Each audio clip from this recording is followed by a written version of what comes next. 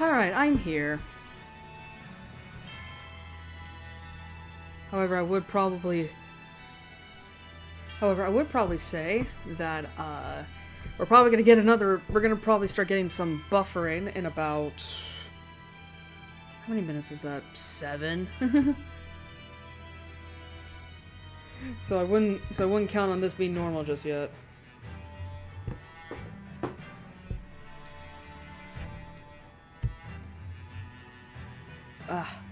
Anyway, how is everyone today? Let me... Excuse me. Fuck. Why does that not feel like it's up there? Okay. It's fine. But yeah, how has everyone been? It is the last Friday of October, can you believe it? Like, it does not feel like it.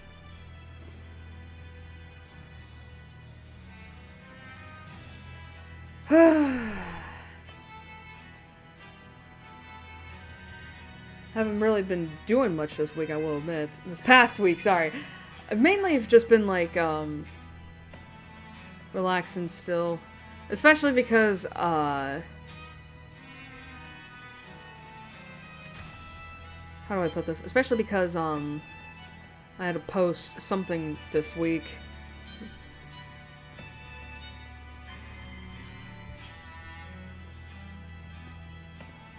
And, I haven't really been, and I've been kind of like, you know, checking on that, and along with other stuff, too. Unrelated to the stream, of course. Ah, man, I had a late start to the day. Excuse me.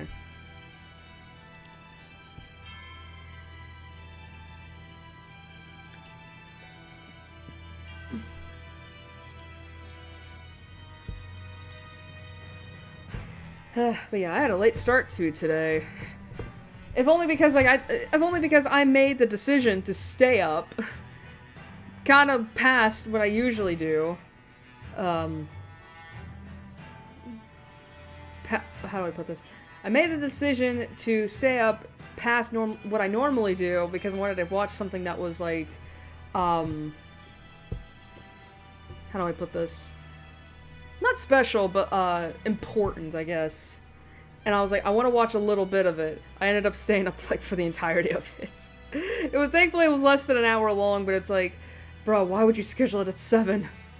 And now it's 7:30. Fuck, I'm gonna be up at 9. I don't want to be up at 9. But yeah, so that happened, and then I had to, like... And then it's like, I was so fucking tired. I didn't wake up till like almost 4 in the afternoon. But hey, at least I woke up.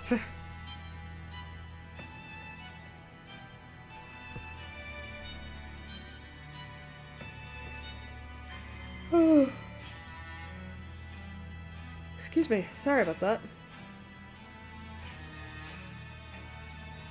At least we're gonna be playing more of the letter, which I'm not gonna, oh, here we go! I told ya! Here comes the buffer! It's like, I thought it was actually gonna start later, but you know what? Consistency is consistency. I will give my internet this, at least it stays consistent. Now it seems like never mind. I was gonna say, it seems like it's over. Nope. I mean, well, not over, but like, we're at a point where it's like, okay, it's not as bad. So we're probably gonna be buffering for a little bit. Up until the drop frames get to 3,000, and then we'll be good to go. Again, I admire consistency.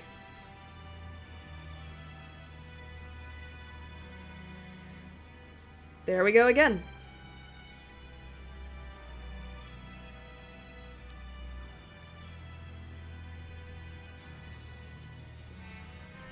We're at 700, and again, as I stated last week, my theory is that we usually get to around 3,000 before we even out.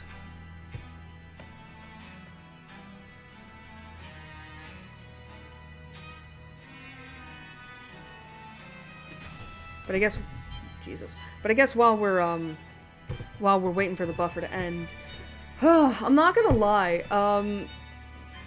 last stream was kind of a lot. Not just in terms of the length, I mean, that did play a part in it, because, I wanted to end it, like, an hour before, but unfortunately, I was told to not, so, and I just kept going, so I was like, alright. But no, the length was not, like, I think, I'm not gonna lie, I think the game is finally starting to get to me. Which is so weird to say. But, like, not get to me to the point where it's like, bro, I don't want to fucking play this anymore, it's too scary or whatever. No, I still want to play it, I still want to finish it. But it's more so just, like, I think it's specifically because of the fact that we're on the kill 'em all route. Like, where we're actively going out of our way to kill characters off. And I think because of the fact that this game can be very gory at times, I think that, along with the fact that it's like, along with like the more emotional moments that deaths can carry, are kind of getting to me. You know, along with some of the real world implications of some of it, like, you know, like, I'll get more, like the whole, you know, Luke killing Hannah and then pinning the blame on Zach when he sneaks in. It's like, oh god, this is actually, like, kind of getting to me in a way that, like, I didn't expect it to. Because, like, you forget that, like, this is, because it's like, yeah, the main antagonist of this game is, of course, a ghost and all that. But then those, like, that chain of events just kind of is, like, a little, hits a little too, not a little too close to home, but, like, is real in a sense of, like, oh fuck, this has actually happened before, you know? Probably. You know, a husband kills his, you know, a married man kills his wife and then pins the blame on someone else because why not? Especially considering, you know, the racial implications of that. Consider, you know, because Hannah and Luke were white and Zach is black. And of course it would make sense for the racist white man to pin the blame on a black man. Who, while he did break in, not gonna lie, he did break in. But still. But yeah, I think just that kind of was, it was starting to get to me a little bit. Again, not to the point that, like, I want to quit the game or anything like that, but just, like, I think it kind of made me realize that, like, maybe I should, like, try to, like, do something, maybe? I don't know. I don't know what really to do about it, though, other than just, like, maybe kind of, like, just, like, you know, talk a little bit more about it in a way that, like, kind of dispels some of the anxiety that may be left in me. But yeah. But again, like, that's not to say we're gonna stop the kill 'em all route here. No, we're still going on with it. We might finish it tonight. Might. And I say might because I honestly don't know whether or not we're gonna complete the fourth run through tonight, because by the time we get to Ash's route, you know, a lot, like, more than half the cast is gonna be dead. So it's like, and things are gonna be really different. So who knows?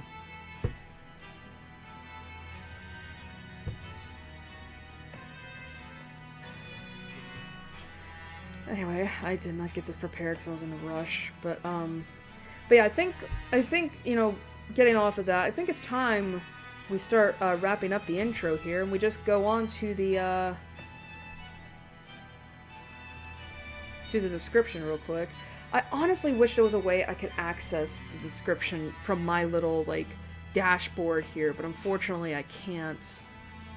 Actually, not unless, like, no, I can do it from here. I'm an idiot. I just gotta click the edit button. Whoops. I could have been doing that this whole fucking time, and I just didn't. Wow. Wow, Airi. Alright. As always, because we are playing the letter, disclaimer! Viewers' discretion is advised. Due to the nature of this game, here, down in the description below, is a condensed list of subject matters that are shown in this game. Graphic depictions of death, violence, torture, and murder. Horror content, such as psychological horror, body horror, gore, jump scares, and disturbing sounds and images. Bigoted language, including racial slurs, sexist and homophobic remarks. Psychological trauma, abuse and sexual assault, suicide, incest, child death, animal cruelty/death, cannibalism, and alcoholism. If at any point you feel uncomfortable watching or you feel the need to stop, click away or stop watching. Your mental health matters, and I want this to be a safe place for viewers, even if you feel the need to step away. And I say this with the utmost respect, please take care of yourself. Give yourself a little kindness, and I will be trying to extend the same courtesy to myself as well, especially after last time. Oh my god.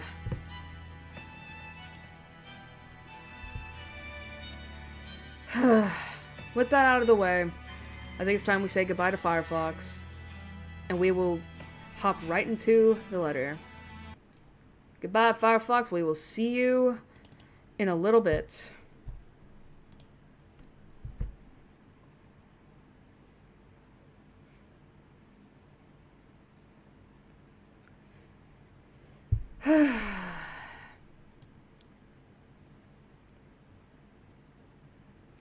Thankfully, I think we should be past graphic deaths, maybe? Maybe. I mean, at the very least, I know that where we left off at, Rebecca's death isn't that bad, so we'll be pretty good to go. I wonder how Ash's death is going to change things.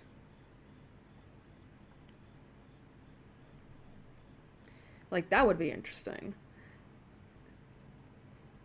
Like, I remember thinking about it earlier this week, where,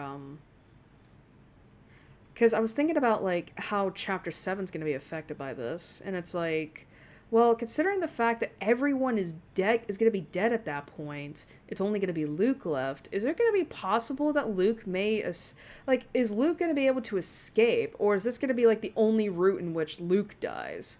Because if so, that's fine. Listen, fuck that guy, alright? Listen, he may have like really gotten some he may have really curried some favor with me in that one epilogue, but still, he's still an asshole at the end of the day. Turn that down. Alright, so what happened last time on the letter?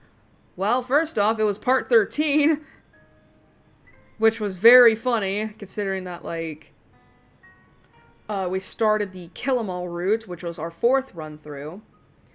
But, before we started the 4th run-through, we, of course, completed the 3rd one, and we got some of the sweetest shit we'll probably ever see in this game. I mean,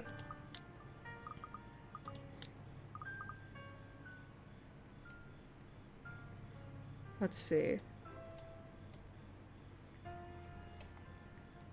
Alright, that's not it. We had Hannah helping Zach rebuild. Sorry, we had Hannah helping Zach build up his photography studio, and her kids just, you know, being friends with him and all that. We had Zachary and Rebecca, you know, getting along together swimmingly, and then we had Ashton and Rebecca getting along swimmingly. Rebecca and Isabella getting along swimmingly. And Zachary and Ashton continuing their shenanigans. And then, of course, we got 2 romance endings. We got the Ashton-Isabella one, which really felt... which was really, how do I put this? Which was really, like, ugh. I was almost tempted to go back just to reread that one bit of the epilogue last time after we ended, because of where we left off at in Ash's, in Rebecca's route. Because it's so sweet. And then we had this little cute picture of Hannah and Luke, being a family together with their twins, and it was so cute.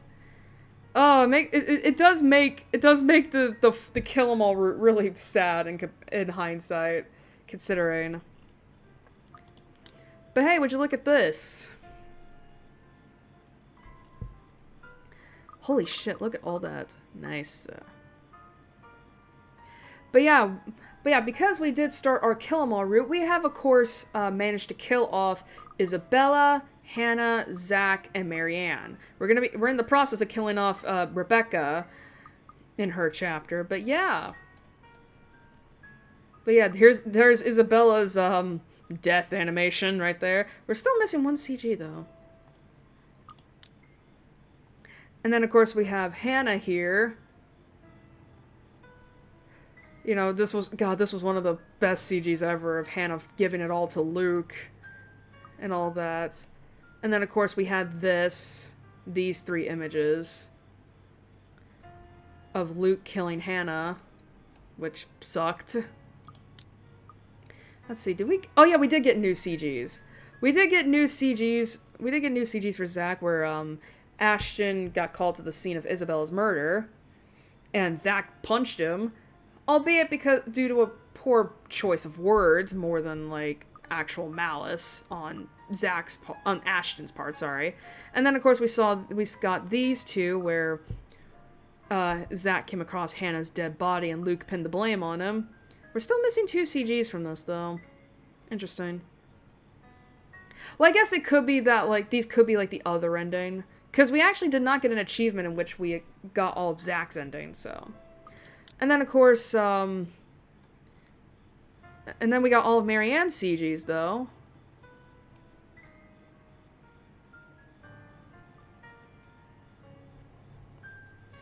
And yeah, and it looks like we got more of Rebecca's things. So yeah, this is one of the new CGs that we got. It was of Ashton crying because after Rebecca finally let him like express his emotions and all that. That was good.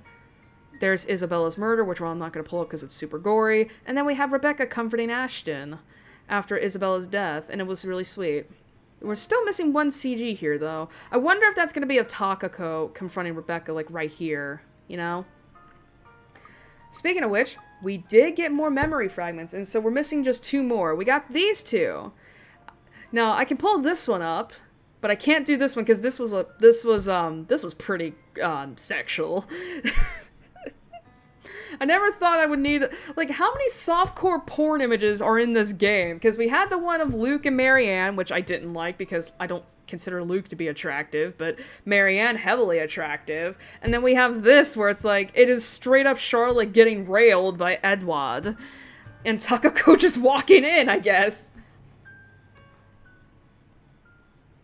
And I still don't know what really happens in this story.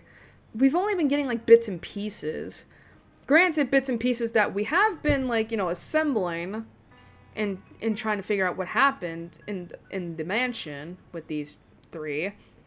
But overall, we still don't have the complete story. And who knows, maybe with these 2. Because here's the thing, right? We had already killed off Rebecca and Ash in our first run-through, hence why we got these 2 memory fragments. However, there's 8 of them. So I'm assuming that one of these 2 has to be Luke's memory fragment, the one that you would get after killing him off.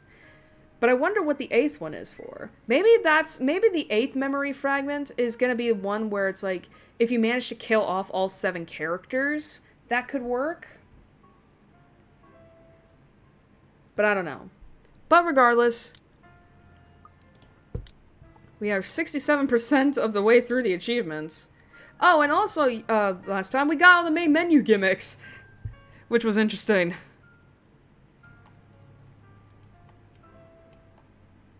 But yeah, see, we got Marianne's. Let's see.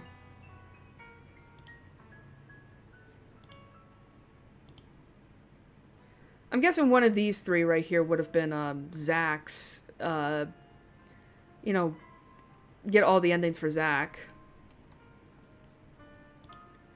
But yeah, we got this achievement. And then we got this achievement. So yeah, like, we're almost to the end of Rebecca's chapter, thank God. And Anyway, I don't know how long we're gonna be going for in this. We'll just play it by ear for now. Alright, so where did we leave off at?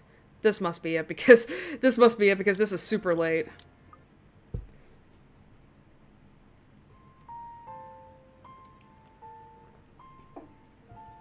Man, this route's gonna suck later.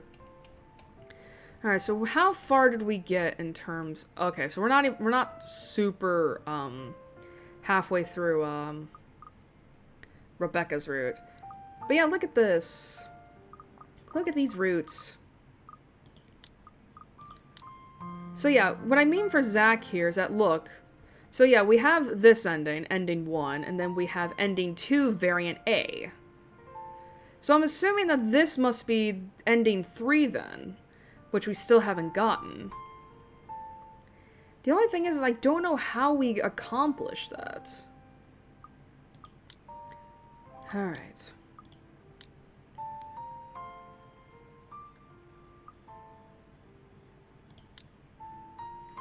Alright. We don't stay long. The evening might be pleasant, and the park offers a peaceful enough place to muse on things, but we have work to do. Both of us. And though Ashton doesn't openly express it, I know he still wishes to be alone after this and mourn in his own way. The heaviest of his burden might have already been lifted, but there are parts he continues to hold close, bits and pieces more difficult to let go of. Those are the ones I can never reach.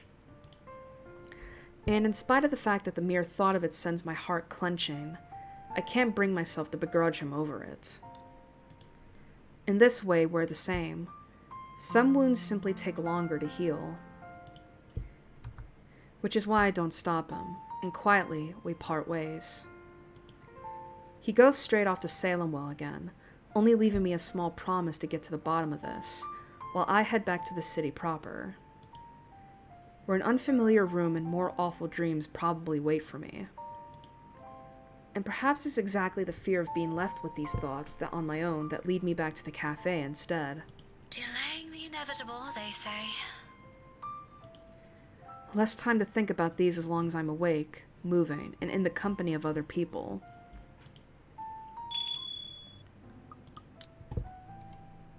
Alright, so we have already...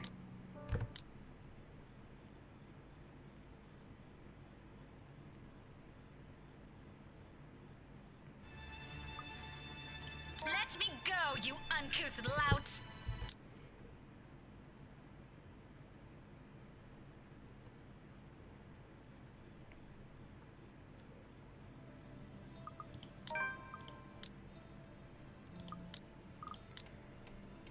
Alright, so because we have already gone through this...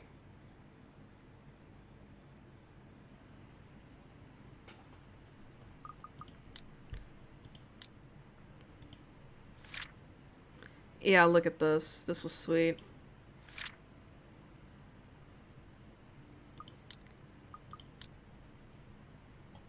Alright. Alright, what was she talking about? Let's see. Oh. We never got around to it before. Now we've all lost the chance. I guess, yeah, going to visit, Isabella's home. Alright.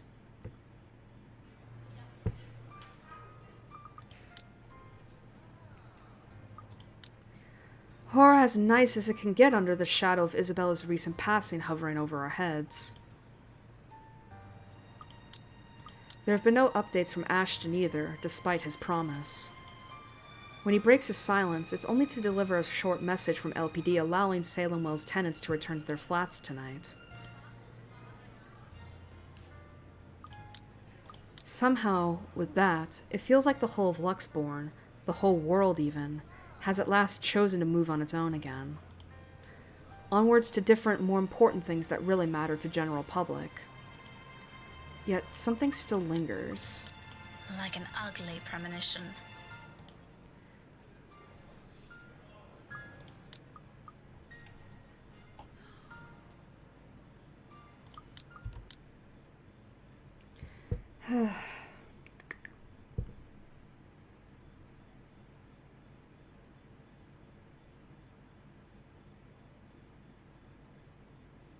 Just gotta keep going. Man, Ashton's route is probably gonna be really fucking different.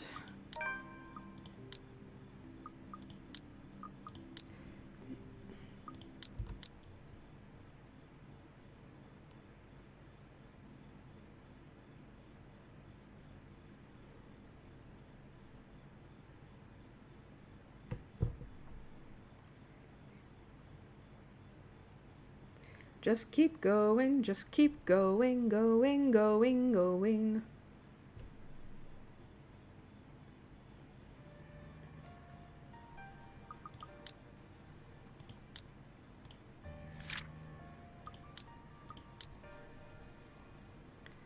Alright.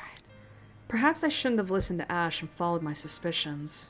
Perhaps Isabella's right all along. Keep going. Days later, a friend ends up murdered and I'm looking down at her lifeless body.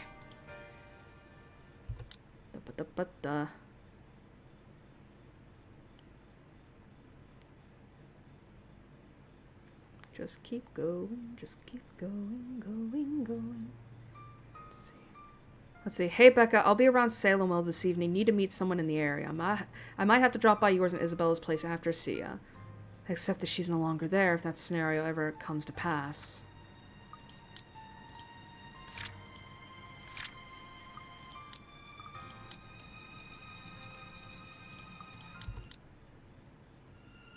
Alright, what do I want to do here?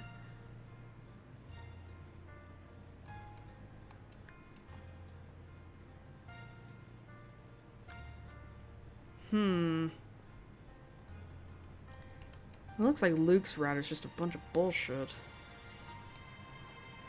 Not to mention, I really don't want to deal with Luke.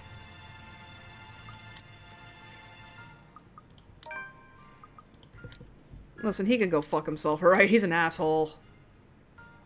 I have my own shit to deal with.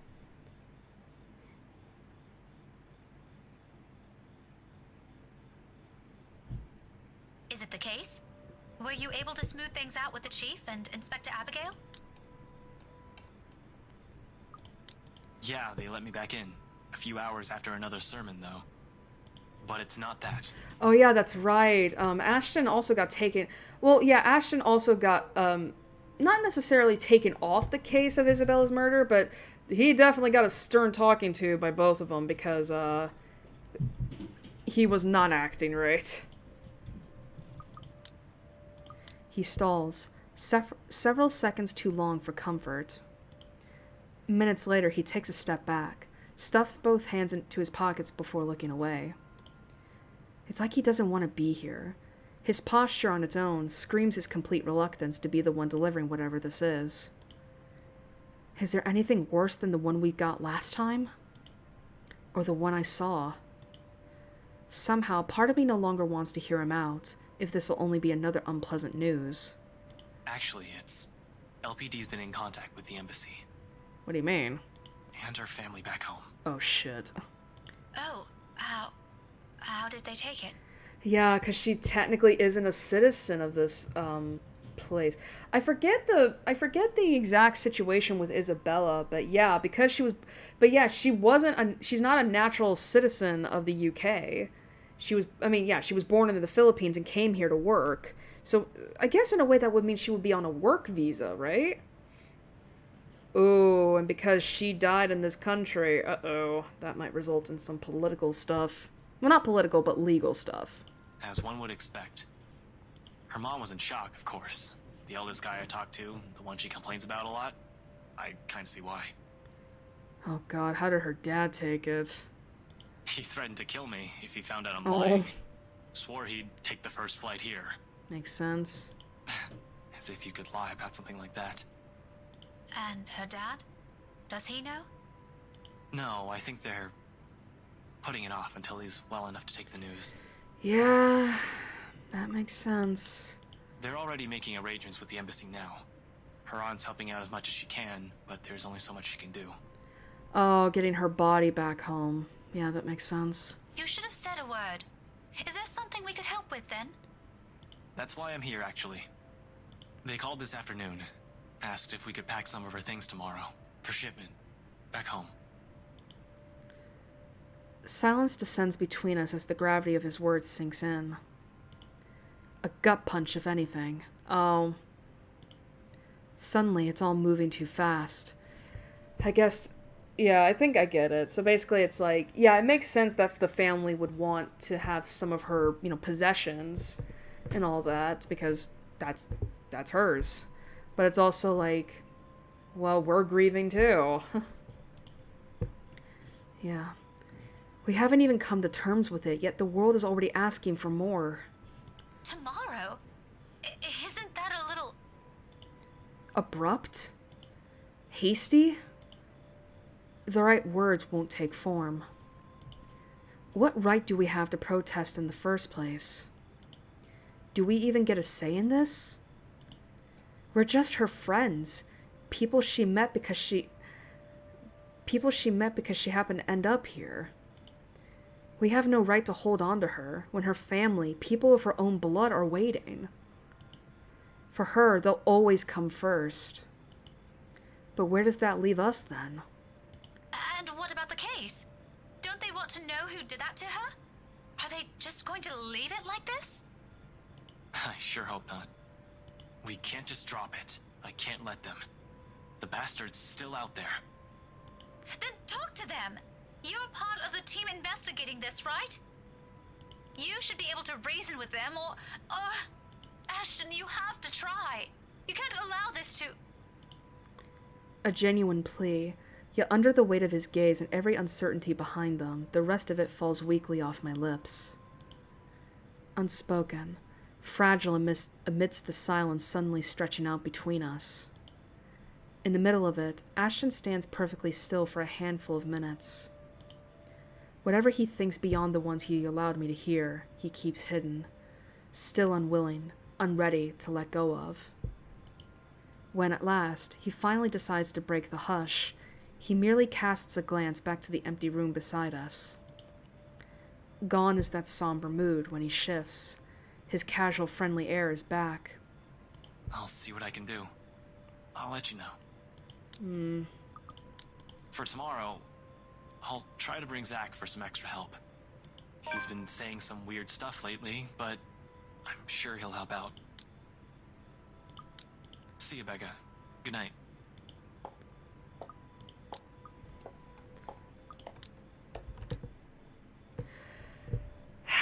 Do I want to invite him to the thing?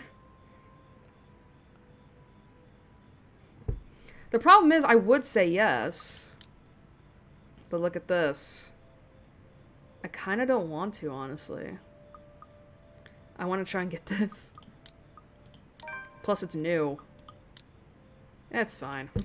Listen, I'm already not on good terms with Ash. It's fine. Is there even a point to it? From the start, I already know what his answer will be. Why should I bother? No, forget about it. Don't mind me. It sounded important for a moment. Even if I tell you, you would be interested. Okay. Let's hear it. Someone sent an invite for a housewarming party, and I was hoping you'd... No. I'd rather stand on the messy end of a gunshot. Oh, fuck. See? What did I tell you? You know I hate going to those, Becca. Contrary to his words, however, he reaches out and takes the envelope off my hands. He's silent for a handful of seconds, inspecting its crisp surface with the same blasé interest he had for schoolwork years ago. I know. You don't have to tell me. I can just go alone. Why did he get so angry at that? It's like... Have you tried asking Zach? He'll be a better companion. Despite how well-meaning that suggestion is, it annoys me to hear it directly from him. How I felt for him has always gone over his head for some ridiculous reason. Not that he's entirely to blame for it. Part of it is mine. Maybe if I'd told him earlier on, he wouldn't have found someone else. If Zachary's not busy, I'll ask him. Whatever. Just give that back. I'll figure it out on my own. You go ahead and do whatever plans you have for tonight. He doesn't hand it back, though, even when I hold my hand out to him expecting. His indifference has disappeared.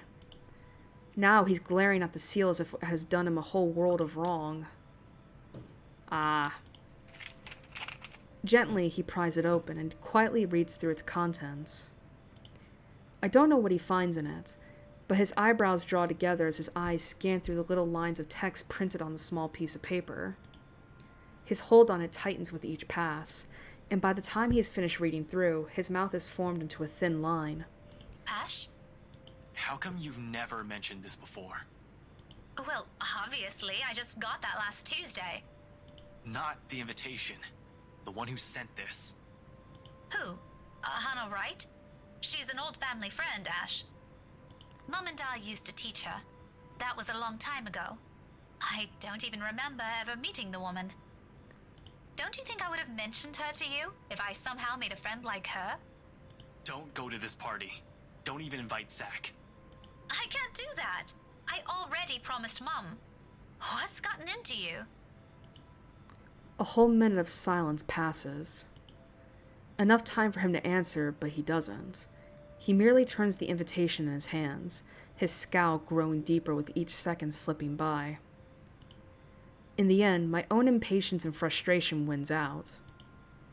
We're back to this again. Back to these wordless exchanges, filled with every single unuttered thing he refuses to share with me. Ashton, it's just a party. If you don't want to join me, just say so.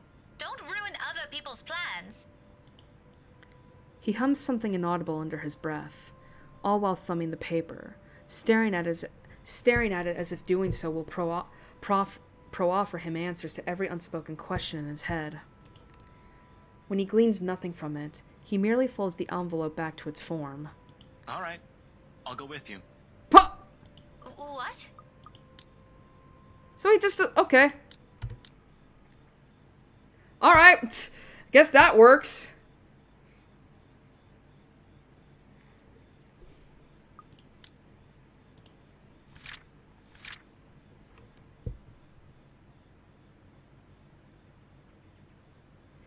I love how it says Rebecca invited him. No, she didn't. He invited himself.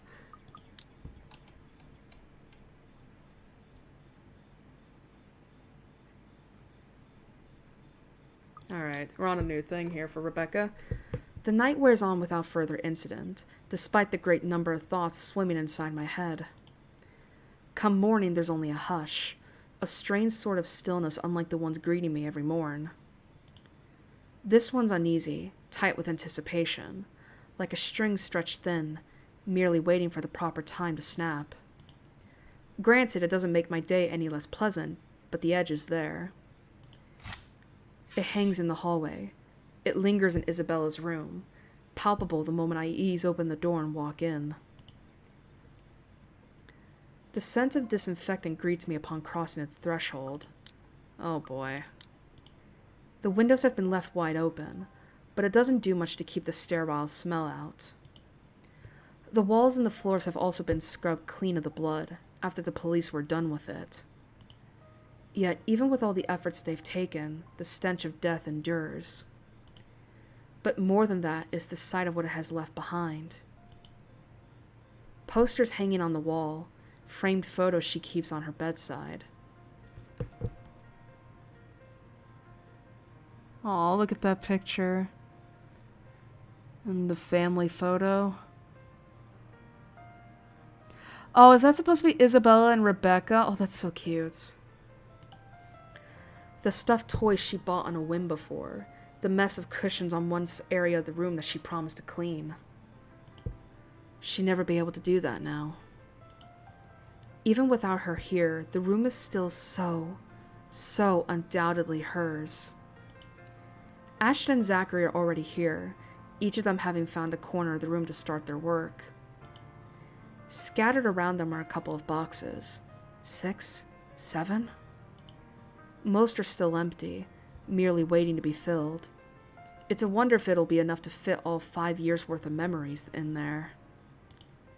Knowing Isabella, she wouldn't be willing to leave any of these behind.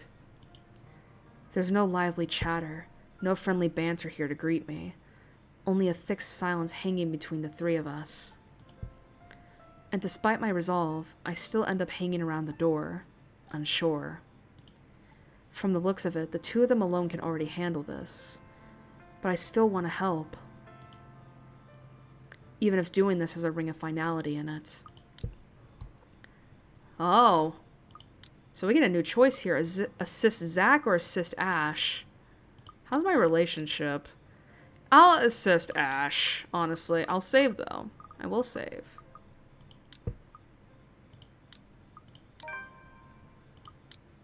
Just to help me a little bit. Ashton doesn't look up from his work when I approach. He is, however, considerate enough to make room for me, in what little space he's made for himself amidst the room's mess.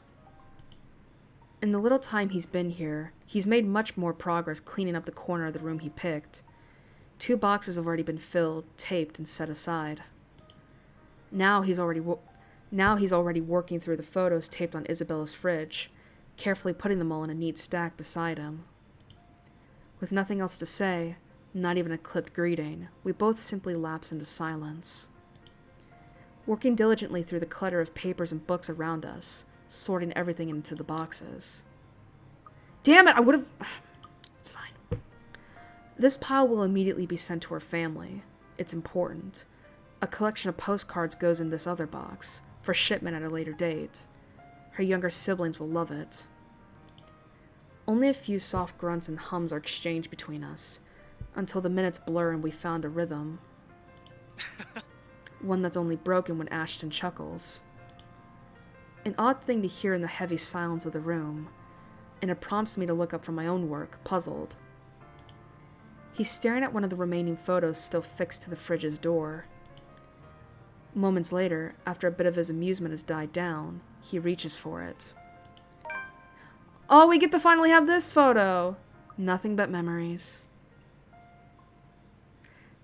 It's an old photo of the 4 of us. Taken a few years ago. About 2 or 3 years, probably? I can't remember now. Isabella's always been the one to remember these sorts of things. Although, at the moment, the picture isn't the most flattering thing to look at after she drew over Ashton's face. None of it seems to bother him, though. Yeah, it's the same photo like right here. In fact, with the manner he's staring at it, it's as if he's holding the most precious thing in his hands right now. A tender smile is on his lips, and for the first time in days, his eyes are bright with something close to fondness. Really, scaredy cat? A mustache? I expect more from you than that. She was such a child sometimes. Worse. She's clumsy, a scatterbrain, and a crybaby. In the 5 years we've known her, she got us into all kinds of trouble. More than I can count. Honestly, she barged into our lives with all the subtlety of a bulldozer. The way she came in leaves a terrible impression when you think about it.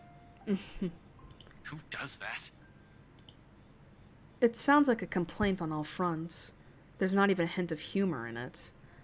Wherever I look at it, I'm inclined to think he really means all of it. But this is Ashton. Sometimes, despite what he says, his words carry a completely different meaning beyond what he chooses to convey. It's all a matter of looking beyond it, past his unnecessary criticisms and blunt declarations. Another choice. I can hear a but in there. At my words, he stiffens, like a child who's been caught in the middle of his lie. But the unspoken question in it has struck true. Little by little, his posture eases. A gentle expression spreads over his features, as his thumb moves over her face in the picture. All a memory now. Though, even before he answers, even without his eyes trained on me, I already know. But it's people like her that you don't forget. It's the little things, they say. The smallest sighs, the quiet proclamations, and the hushed gestures that roar louder than any. It's in the way he looks at her, smiles at her, and speaks of her, in the manner the sharp edges of his features soften at the mere thought of her. Grief underlies all of it, the yearning, but in that one fleeting second, this is the one truth he'll hold against the world. He loves all of her. Despite the hollow ache in my heart, only a hum of agreement makes its way to my throat. An acceptance. This will always be a part of him. She will always be a part of him, in the same way her presence has wormed its way into Zachary's life and mine. If he never wishes to part with this, I won't blame him. That sentiment goes for all of us. Do you think she'd be okay with it if I keep this one? Out of everything, you want a photo where she doodled on your face. What's wrong with it? I think it looks very tasteful. 11 out of 10. I'd even put it on Shirley's dashboard. Belle would say your taste sucks. She'd say more than that. She'd probably call me an asshole while she's at it. You know she didn't mean that. For a long moment he's quiet, as if he's weighing his next words. Outside, a soft breeze rustles the few trees within the vicinity, and the gentle tweets of the birds have begun to blend in with the distant noises of the city. The world is waking. Along with it, Ashton releases a sigh, softly, under his breath, but weighted with all that he's been hanging on to. No, she never did. Oh. Oh. Then, gently, he sets the photo of it on a nearby table, separate from the stack beside him. A light draft blows from the open windows, sending some of the papers around us aflutter. But the lone photograph on the table, that one remains. Another memory to keep. However, today isn't the time for those. No further words are exchanged after that, and perhaps it's for the better.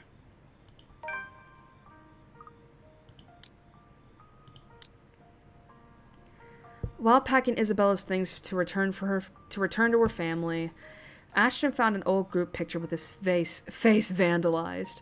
Despite calling Isabella a scatterbrain and a crybaby, he remarked that people like her were the ones you don't easily forget. God, this is already starting to get to me.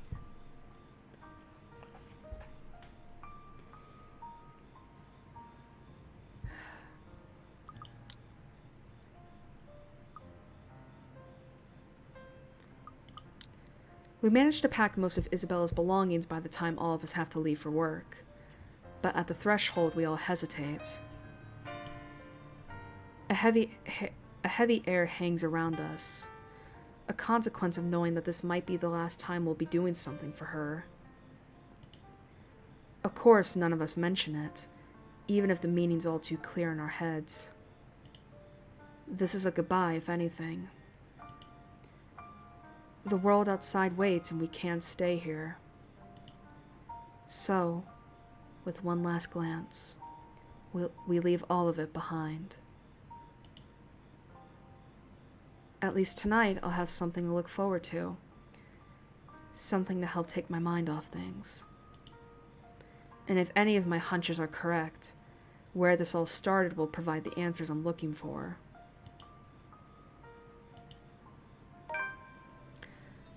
That was a lot.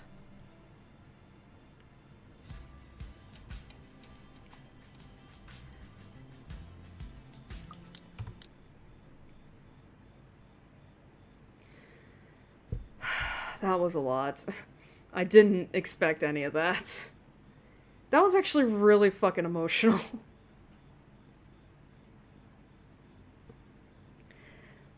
Oh my god, that was actually really emotional.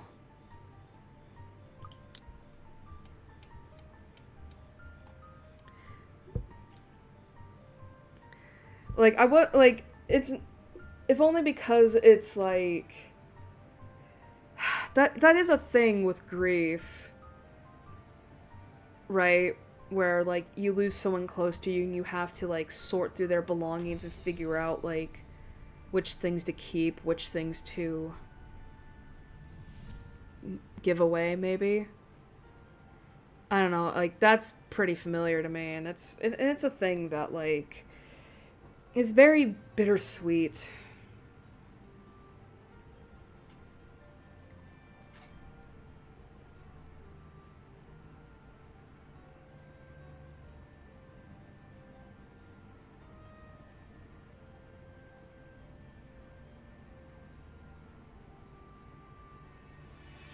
Sorry, I'm just checking stuff real quick. Alright. The commotion doesn't go further, despite the drunk woman appearing like she has plenty more venom to spill. In a little while, security shows up, escorting her out. Apparently she's the chief inspector's wife, too? As if this whole thing can't get any more fucked up than it already is. What a mess. But the damage has been done, and beyond the repercussions this'll bring, I'm more worried about Hannah. Maybe Luke too, in part. I've seen the man that hides behind this self-importance, and it's someone who cares for the person who stands beside him. No matter how questionable that is now. Though, sometimes mere affections aren't enough. And I've had enough of you. So guess what? Fuck you, Luke. We agreed to never talk of this woman. Did we? I don't remember. Yeah, that moment she was like, fuck you! That was one of the best things I'd ever heard her say to him. It was amazing. I don't know how long this has been going on. I don't know either of them well to judge for myself. I'm simply an outsider who happens to have some kind of connection with both of them. Face it, Lucille Mitchell-Wright. You owe me everything. I owe you everything. I owe you everything? Who's running the business now while you sit at home like a pretty princess? If I recall, you told me to retire so that I can enjoy my time as Mrs. Luke Wright. I wouldn't even bother with other women if you were still Hannah Evans. You used to be your own woman. You used to be someone who I could fucking look up to. Now look at you. If I wanted some brainless bint, I'd go to the whorehouse and play any old strumpet like a fucking fiddle. That's all you are now. A brainless, good-for-nothing. But the second Hannah raises her hand, I know it's far too late to save an already crumbling relationship. Long before her palm connects with his cheek. The sound of it echoes throughout the whole ballroom, loud enough to silence everyone. The quiet doesn't persist, however, and in an instant, Luke orders every guest out. That's it! This party is over! Everybody leave before I have you all thrown out! They're shuffling, a minute of reluctance from every head in the room. But in the end, his anger forces everyone to comply.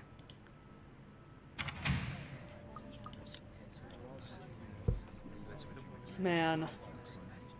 It is, I will admit, it is kind of interesting that, like, you know, that he says, you know, like, you used to be someone I could look up to, you used to be your own woman, you know, and it's kind of funny that, you know, in the end, you know, in the ending, right, where Hannah lives and isn't possessed, he actually takes the blame for, like, you know, taking, you know, her independence away from her.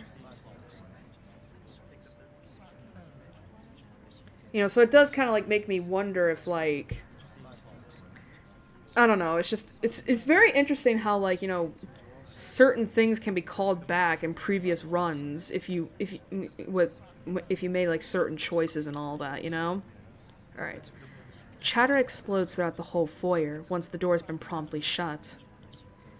Worried murmurs, clicking of tongues, and inappropriate gossip filters through the thick tension in the room.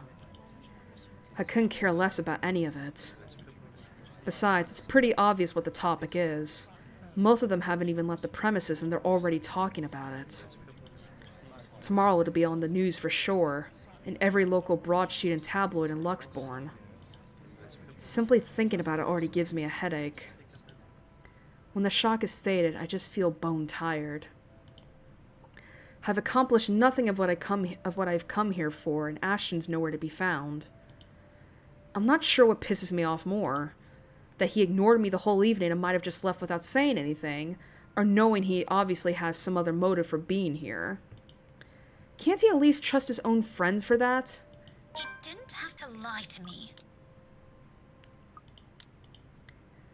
The only relief to be had in this, perhaps, is Zachary's comforting smile when he approaches. He appears as disturbed when he stands beside me, fiddling with the buttons on his camera, even though the device is off. Eventful night, huh?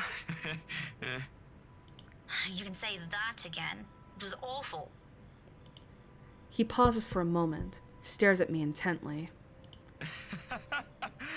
Then he laughs, a tired one but filled with humor in spite of what we've witnessed. Let me guess.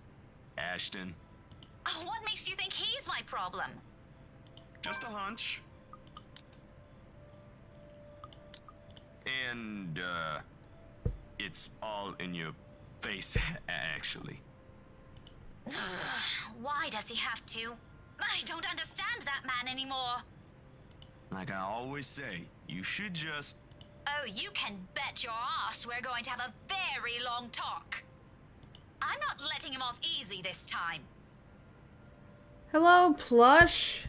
Don't worry, you haven't missed much. We're getting through we're getting through the fourth run through where we intentionally kill off every character. I'm sure he has a good reason. He won't say it, but he likes being around us. Heck, we're probably the only people he likes. He ain't gonna ruin that for something stupid. He can be dense, but he ain't dumb. But that's exactly what I've been telling people, isn't it? We'll see about that. Let's just go. Are you done here? Yeah, no use staying when... Uh-oh. Just then, the door to the ballroom slams open, and a very irate Luke marches out into the foyer. By now, most of the guests have trickled out of the mansion, leaving only a few loitering around the room. With his fury still at its peak boiling point, it's only natural he'd zero in on the tallest person within his temper's blast radius. Uh-oh. Although, he's not really making an effort not to let the remaining people in the hall hear his tirade. Well, well, still here I see. Having a grand time, aren't we? We're just going to leave, you dick. Every bloody goss in this fucking city has something to talk about tomorrow. Great news day, isn't it? I wonder what the headlines will be. Cheating husband lashes out at poor wife. I ain't a part of the media, sir. Miss Wright only hired me for the photos, nothing more. Oh, the photos, of fucking course, how could I forget? Darling wifey needs a bloody souvenir, doesn't she? Something to remind her of how she humiliated her asshole of a husband. That wasn't even the purpose. Like, she hired him because it was a party and she just wanted the photos. She didn't want a souvenir. I'm sure it ain't like that, sir. Hannah's... No one expected... Hand it over. I'm sorry, what? Are you also deaf? Do I always have to spell everything out to you peasants? What? Hand what over, bitch? Hand the blasted thing over! No. All of you! If I see one picture, even a single shot of a fucking spoon tomorrow, you will all lose more than your jobs. Now give me the bloody camera! I can't do that, sir. I do freelance work, and this is my... Do I look like I give a shite? Give it to me, or... I wonder what Kylie will say if she sees Tio Luke right now. Justice for Zach. Oh, we actually defended him. For a short second, he looked surprised to find me here. To be honest, I didn't realize I've spoken either until he turns a livid glare on me. A lesser person would probably cower under it. I will too, perhaps, in another situation where he isn't throwing insults at my friend. That one I simply can't let go of. Oh, Daisy, oh, Daisy. Do you always have to butt in on other people's discussions? Well, first off, he's my friend, so you're being a dickhead. And secondly, how about this? Take accountability for your actions. I mean, you're the one who fucked a woman behind your wife's back, and you got appropriately humiliated for it. I wouldn't have to if there was actually one happening right now. It's pretty one-sided, eh? A bit offensive, too, if you ask me. Offensive? Woman, why don't you just bugger off? No one cares what your opinion is, especially in my home. Do I get the option to slap him? You don't have to worry about that, Mr. Luke Wright. I don't have any plans of staying longer. I'm only here to fetch my friend. I wasn't expecting to see an asshole standing beside him, though. Rebecca, you really don't have to. Oh, yeah. Oh, no, you shut your trap. Let her say what she wants. I'd love to hear it. That feisty attitude is going to take you places, Daisy. Fair warning, though, woman, and I've said this plenty of times. There's a pause as he steps closer, staring me down with almost little to no effort. I do my best to hold it, but I won't deny flinching at the tone he takes once he lets loose the next words from his mouth. Threats do not work on me. Then and there I believe him, that this man is capable of doing so much more than what any intimidating remark I can lob at him. So if you don't have anything worth my while to say, it'd be in your best interests if you remove you and your precious friend from my property. Fuck. Now, before I get the security to drag you out. Holy shit. Why does his voice go so deep when he's actually being, like, a bad guy? Another person takes that decision out of my hands. Probably Ashton. Come on, Becca. Oh. He ain't worth your time. Without wasting time, Zachary pulls me away from him. By the time I've regained my senses, he's already tugging me by my wrist towards the wide open doors. The stubborn part of me, however, the part who has seen the kind of person he is when he's with Kylie, refuses to withdraw without flinging in a last retort. And here I thought you were a halfway decent guy. Whatever happened to the person his goddaughter looks up to? He was never there, Daisy. That man died a long time ago. You're better off not looking for him. I won't. I have no intention to, but I can't resist the urge to glance back before I leave. If only to have one last look at the man he really is. Perhaps I should be thankful this brief acquaintance isn't going anywhere. But the instant I turn my gaze on him, I see it.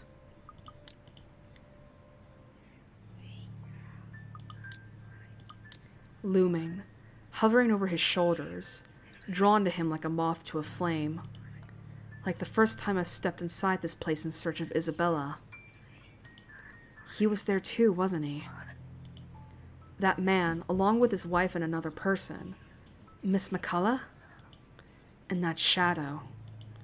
No. A woman now. Her, no longer a dark blur. Terror rushes through every vein in my body. A crippling sensation gripping every part of me, while she stares at me with a glare filled with nothing but hate and venom. It's like staring at the eyes of a woman I've unknowingly robbed of something precious. I try to say something. A warning. But Zachary's already leading me out of the foyer, oblivious. And before I can gather my wits and voice it out, someone shuts the door behind us. As if to keep outsiders away from the secrets this mansion possesses.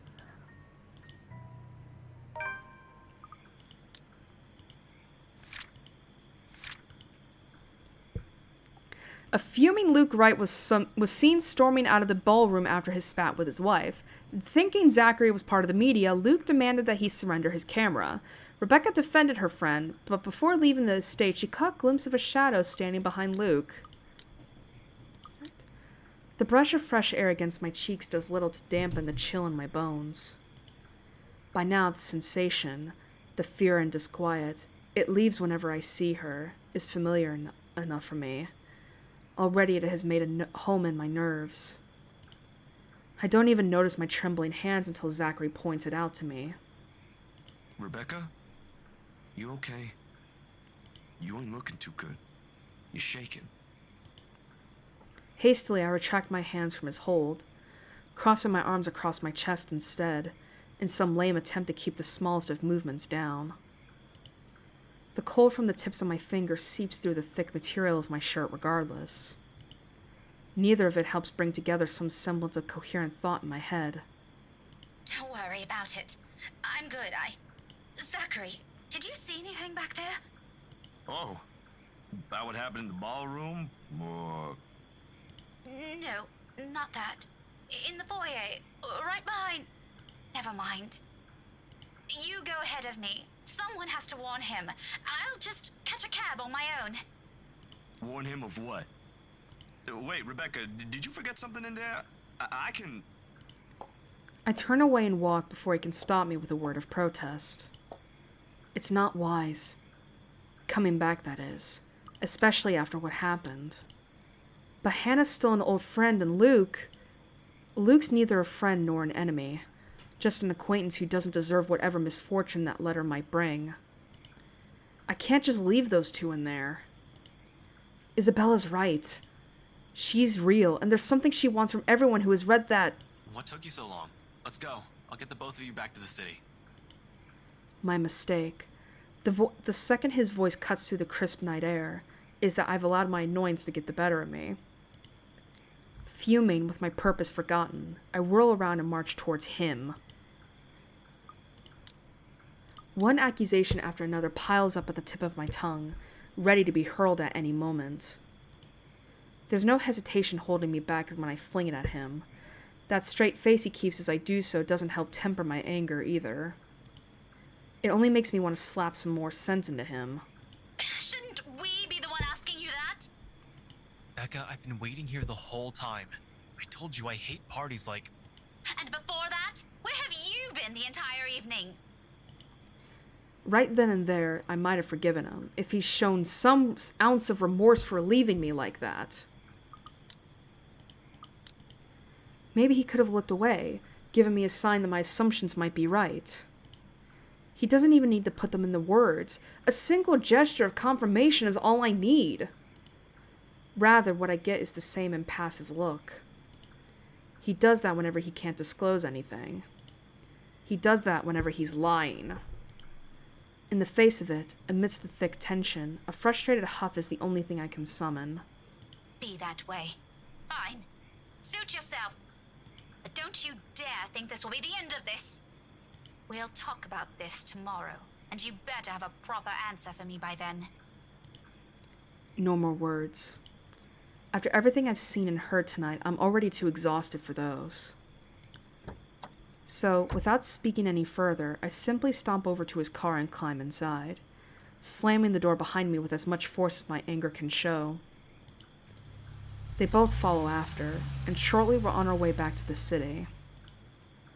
Yet, even with the city's bright lights welcoming us, the dense, somber air from the mansion still lingers.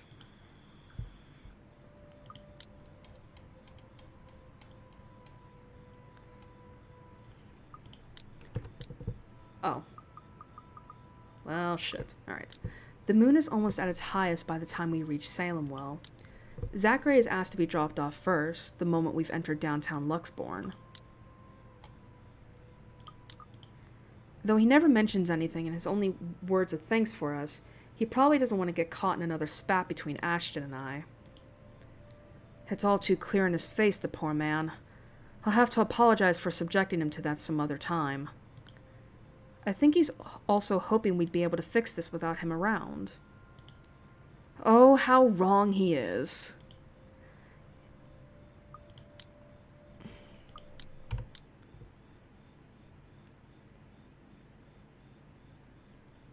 Just keep going, just keep going, going, going. Just keep going, just keep going, going, going, going, going. If Isabella were still with us, what would she say? Would she blame us for not listening? That it cost us a life, her life, for any of us to begin heeding any of it?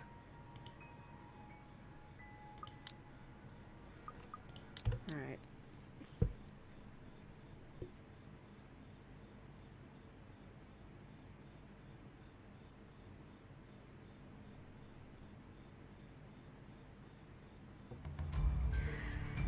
Alright, we're here at the moment, guys.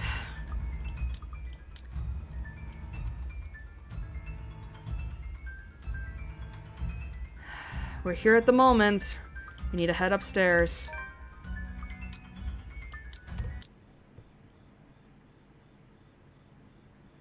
Stay away from me! Alright, so I was right. It's just gonna be with Takako. A useless plea. Does she even understand a word I say? Can she even? Is she still human in the first place? Somehow I doubt it. Because no human being would ever do this. And if she ever was, with what she did to Isabella, I don't believe an ounce of it still remains in her. Simply imagining what she's capable of doing to us. I never want to give her that chance. I'm telling you to back off! Her gait is slow as she walks forward, each stride accompanied by a sound of breaking bones, of blood oozing from wounds that never found healing. And with every inch she draws nearer, even as I pull away to take back what little distance I can between us, the smile on her merely grows wider. A mocking gesture. For me. She may be less of a human now, but I'm pretty sure she's fully aware she's got me cornered. She wouldn't even bother making it here if she wasn't. But I can't look away. I can't bring myself to, even as the heel of my shoe eventually hits the edge. End of the line. Trapped. Alone. So this is how it ends, huh? Quietly and without fanfare, surrounded not by a warm breeze but a chilly morning air. No soft footfalls on an empty hallway, but the din of the early morning traffic below. No warm afternoon light. Nothing but the cold, pungent smell of death, all underneath a dreary morning sky. How fitting. Yet, amidst all of it, there's a single voice I want to hear. Oh, here we go.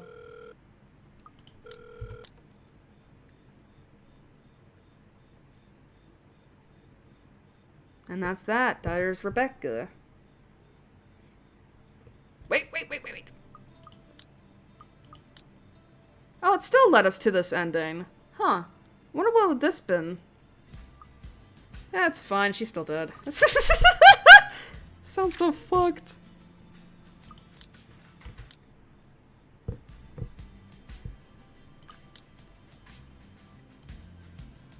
Alright. He might have already done so with Isabella, and I wasn't able to do a single thing to keep her safe. I can't let the same mistake happen again. I doubt he'll attempt anything in front of other people, though. Alright, so that's not new.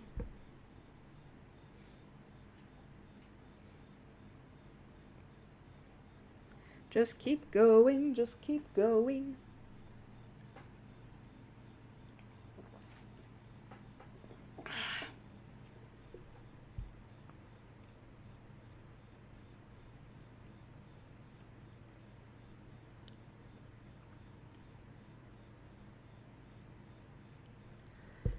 Oh, this is gonna suck, because now it's like all three of his friends are dead.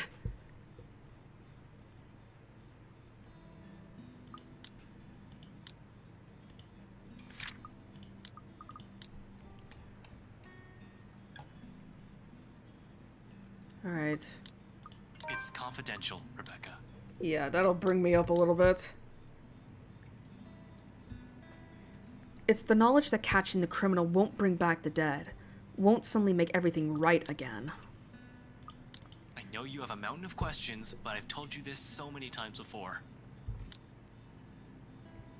Hell, I've already failed Isabella. Even without any life in her eyes that night, I could still see the accusation in them. What a mess.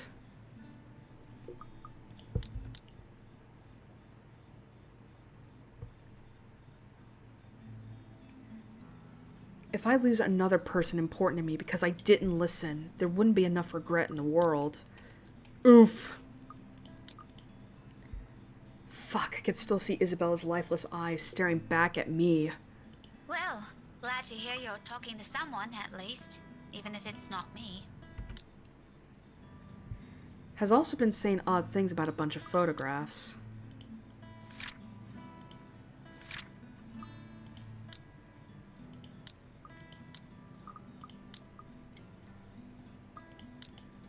I might as well while I'm It's so hard to tell what isn't new.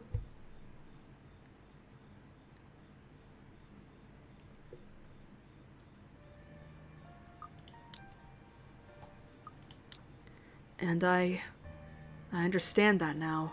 It's not like another death. Yours or even his. Wait, what? Will bring back my wife. Ah, okay. Okay.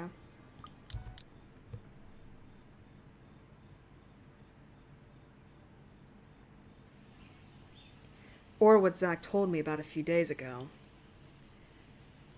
How many of these instances have I dismissed as since reading the letter? How many have I ignored and passed off as some effect of fatigue or of lack of sleep?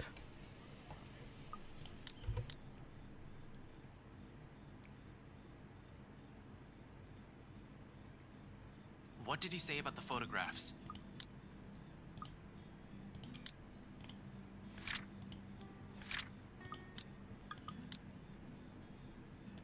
Huh? Whoops. Oh, Sorry.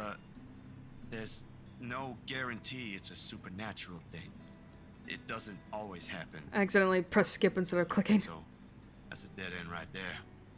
Now that I think about it, bothering that guy for this feels pretty silly now. But with the dreams lately...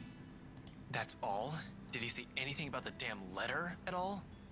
Did you ask him even? Yeah, that's really everything. The letter kind of slipped my mind. The photos were more important at that time. There was some stuff about the local horror stories, though. Talked about the curses, and he was really fascinated with the story about a wraith asking for a sacrifice to move on.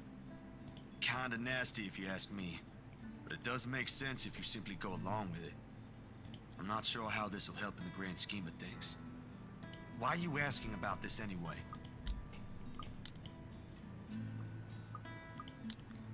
Okay.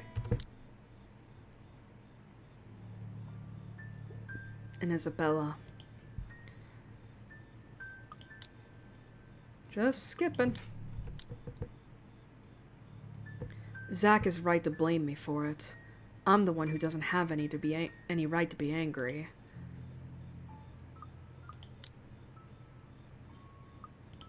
Rebecca and I are still here. We'll manage one way or another. Don't make it sound so easy. We have no idea what we're dealing with here. This is a whole fucking mess and we're in it blind. The only way to make it worse is if we start running around like a bunch of headless chickens. However, this little detail had been bothering me since Inspector Abigail pointed it out during briefing. Even the news has picked up on it. About the BRC victims. Zachary, I was just talking to her. She was alive, and I shouted at her. I should have at least heard her out, given her the chance. She was so worried about everyone, that something might happen to us. Zach, she was warning me. She said we might be in danger. Sorry, I meant to fuck, I'm trying to look at the relationship because I forgot. Remember Rose Cooper? Her co-worker on the news? You've heard it, right? She was saying something about her and the letter she got from that mansion. Whoa, wait there, Rebecca. That's a huge jump in logic right there. And a little bit too much to take in at once, frankly. I know that. If nothing happened, I wouldn't have given it much thought. But as it is, what if she was right all along? What if that letter she found really has something to do with this? The same thing was written in her room with her own blood And nothing. I expected to hear a better argument from you, Rebecca. And before you ask, the stupid letter's with forensics now, along with the other evidence. Don't waste your time looking for it. The whole case is a train wreck as it is.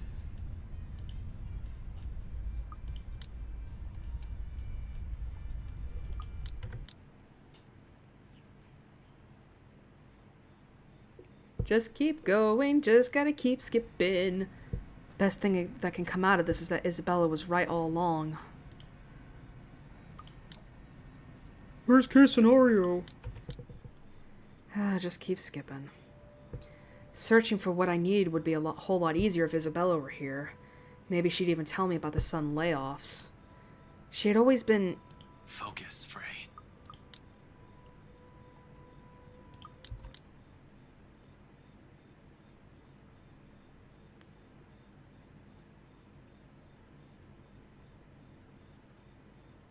Just keep going, just keep going. Just gonna skip this QTE.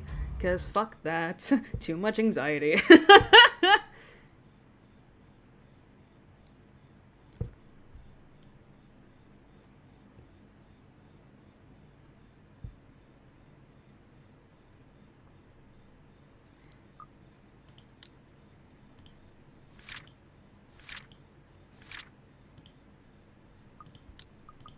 Alright, where are we? Here we go. Zach's probably right. Perhaps I've always been afraid that my own incompetence might be at fault with what happened to Isabella. After all, it's true. And now, after it had stared me right in the face, I'm at a loss. I have no clue how to deal with it. Scared shitless to boot. The fuck do I know about ghosts, though? What does Zach? What does Rebecca? Z-Man has shown me photographs, mentioned weird things happening around him these past few days. Bottom line, he likely knows as much about this as I do. Why else would he approach me? The guy who knows stuff, according to him. In the end, all I've done is give him the brush off. Some reliable guy I am. Hell, Rebecca's probably in the same boat, grasping for anything that might provide an answer, a way out of this. What can any of us do, when all of us lack any understanding of what's happening? One thing's clear about this, however. That thing is after us because of the letter.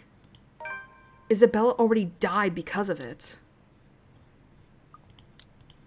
Yeah, here I am, walking up Becca's door, one slow step at a time. A stalling tactic to allow myself some time to put the mess in my head in a better order. These past years, it seemed the only one she had been able to easily forgive was Isabella. I kind of wish she were here to help me talk to her. Too bad for you, she ain't gonna be here. Oh boy. The last one I don't have the heart to remove yet. Other people will probably say I keep too few friends when they chance on this. To some extent, it's true. I've already lost one. A phone call may be the least comforting thing at the moment. Just keep going, just keep going. There's Zach too, of course. I'll always be thankful for having them around. There have been Isabella as well. Her presence in my life will always be immutable, even if she's no longer here. The worst times before, however, Becca was there.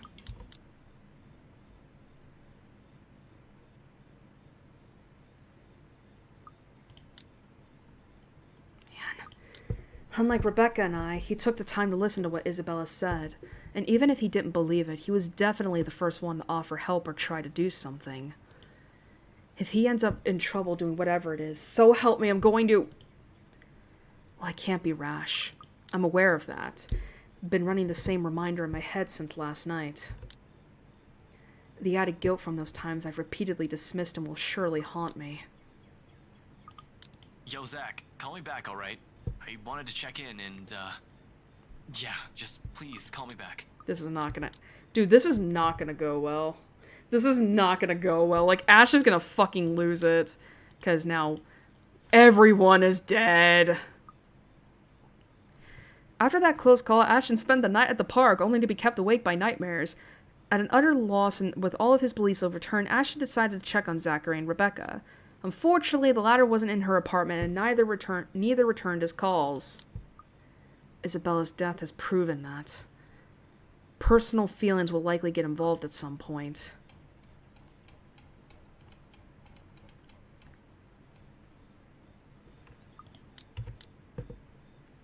Well, hell, if Isabella were still here.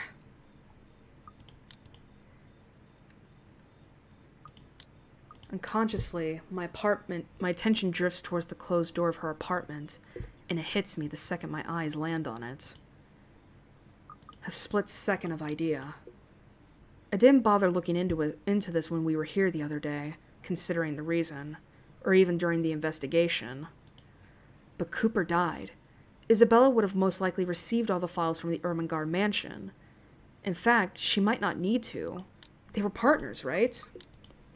It's no longer a trainee-mentor thing. They both likely have the same copies of the documents. She might still be keeping some in her room. Something she hadn't been able to give us because of the tragedy.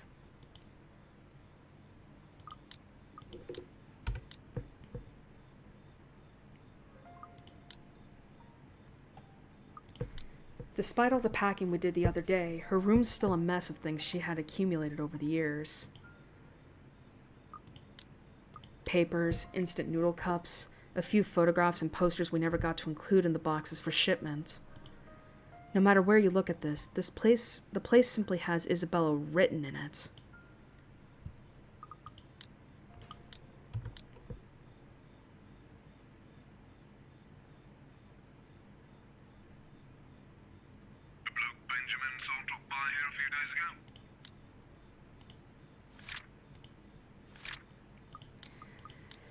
Oh boy. God, we're still missing so much shit from this right here.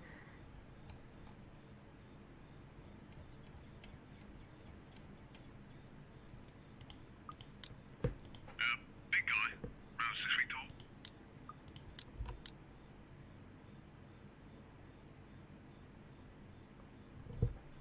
There's been a murder. Uh-oh.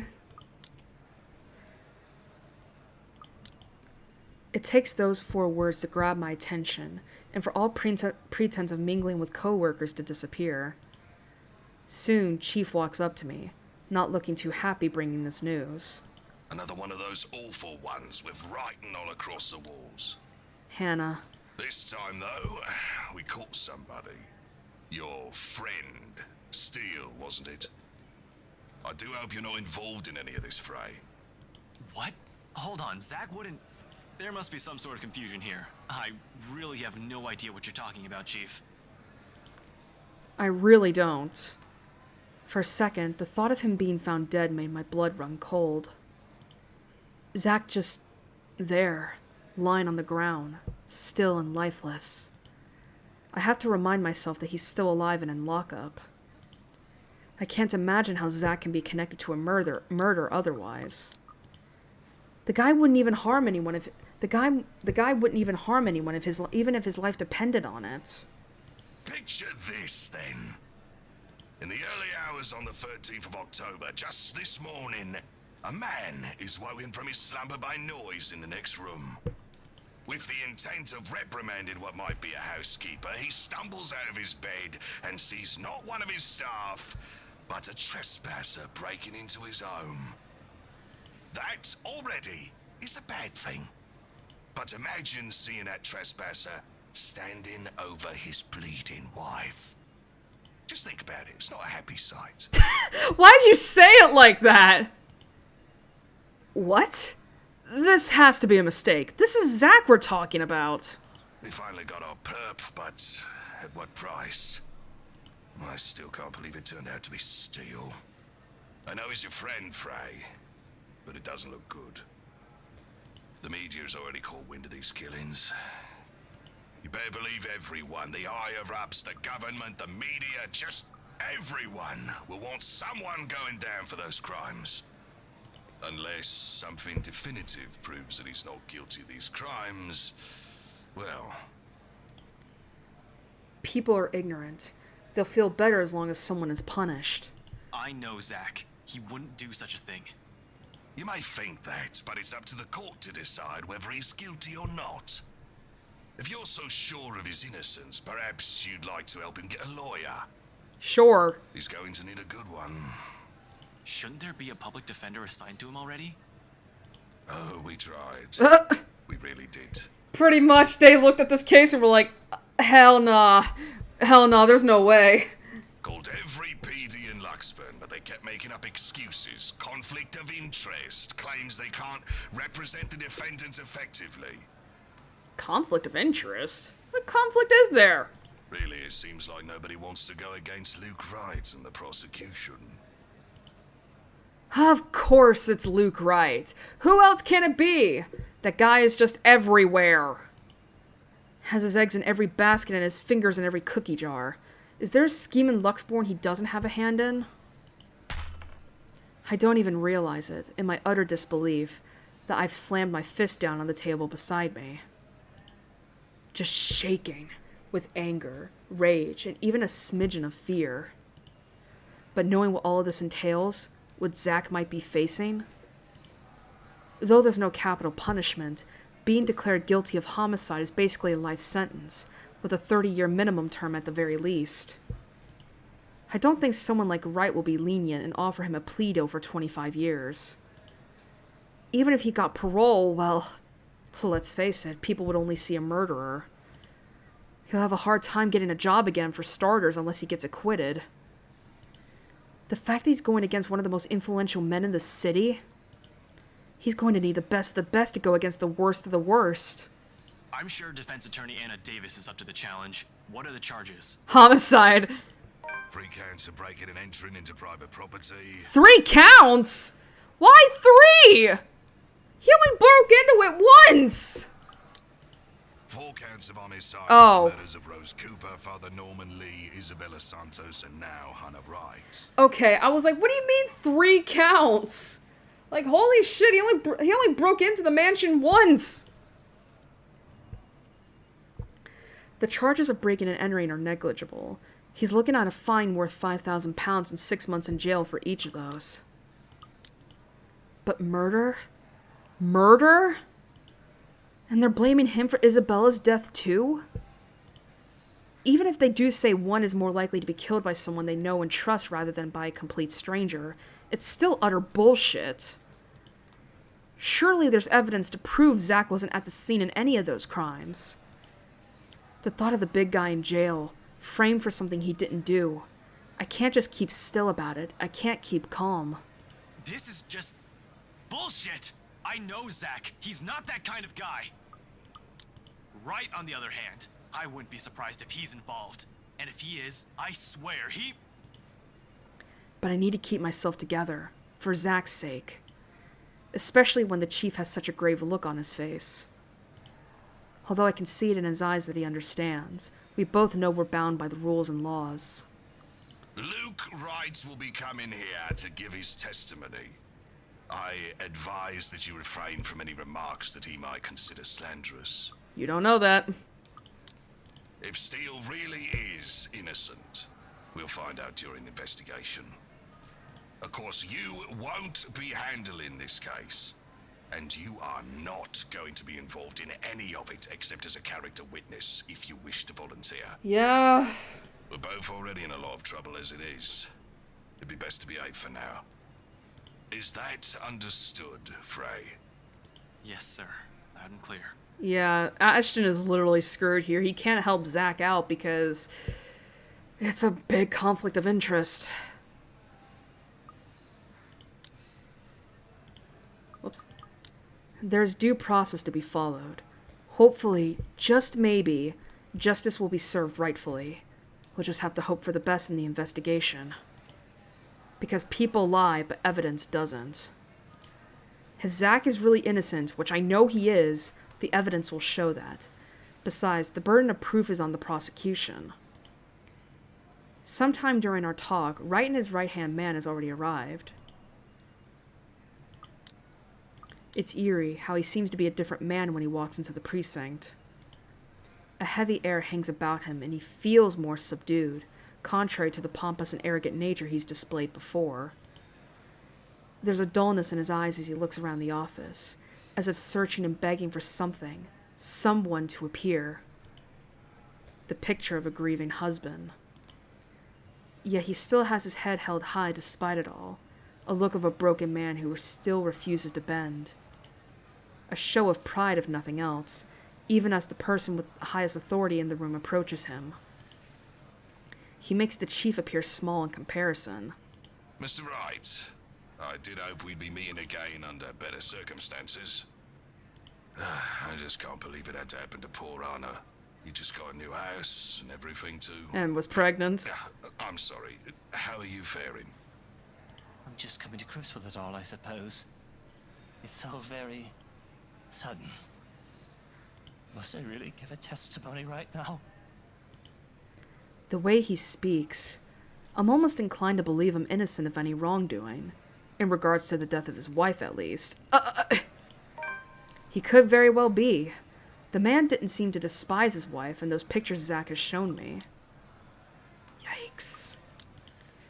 The way Chief has described the scene of the crime, similar to the others, according to him. For all I know, they're being haunted by that specter as well.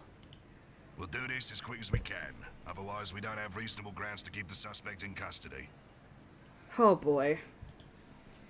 I nearly feel bad for the guy. Of course, of course. It wouldn't do to let Hana's murderer get away unpunished. I'll cooperate. God, this is giving me anxiety all over again, because this is exactly what a lot of murder husbands have done in true crime. Play the part of a grieving husband only to throw the police off his trail. Of course, that doesn't change the fact that he's a bastard. It's a shame there is no death penalty here. Monsters so capable of murder are lower than animals. And they really should be put down. It's fine. Despite myself. Whoops, did not mean to do that. In spite of every restraint I've placed on me, upon hearing those words, I can't help but open my mouth. Chief's warning be damned.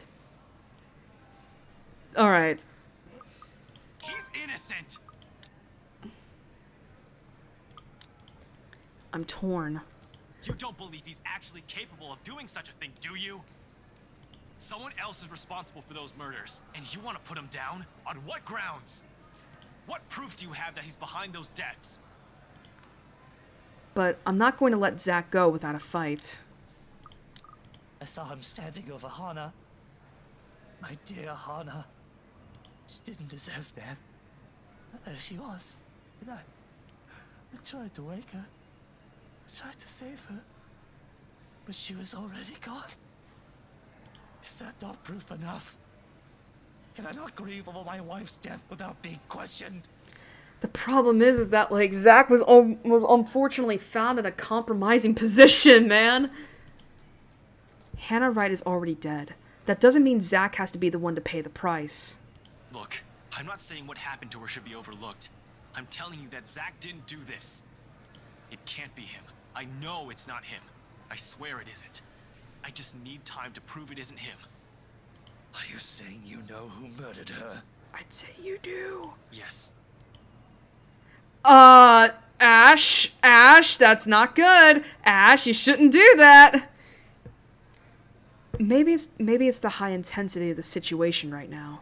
I may be just imagining it, but the way he zones in on me as I say that one word is nerve-wracking. I want to tell him the truth as I know it, to save us all some grief. Of course, the reality of it is, I can't say it's a ghost. They take my badge and put me in a damn jacket. Well, no. Not yet. With the way everyone stares at me right now, they're probably considering it already. This guy's a nutter, going against Luke Wright in the open like that? In fact, I'm already preparing for myself for the shitstorm that might come about. After my about my outburst, whatever. Yet instead... I understand that you're just concerned for the well-being of your friend. But unless you have concrete proof that there's another culprit in these murders, you are simply a man-child throwing a tantrum. If I were you, I'd pipe down and show some dignity befitting someone holding a badge. I've expected more. A grand threat about how I should watch my back. But he just has this somber look about him. That did nothing to quell the burning feeling inside me. Man, that wasn't nearly as satisfying.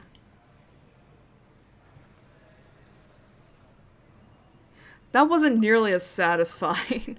I mean, granted, it wasn't as bad as last time, but still. I'm still angry. My frustration about it all must have shown, because only now do I realize that the other officers have also jumped in to hold me back all this time. Alright, that's not new. Sup, I'm Ash from Deluxe City. Baggers, watch out.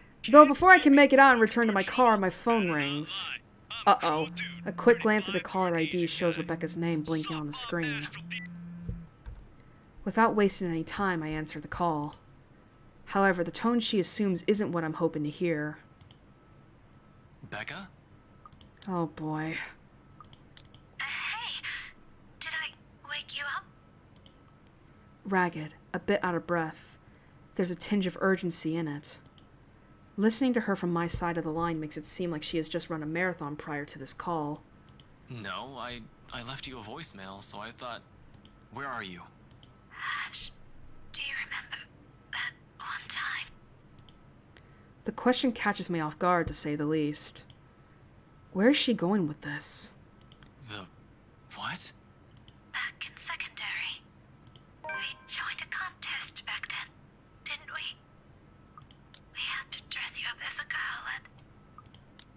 No. What? You looked really pretty. I think I still have that picture somewhere. Burn it. We're not talking about that again. You promised. It did happen. Not a memory I'm very fond of, to be honest. Still, laughter escapes me. No matter how embarrassing it is, that moment is one of the few I can remember clearly in my head. I never did find where she kept those photographs. Seriously, what brought this on? I'm going to die, Ash. Nothing. It's just the first thing I remembered. You're being weird today, Becca. Whatever. Listen, I need you to go home right away. I'm at Salem Well right now and... No, you're not. Thanks, Ash. What?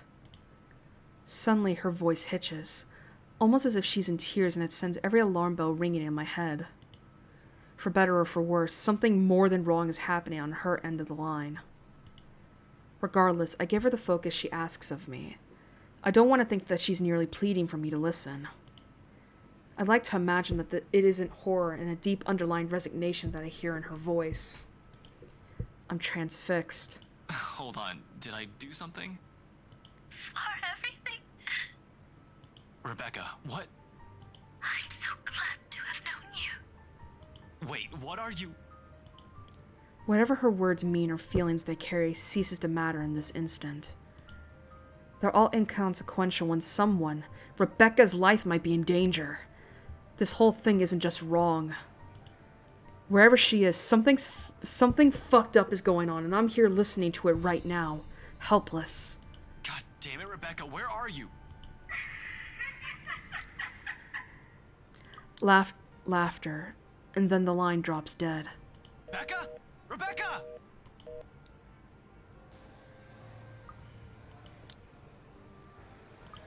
Dread turns into terror, and the sudden pandemonium in the precinct comes rushing in all at once. Officers barking orders, the rapid tapping of feet against the floor, and people shouting for a dispatch. There's a split second where I'm torn between trying to figure out where Becca is and finding out what happened to inspire such chaos all of a sudden. See, Luxborn is peaceful as cities go. If there's any crime, it's usually low-key, in and out of the public eye as quickly as they come.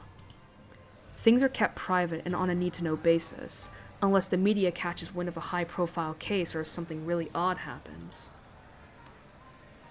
Of course, there's gossip and people talk, but everybody minds their own business most of the time. So when the commotion happens and people are shouting for dispatch, you know there's trouble. 2 words broadcasting over every police radio all over the city, including the one on the front desk, to fire everything up. Jumper up. Jumper up? Jumper up. The emergency service unit is assembling, each one hoping that they'll be able to talk this one down.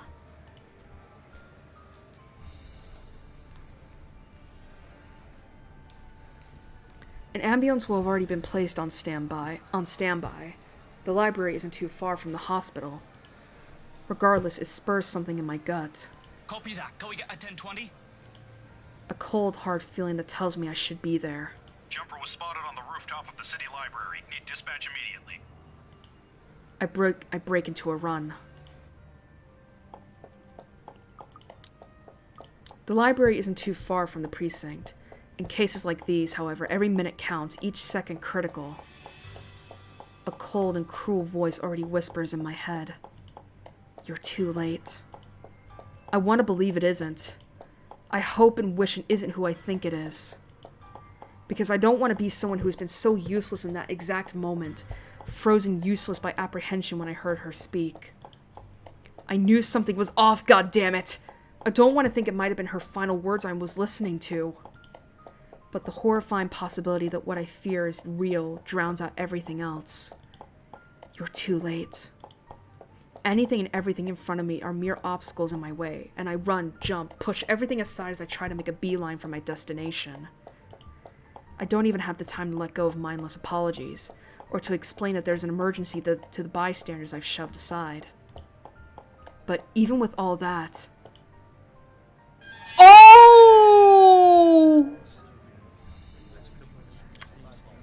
That's a different death! I thought it wasn't gonna be gory! I'm too late. Jumper is down. I repeat, Jumper is down. We've got a 1046 the library. Over. Copy that. Can we have identification of the body? We've got a bystander here who says he knows the woman, Rebecca Gales, from the local high school. Becca. I'd recognize her anywhere, even from a mile away. And for once, that isn't a welcome fact. Too clear, too vivid. Her broken body lies on the sidewalk in just one big bloody mess. Her hair fans out and stands out in stark contrast to the pavement, slick with blood and redder than it's ever been. The right side of her head is caved in from the impact, and her right arm is twisted and mangled. And there are those words again around her. Help me, just like the letter. 10-4. Medical personnel are on their way. Resume securing the immediate area for investigation and cleanup. Gone. All available officers have been dispatched for crowd control. Over. She's gone. Loco, over and out. And I wasn't able to do a damn thing about it.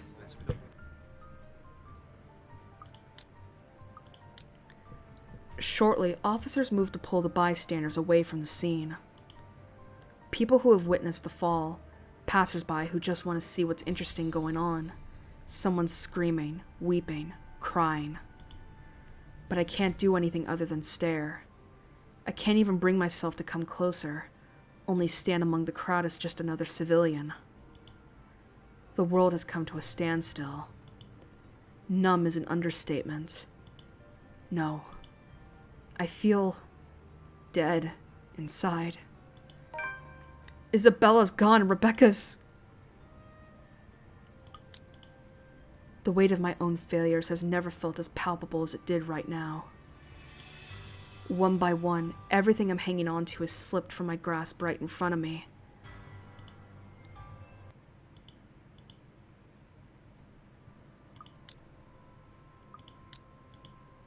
I have no idea how long I've stood there, how many seconds and minutes have passed, simply watching the commotion. All I know is the bitter taste of ash on my tongue and the sharp tang of blood hanging in the air. But even with the world coming off sharply to my senses, none of it registers even as an officer starts pushing me away from the scene. But I have to be there. Without Isabella, without Zach, she's the last person I trusted to stay through this. And yet, a simple show of my badge will get me through the scene. Struggling, I reach into my pocket for it, until somebody places a hand on my shoulder and pulls me back gently. Despite the gesture, my annoyance still flares at the interruption. This person doesn't understand that I'm slowly losing everything, everyone I've ever cared about. However, before I can even tell the meddler to piss off, recognition sets in, stopping me short of snapping at Professor Clark. Ashton, why don't we take a walk? Professor? I'm just... Rebecca, I need to see her. No, Ashton, you don't. Leave it to them. You don't need to see any more of that. Aw, he's taking care of him. He speaks in that firm and commanding tone that makes me feel like a college brat all over again. But it's that look in his eyes that makes me comply with his order, and quietly, I follow. The professor really does have a way of making me feel like a child at the worst of times. The fact that he's pulling me away from a crime scene in front of my colleagues is humiliating at best and a cause for concern at worst. At least I don't have to endure the agonizing and awkward silence, for long as he leads me into the cafe across the street. On an ordinary Sunday, perhaps I wouldn't have a clear view of the library from here. But the more the LPD try to suppress the crowd and clear the area, the more they've gathered out of morbid curiosity. That did nothing to stop the image of Rebecca's bloody body popping into my head at the mere thought of her name. Burned into my mind, like the image of Isabella's torn-up body.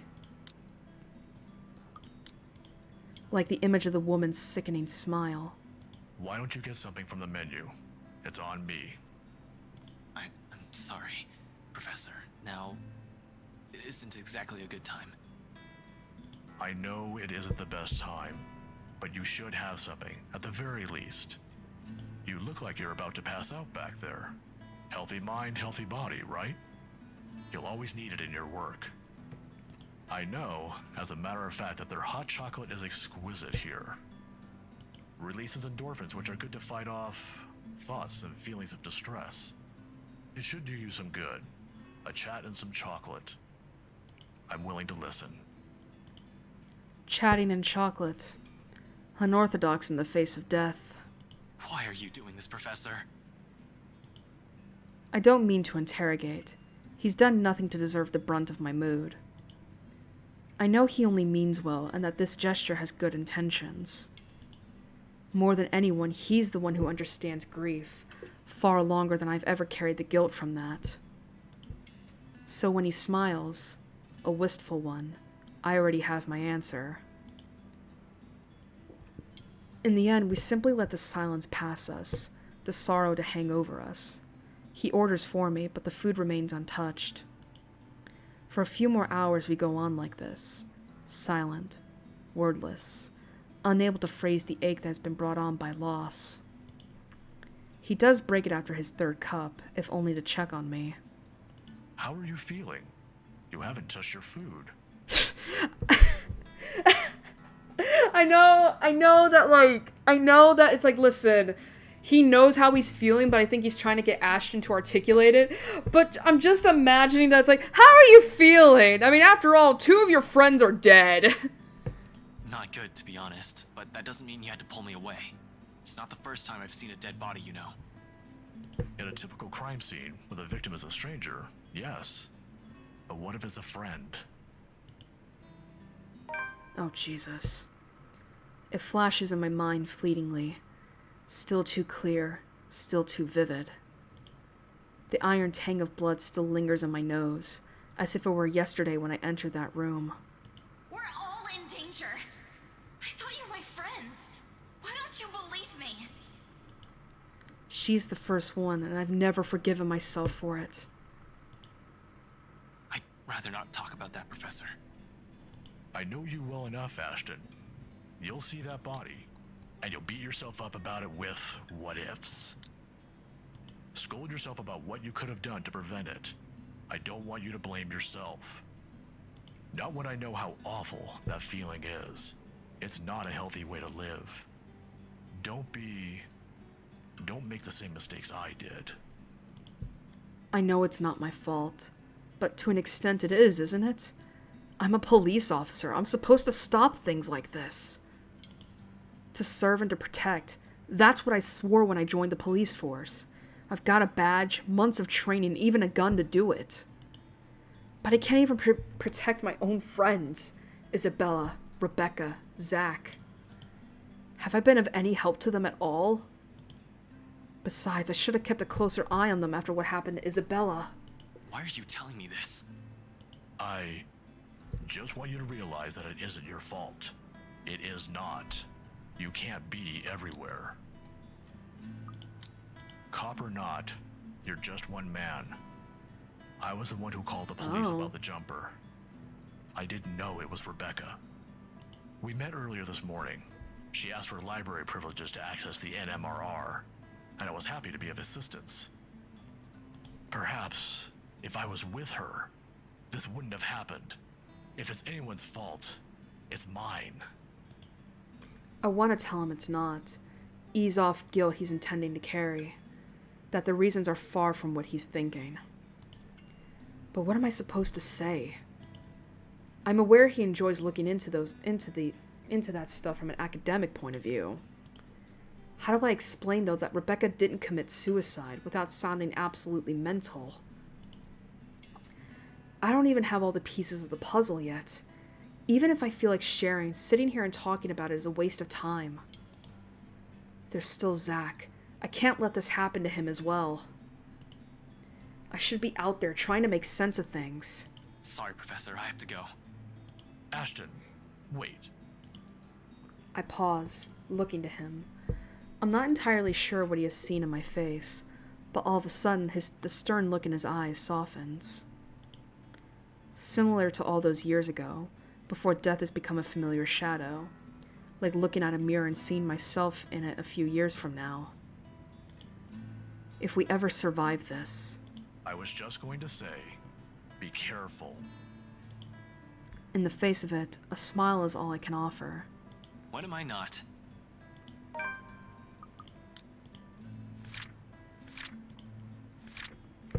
Ashton found himself following after emergency service unit in a daze. Soon his fears turned real.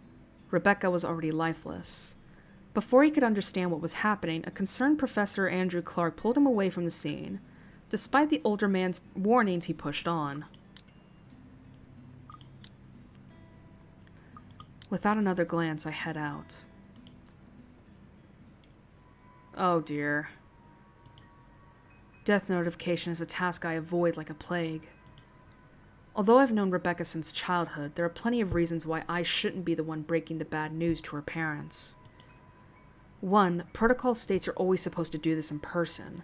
2. Protocol also states you're supposed to do this with a partner. And 3. I've never been good with words. But here I am, unceremoniously thrusted into the task, all because there's no other one. As expected, everything goes as well as my blunt mouth can take. Mrs. Gale's relentless sobs echo loudly through the receiver when I finish informing them, while all I can say before ending the call is an empty... I'm really sorry, Mrs. Gales. Before ending the call with a click and heading back inside Isabella's apartment. Her mom's voice still rings in my ears, even as I leave it all in the hallway behind me.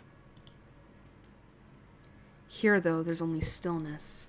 Heavy, deafening, suffocating. Wordlessly, I take the empty space on the edge of the bed. Despite how peaceful this all seems, the gravity of that news has hit hard. It's in the dense air now lingering in the room. It's in the deafening silence left by the absence of this room's occupant. Most of all, it's in the heavy feeling that has made its home at the pit of my stomach. Becca's the last person I needed to account for, damn it. Although Zach's in a holding cell right now, he's safe. Where did it go wrong with her? I've already lost Isabella. How can I make the same mistake again? What do I do now? It's a question I've been dreading to ask myself, if only because I don't have an answer to it, uncertain as I am. How many more close calls do we have to go through? How many deaths do we have to witness? How long can we keep this up? We're bound to break at one point. No normal human being with a sane mind can last like this. Losing people important to them, one by one, right in front of them. I don't even know how I can keep myself safe. Quietly, I reach for the papers I brought with me, sifting through the pages, before laying them out on the table and getting down to business.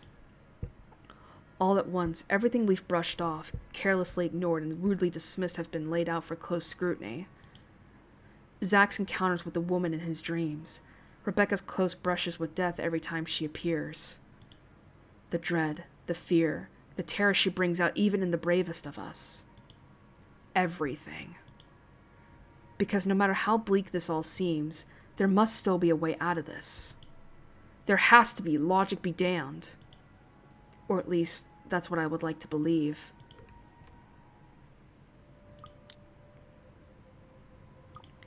Yet, even as the cold morning light shifts to the warm hues of late afternoon, and eventually night, none of this still makes any fucking sense.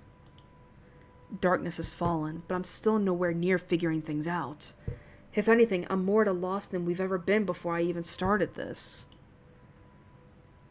The next thing I know, frustration rears its ugly head, and the sheets of paper I've been holding smacks the table harder than I've intended. The sound of it echoes loudly in the small room, and I simply fall silent. Along with it is a release of another long-held breath. Perhaps the 100th since this morning. I'm not getting anywhere useful with this. I'm also missing a lot of things here. There's still a gap. A huge one. Somehow, even with all this information in hand, it still feels like there's something I'm overlooking. All I have to go with is the letter and all the stuff selfish people have been keeping from the public. But what else? Where this all started? The Ermengarde mansion? Will bringing the letter back there fix everything? Fuck. How do I... The mansion's a private property now. Can't just waltz in there. I'd rather die before I even think of begging Wright to let me in and investigate the place. After what he did to Zach? Not gonna happen. Over my dead body. One thing's very clear after these last 2 days, however. We're not safe anywhere, and I have to act fast if I want to keep Zach alive. We can't keep running away. Sooner or later, she'll get us like she did with Rebecca and Isabella. Before that happens, I have to put an end to this. Sighing, I stand up and stretch out the kinks on my back after several hours of sitting. I've been at this for too long. A break is needed. Time to let everything to sink in, or else I'll burn out. I know I will, and it's another thing I cannot let happen when there's still another person counting on me like this. Maybe I should check in on Zach. The rest of it never makes it out of my mouth as something heavy and grating sounds from the far end of the room. A harsh booming noise rending through my eardrums. All at once I'm on my feet while I quickly palm from my gun on the table. However, before I can pull it up and remove the safety, the whole racket stops. Stillness descends in the room, and amidst the sudden hush, I sweep an anxious glance around the room. So much for a break. There's no time for a pause now. Quickly I gather up the documents I've been reading through. But before I can even finish, another noise ups the tension already gripping the place. Suddenly, the lights go out and the wardrobe at the end of the room rattles, as if something inside begs for freedom. Cautiously, eyes glued to it, I take a step forward and I release the lock from my gun. I'm no trigger-happy person. I'm not even sure if this will work on a ghost. But right now, its smooth surface against my palm, with the trigger on my finger, provides the closest thing I have to relief as I approach the closet. Who's there? No answer, and the ruckus simply continues. In 2 deep breaths, I've crossed the room and stood in front of the closet. Whatever's inside is yet to stop thrashing. Instead, it has now moved to banging at the door, louder and louder the longer I dally. Another shallow intake of breath. A glance at the door, my only exit. An exhale. Something creaks. Then, in the next moment, I'm grasping at the handles and swinging the doors wide open to reveal... nothing. Right away, I part the clothes hanging on it, and still nothing. No ghost. No woman. Not a single trace of whoever's inside. Confused, I glance back around the room, a frown on my face. The noise has finally stopped, but I'm quite sure it wasn't my imagination. Or maybe it was and I'm just too strung up that my head's now making things up. Whatever the case is, I need to get out of here as soon as possible. This only confirms we aren't safe anywhere. I have to warn Zach. Without bothering to close it, I move back, ready to leave, adrenaline now coursing through every vein in my body. In the next second, I'm grabbing the papers off the table and I'm sent sprawling on my back as something cold catches my ankle and yanks. The resulting fall knocks the wind out of me. Pain racks my whole spine and the back of my head as it collides against the floor, with force enough to dislodge my own brain from my skull. A moment lasts before stars fade from my vision, and then I sense it.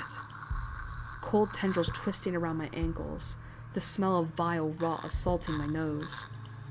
Nauseating, sickening, a foul smell draining every feeling in my body. The moment her horrid laughter, still as unpleasant and vicious as the last time I've heard it, reaches my ears, my eyes snap open. Perhaps it's just inexperience. Or maybe my mind is still attempting to comprehend this. Regardless, the minute my eyes land on her, the whole of my body freezes. The gun in my hand turns useless as my grip on it slackens. It's in the manner her gaze bores on me, I'll say.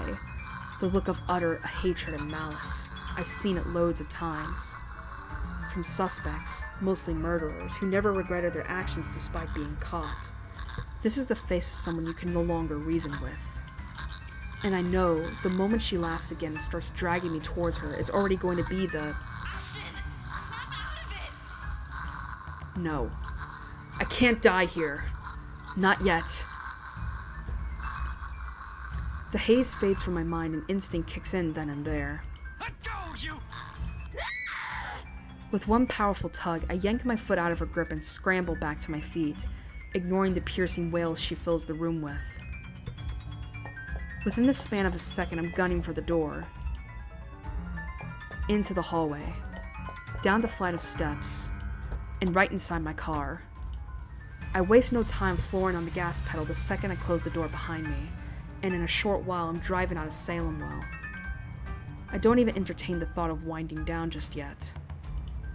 Even as the last of the woman's painful cries fade into the night.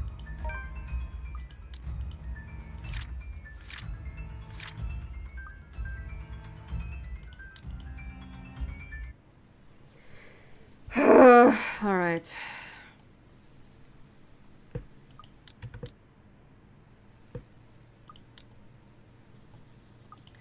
So far all we've done is run, snoop about, read stuff, and run again. It frustrates me to no end how I'm still no closer to an answer. Even my car reflects the state of my mind is in.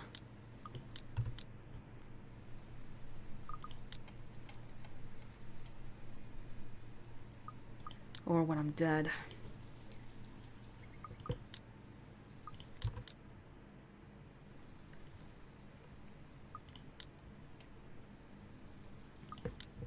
The only thing pushing me right now is some stubborn will to live, to survive this.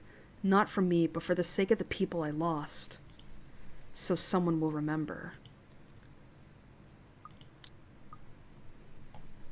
So this is gonna be new. Oh boy. Oh my god.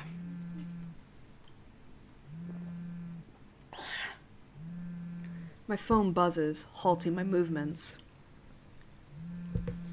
I placed the damn thing on silent last night, but it does nothing to keep it quiet as it vibrates from my pocket. I don't even know if I want to answer it right now. It's brought me nothing but bad news after bad news. Thinking about it only makes me want to chuck it into the closest trash bin I can find. Not that it'll help things, of course. Oh man, we're already getting this? We waited until we were at the bar! Another exhale slips past my lips before I pull it out, quickly swiping over the screen without checking the caller ID. I don't even bother masking the weary lilt in my tone when I answer, if only to get this over with. After all, there's no one left. No one remains to worry or fret over how awful I might sound right now. Zach's been put in jail for a crime he likely didn't commit. Rebecca's gone. Dead. And no matter how many times I apologize to her, Isabella's never coming back. What's the use, huh? Inspector Frey speaking. Good morning, sir. Sorry to bother you this early. What is this about? It's about your friend, you know? The guy I called you about yesterday, the one they got in the night before. Zachary Steele. His hesitant note does nothing to diminish the lump that has suddenly lodged itself at the base of my throat. What are the chances? What are the chances that something went wrong while I wasn't looking? While I'm out here chasing ghosts of all things. How is he? Is he doing okay? Nope. We actually have a problem, Detective Inspector. Hasty assumptions aren't a usual fare in my book. That shouldn't change right now. The precinct is secure. It's supposed to be. They have guards manning the station 24/7. If anything happens, all Zach has to do is shout and someone will be there for him. Even if it's a phantom going after him, he should be safe there. He should have been. Yet none of these reassurances will allay my suspicions. And whatever little thread of hope I'm hanging on to frays slowly as each second of silence passes us by. An expectation so weak, faint, I might as well just let it go and prepare myself for the worst. It's a feeble attempt at optimism I'll never get used to. This is out of my depth. This isn't my forte. Zach's, maybe. Rebecca's, too. Never mine. Hell, this is the kind of mood Isabella's always unknowingly brought with her. What her eyes often conveyed. What I often found myself searching in her, whenever I looked to them. But no matter how many times I repeat any words of comfort or calming images inside my head, the hollow chill at the base of my stomach refuses to ease. Even my voice shakes when I urge Officer Renz to speak again, gruff and unsteady. The only thing keeping me standing is the fountain solid support behind me when I stumble back. Officer Renz. Renz, right? What happened? You're supposed to keep an eye on him, yeah? It's protocol. Your friend, sir, he's... I think it'd be better if you just saw it yourself, sir. This isn't something you should be hearing over the phone. Chief Inspector Lee wants you to report in as well. It's about the case Luke Wright filed yesterday and... The rest never registers. Rather, my brain refuses to acknowledge any of it. Not even the possibility that this might just be a terrible joke. All I can think of is the suffocating dread and the piercing noise, white and deafening, ringing in my ears despite the park's morning hush. There's only Zach. Only the whole expanse of Luxborn, separating me from the only person I believe I have left in this whole fucked up situation we found ourselves in. Along with the voices. Vile ones. Whispers that taunt, jeer, and mock. Each vague utterance, relentless, as I slide back into my car and drive off, body on autopilot, mind in a daze. In this city of 68,000 strangers, I'm afraid. Deathly afraid. That I might be the only one left.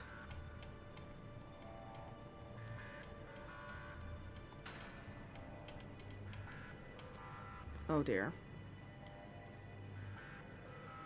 Oh.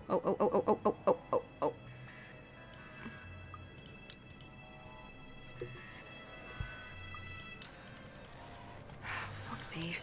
The whole precinct is in an uproar. Officers move in and out from the main work hall with rapid steps. Phones blare loudly from the comms room, and calls are being made from the dispatch area. The rest who have been left standing watch the whole commotion with a nervous... watching the whole commotion with a nervous energy. From further back, the chief's voice booms above the uproar. I'm not even shocked. He may appear like the bumbling fool on first glance, but he has kept the city safe for years. For something to happen in his jurisdiction, inside his own precinct, right under his nose, he has the right to be royally pissed. What do you mean you don't know? Don't give me that shite, Sergeant! How can one person, slip past you? You can't even keep an eye on one man! His statement gives me pause. Am I wrong? Did Zach escape somehow? I'm not condoning it, nor do I believe Zach's capable of doing it, let alone thinking of it. But if it's what happened, I'd be equally as cross as the chief. This won't help his case.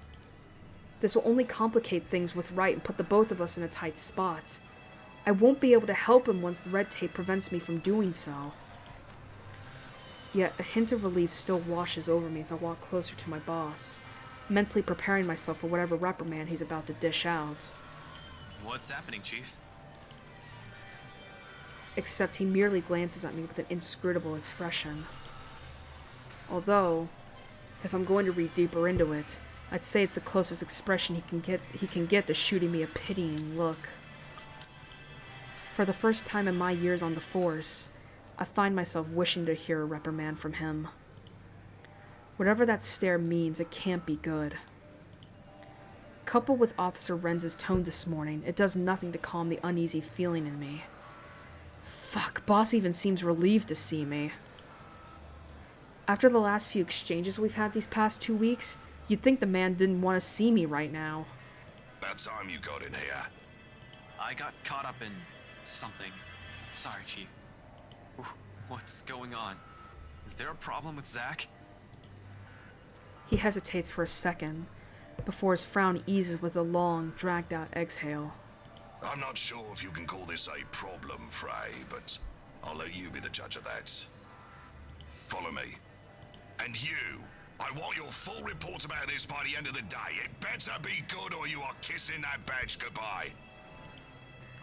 The officer he's addressing, the sergeant, a man in his late 20s to 30s who transferred here last year, shrinks back in his chair. I don't quite remember his name. I've only seen him quite a number of times since I'm off and out of the precinct. But if my memory serves me right, he's the guy currently assigned to late-night shifts. At least until this month ends. Depending on how bad this is, he'll either be given a verbal warning, a suspension, or a dismissal. It's not a position I envy him for being in right now. Although, there's really not much time left to feel sorry for him either. As soon as Chief's done roasting the other officers behind the guy, he gestures for me to follow. Straight towards the precinct's holding cells. And it's as if a switch has been turned off. The moment he steps away from the small crowd, the entire main lobby goes silent. For one reason or another, it feels like everyone's simply waiting for the metaphorical hammer to fall. Even their stares, before we turn into an adjacent hallway, exude the same pitying vibe as the Chief's. All of which I might have easily ignored any other day. People here can be a bunch of gossip mongers. It's only the significant glance Chief throws my way before pushing the door open that stops me. Not that there's even a need to mull over it. Because the moment he swings it open, it strikes me. Whoops.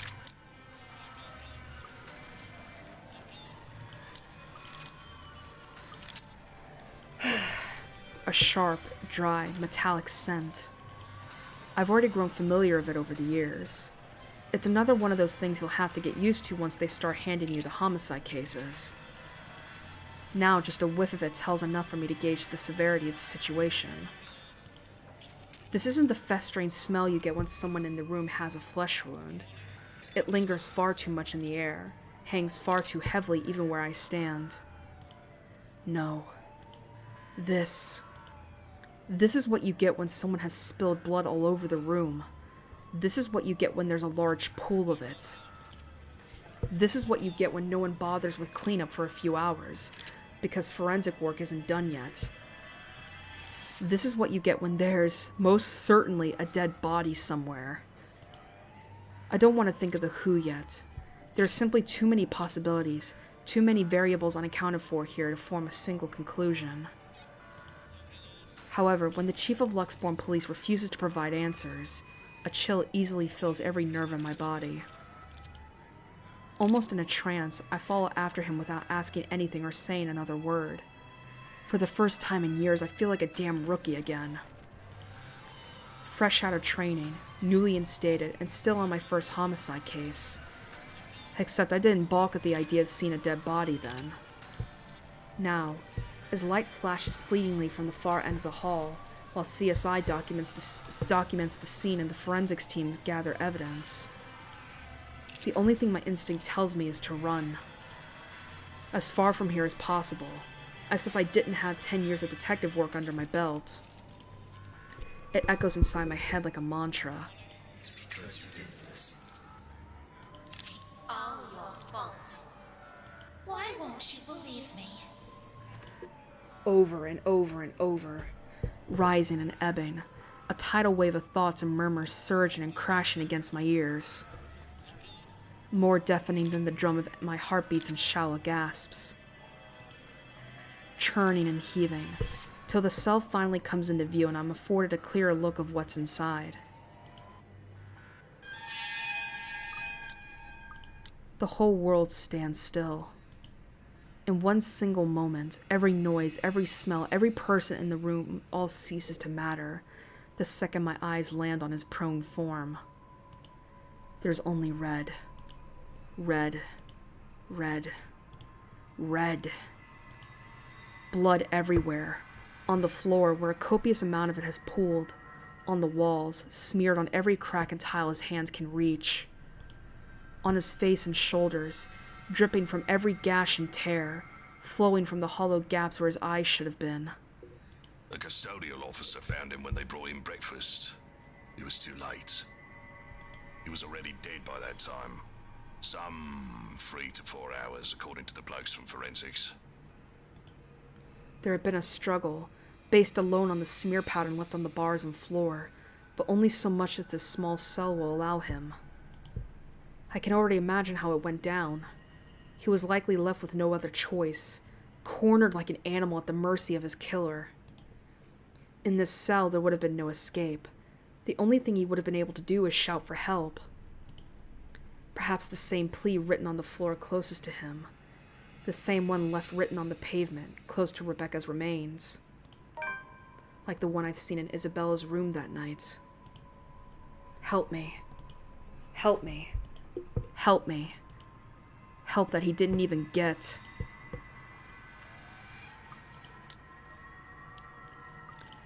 And it calls for a whole lot of questions. Not the hows. Logic has already flown out from the window from the start. She has the means to get to us. Get to all of us, bars and walls notwithstanding. The whys, though. No one heard him? Not even one from the guys on duty last night? Because Zach's not an idiot. He would have asked for help. He would have yelled. Oh, one of them did, but thought nothing of it. Then why didn't they do anything? He's just a room away. They must have assumed your friend's just asking for attention. Henry wasn't clear on the details when I questioned him about it. You've been serving in this precinct for more than a decade, though. You should be aware by now how rowdy the folks we detain here can become. But that's not the only problem we have here. Someone got in and out of this place without anyone noticing. Even the surveillance footage is a bust. Tech's going over it now, but I don't think we'll get anything from it. The media will have a field day when they learn of this fray. Keep it mum for now. I'll let you know because he's your... well, you deserve to know. The poor bloke's your friend, after all. Yeah, don't you fucking know it. I just don't want the commissioner hearing of this before I can tell him anything. Or at least, until we've figured out how the butcher got in. You think this is an inside job? What else can it be? It's either that or we have a damn good criminal mastermind walking this city. Really, I want to say something. I want to tell him that this isn't what he's thinking. That all this time, the Anselm Butcher never existed. This is a curse the people of this city have been laughing up for centuries. The way things are going, we'll simply find ourselves at a dead end. Chances are they'll just have to find an innocent chap to blame for everything, like what Wright did to Zach. A scapegoat for things they can't explain. But how am I supposed to tell anyone, let alone get them to believe my words? I'd sound like an idiot. They'd likely brush me off the same way I've done with Isabella's warnings. In the end, clenching my fists at my sides and gritting my teeth is all I'm able to do.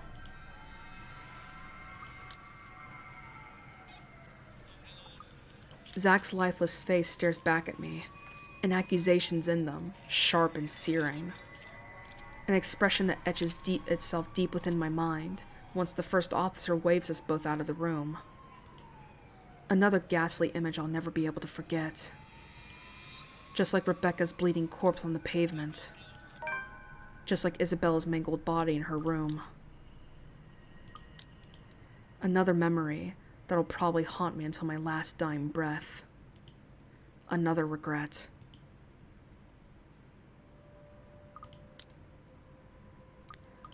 Chief dismisses me barely an hour later, sending me off with nothing but a light pat and another sorry expression. I'm not entirely sure if that's supposed to be reassuring. There's plenty more to do, a lot of people to call and tell, and all of it falls on me. No matter how awful the news I bring will be, it'd be better if this came from a person his family and friends knew. Still, my body refuses any notion of movement. I don't even want to imagine what his grandparents will say.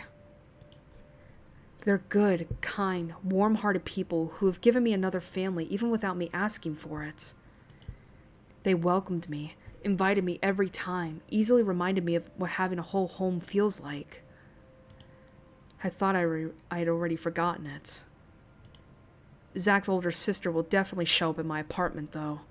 Ring my doorbell and punch me as soon as I open the door, just like last time. She's right. I'm the kind of person who brings nothing but trouble. She's known all along that Zach should have stopped hanging out with me, warned him several times. Zach has often laughed her concerns off. I used to think it's because he enjoys the friendship as much as I do, despite a huge part of it going unspoken between us throughout the years. Now he's dead. Another one. Another person brutally taken from me. I thought I had more time. I thought he'd be safe. The shock and the grief that I felt yesterday is nothing to what I'm feeling now. Because the people I care about the most are all gone. And I couldn't do a damn thing to save any of them. I acted too late. And in the deafening silence of my car, the only thing I'm able to do is close my eyes, rest my forehead against the cold surface of the steering wheel, and scream. A bitter pill. Oh, that sucks. That's an achievement? Kill all your friends off and you get an achievement? Fuck, man. Scream until my throat bleeds raw. Scream until my lungs burn. Scream until all that remains are the guilt and the tears. Oh.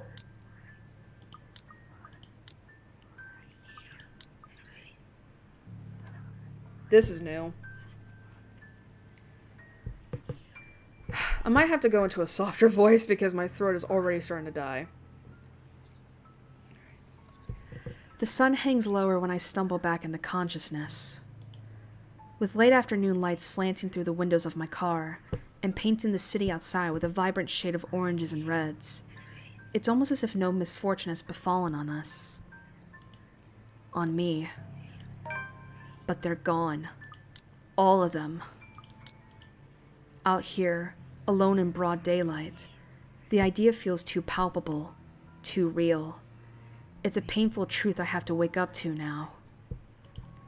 Every day, from now on, if I ever survive her curse by some awful stroke of luck. Hell, I can almost see her at the corner of my eye, leering at me with that cruel smile of hers. I can just hear her mocking me in my head. Laughing. Why didn't she go after me first? I saw the letter before Rebecca and Zach did. Why can't she just kill me after she's finished with the others so we can be done with this? Why? Why are you doing this? Do you even know what you're doing? How many people you've hurt? Do you even understand? Do you even realize what you've done? but it's inane to ask questions of it. It's not even human. It doesn't understand pain. It doesn't feel guilt. It's irrational to even expect an explanation from her. Just like how irrational it is of me to reach for my gun and decide to keep pushing at this. Light glints briefly on its surface as if in agreement, before I holster it. Because no matter how bleak and hopeless everything appears now, the people I've lost, they won't want me sitting here. I've got to do something, if not for my sake, then for theirs. For their memory. I'm getting nowhere dallying like this. I have to move. I still have one more lead I can look into. The mansion, including the people residing there. The Wrights. I know for a fact that Hannah Wright's death isn't Zach's doing. She also fell victim and died to the curse. It doesn't fall outside the realm of possibility that Luke Wright's under it too. I might not have much time left if so. Damn it. I've been so biased, not even thinking the bastard might also be a victim. But during the open house with Isabella, they might have seen the letter and... Fuck. Stupid, stupid, stupid. Some fucking detective I am. That's likely the moment when Cooper saw it, if not earlier. If the logic holds, I need to hurry there right away. And if there are answers anywhere, it would be there. It should be there, where all this fucking mess started. It's not only my life on the line here. There's someone else. What happened to my friends, I wouldn't wish on anyone else, no matter how much I loathe them. Tonight, by whatever means necessary, I have to get in there, find a way to break this damn curse. But I won't be able to do that without the letter with me. Let's see. Oh my god! With all of his friends gone and the shadow of the curse looming over him, Ashton was at a loss. In a desperate decision, Ashton chose to head to the Ermengarde mansion that night, a bit to end the curse and hopefully be able to at least save someone.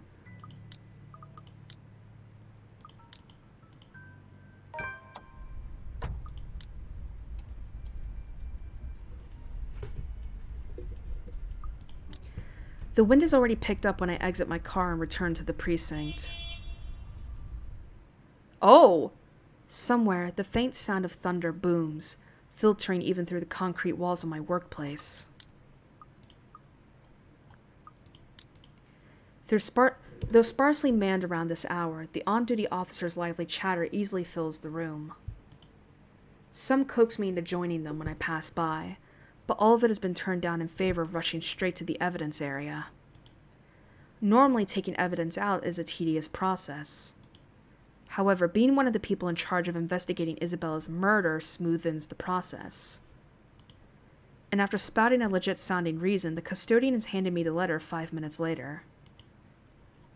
I'll probably get in trouble for this, if they find out I lied. But everything has already gone foobar. Getting in trouble at work is the least of my worries.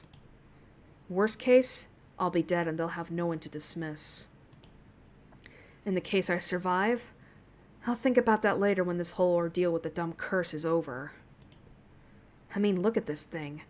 I wouldn't take it seriously if it wasn't for all the fucked up shit that's been happening.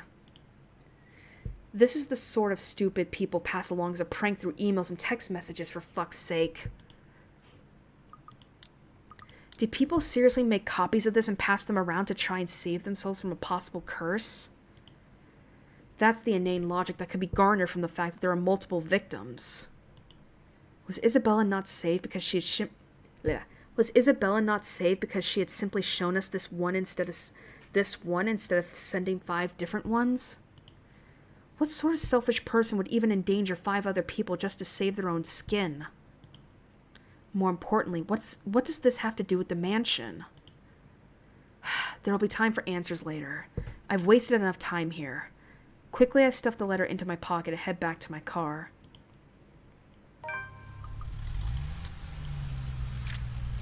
Ashton dropped by LPD's evidence area before heading for Anselm Village. Tonight, by whatever means necessary, he had to get inside the mansion and find a way to break the curse. And he wouldn't be able to do that without the letter. Within 10 minutes, I'm driving out of Luxbourne and heading straight for Anselm Village. In the distance, flashes of lightning light up the horizon, white and sharp against the black curtain of the night. Thunder threatens with a rumble, seconds later, echoing long across the heavens. And with one last roar, the skies open in earnest. Alright. And this is not new.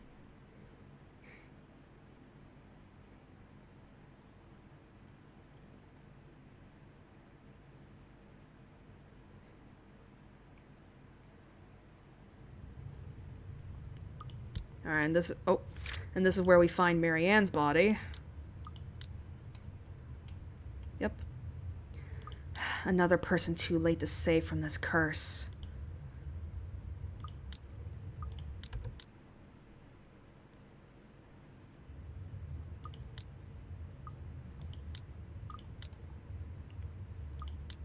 But to see another suffer this kind of death.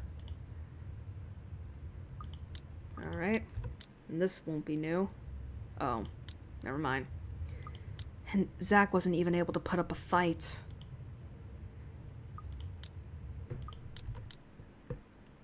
What about Zach? Wrongfully accused. You couldn't even get him out. What about Becca? Oh, the way she fell to her death, while all you did was watch. What about Isabella? She warned you, didn't she?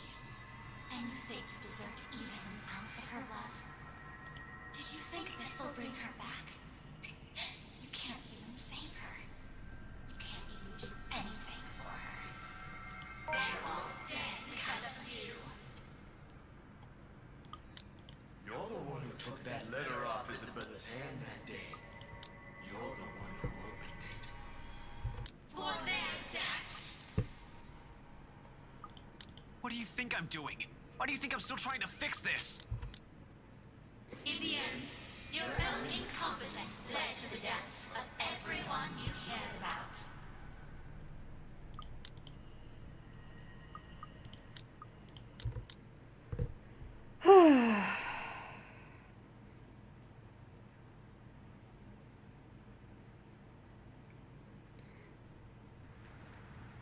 Hello?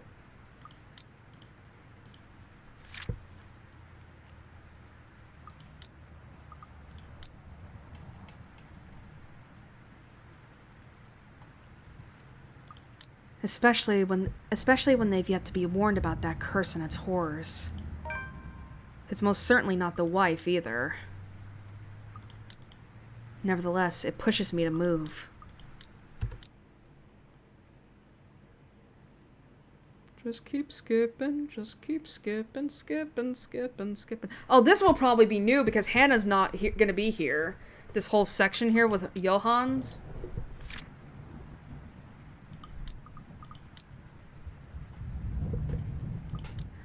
The momentum alone sends me reeling forward. It barely even registers in my head that the woman's gone and the room's as normal as it can be. Not above the pain suddenly shooting up my side when I hit the floor. But before I can get my bearings back, a hard enough blow to the head makes everything go dark.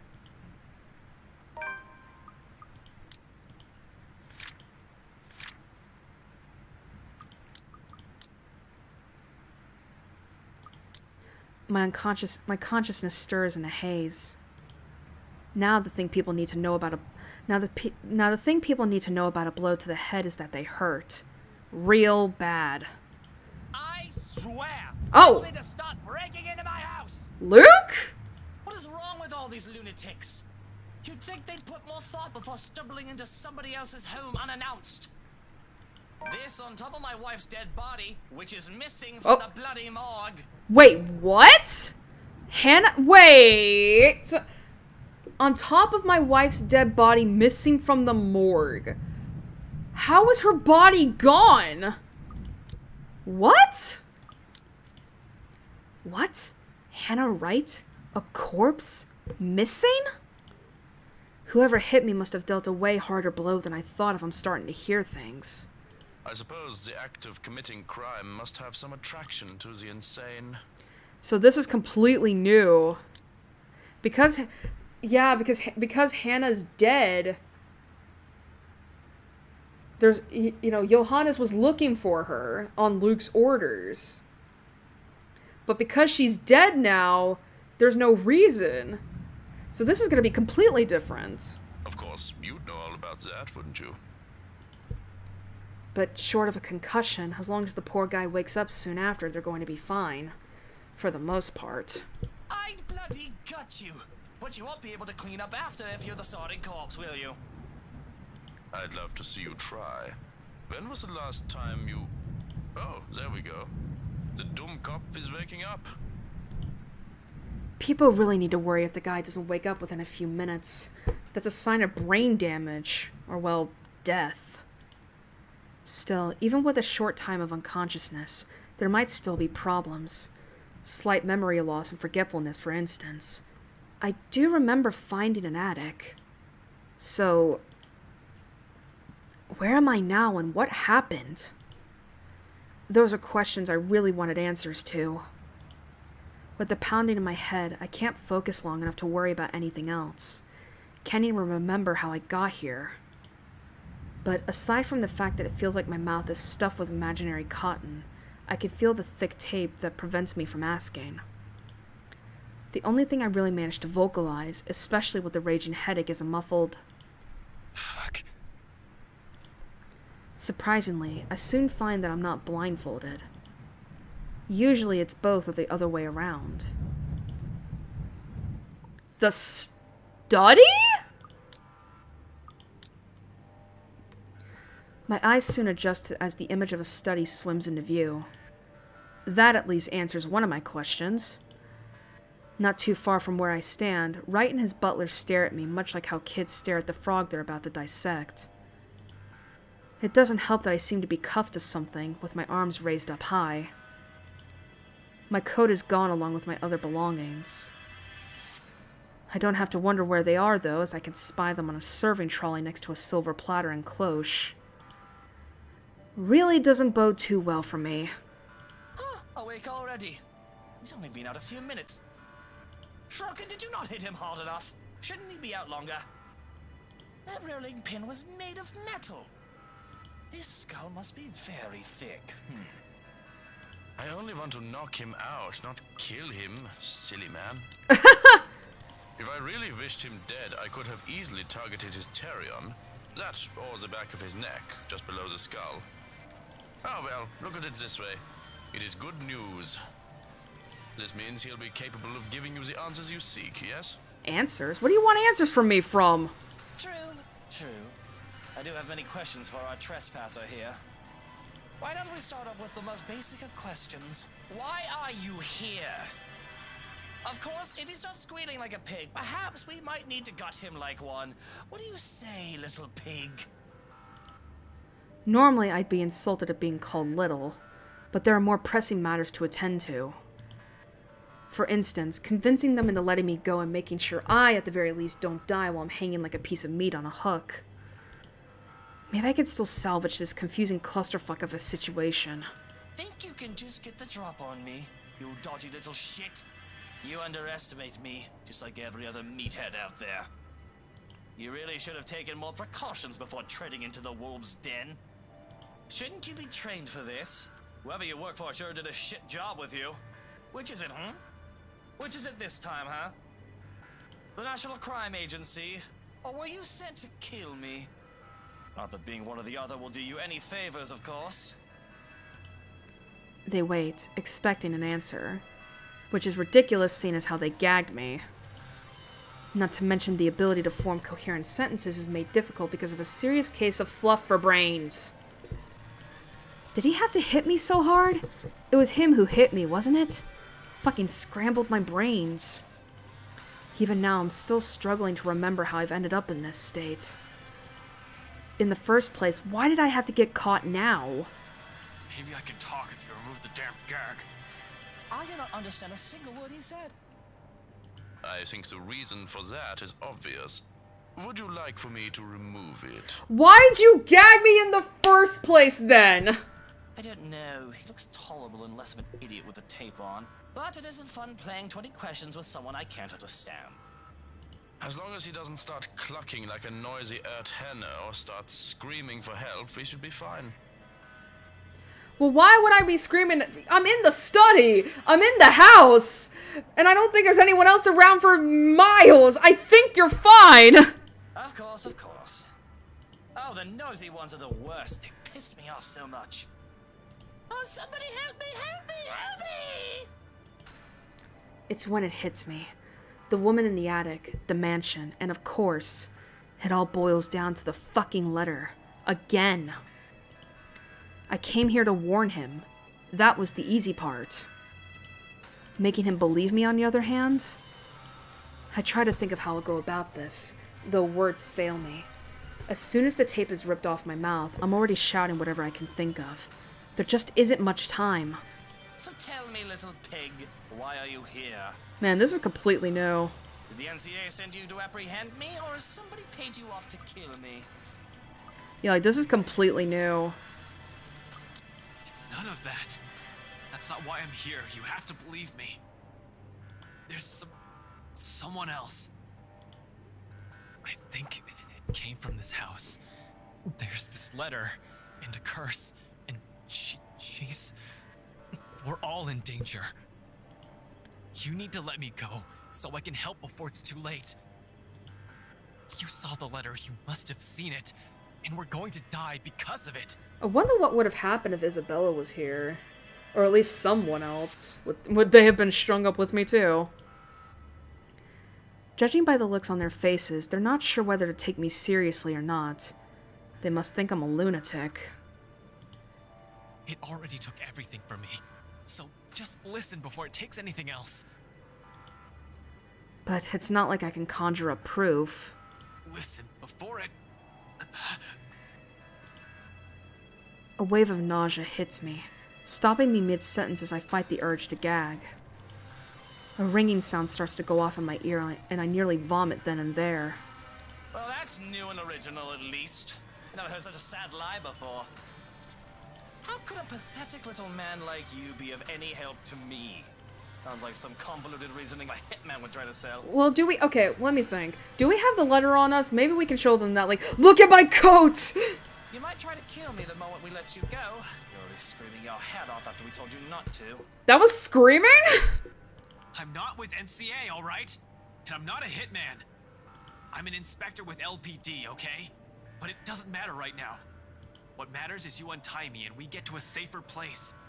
I don't have time for your bullshit. Just let me the fuck go. I've got a clean conscience. I'm only trying to save you. She's coming, I tell you. I apologize. I think I did hit him a little too hard. He's already talking in riddles. Next thing you know, he'll be speaking in tongues. I would love it if she just came up at that moment, just like, ah! Oh shit! Please, you have to believe me. We're all in danger. Let me go, damn it! Yeah, I think that rolling pin did knock his brains off a bit. God damn it. What do you think he's talking about? She? Oh, I can't really tell you that, as I have no idea. I don't really care to find out about every woman in your life, do I? What I can tell you is that I found a few interesting items in his coat pocket. A gun and a badge for an LPD officer. A detective, specifically. Okay, first off, that's gonna get me killed. Secondly, I just said that! Well, at least the little pig's telling the truth. This doesn't sound familiar to you. He's the one who's been snooping about, I believe. Wait, what? He was also there, if my memory serves me right, at the precinct when you filed a report. Those words would have got me worrying. But with the signs of what it could be a concussion popping up, I didn't have the capacity to care right now. I'm more worried about the bile rising up in my throat, threatening to spill from my lips. Wouldn't that be funny if I vomited on them while they tried to interrogate me? The detective inspector assigned you to look into me. Harvey did mention that. I didn't think he'd take my request to assign someone incompetent seriously. He's not NCA then, but he can still be a hitman if he's a dirty cop, can't he? Yeah, it's not improbable. I am not a hitman. And don't touch my goddamn gun, it's not a toy! Well, it might as well be. That's what a hitman would say. I'm not taking that risk, am I? I'm not going to die by acting like an idiot. Besides, I know that the investigation on me was called off by the chief inspector, so your alibi doesn't hold. You shouldn't have been here. You're still a threat. What alibi? Why is he so damn paranoid? Not that I'm one to talk. I'm telling you, you saw that letter, didn't you? I should have it. I don't know how it works, but everyone who's seen it ends up dead or in an accident if they don't go missing entirely. I know this sounds crazy, but you have to believe me. And we're back to the madman ramblings. Just check my possessions! But, yes, I think I do remember you. You're the one from the precinct the other day, aren't you? When I went there to handle that business with the other peasant. You looked so mad when I spoke about him. And that man really did break into my house. When he's got a point. Fuck. Was he your partner? Another hitman? He failed. So now you're here to finish the job. I told you I'm not a hitman. I came here to try to save your skin, asshole. Now being rude doesn't make things better for you. Punch a guy in the gut while he has a concussion, will ya? That's a terrific way to get puked on. We do have ways to make him talk, if you want to be sure. I have been talking, though! But I don't see why we don't just kill him now and dump the body. I want to know who's got a big enough grudge to throw someone at me. You know well enough we can't get answers from a caucus. I'm not. Besides, I don't see why you're complaining. I know you've been looking forward to playing with him.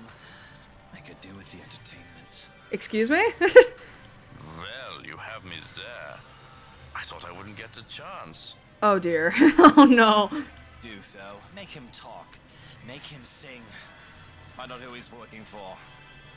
See if he has anything to do with that woman who keeps showing up here recently. Oh, there she is. Oh, he will sing all right. A pretty little tune.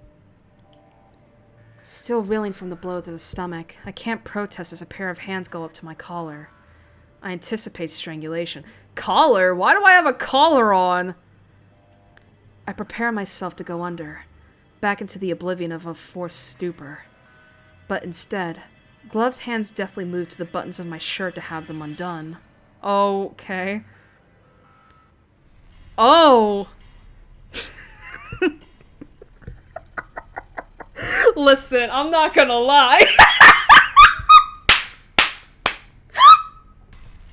Listen, I'm not gonna lie. Not a good situation, but listen. Okay, Airi, stop acting straight. You're not. Oh, excuse me. Okay. Alright.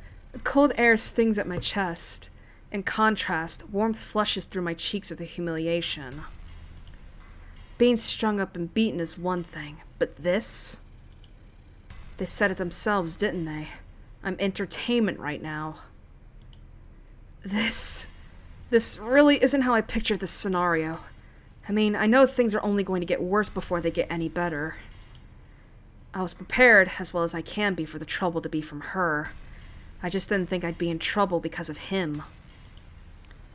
I'm here to save him. Karma can at least play along for once. I guess this is what they mean when they say that no good deed goes unpunished. And if that means keeping quiet, tiring them out and enduring this little interrogation session while they wait for a non-existent confession, then so be it. Because if they think I have the answers they need, the only way I'll be getting out of here is in a body bag. Wright's eyes burn into me with the way he watched, anticipating and ready for a show. On the contrary, his lapdog's gloves left cold trails where his hands roamed in a clinical, detached manner. I feel degraded. Anger and resentment eventually washes it away. And, I'm ashamed to admit, a touch of fear makes itself apparent when gloved hands are taken back so that the man can procure a set of knives. I wasn't worried about being killed just yet. They want a confession that I don't have. But I imagine they'll prolong my agony as long as they believe I'm hiding something from them. Don't touch me! Oh, don't give me that look. You must think I'm a bad guy. Hardly. The way I see it, I'm just a guy who likes to do bad, sinful things. And, well, this is what the master of the house is asking of me.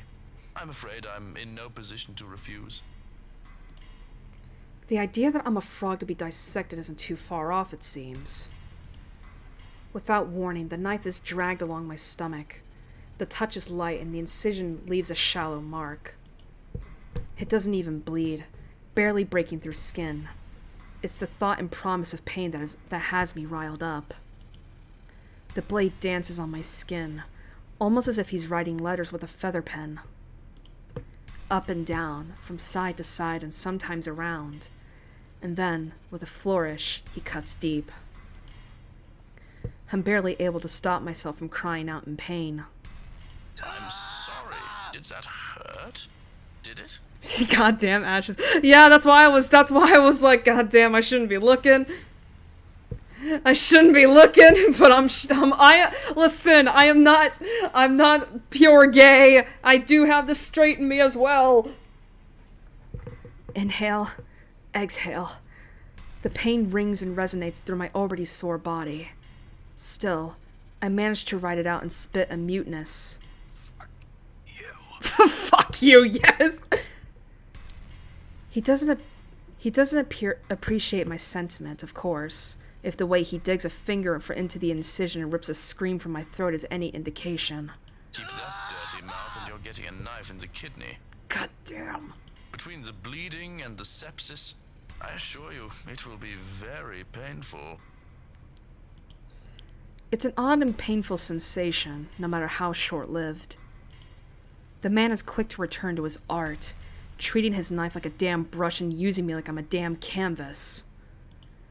Cuts are made, both shallow and deep, and crisscrossing webs across my skin. At one point, I lose track of the time. I don't even know how long I've been hanging here. Has it been minutes? Hours? I need to reconsider my sexuality. Listen, it's fine. We're fine. The sting of the blade is the worst, with the way he alternates light touches and deep incisions that I can't even familiarize myself with and accustom to the pain. Sometimes, if I make a sound he doesn't like, he'll prod a finger in again and twist it in the wound. You sure look like you're having fun. Of course. Schadenfreude is best experienced at nighttime. Would you like a turn? What? I don't see why not. Just gag him. He gets a little louder and will attract attention. Okay, we're still going. Still going. I don't want him to start rambling and whining again. He'll talk. Sooner or later. Until then, the tape goes back on. Damn it! Our training doesn't prepare us to withstand torture. Not of this kind. And when we're done with him, there's a nice plot of land for new daffodils. You'll make excellent fertilizer. Damn. Sounds like a plan, doesn't it? The only thing that keeps me from begging for death is the thought that I can still get out of here. Even then, it sounds like a hollow hope. While we're at it, why don't you be a good boy and close your eyes? I really don't like the way you're looking at me.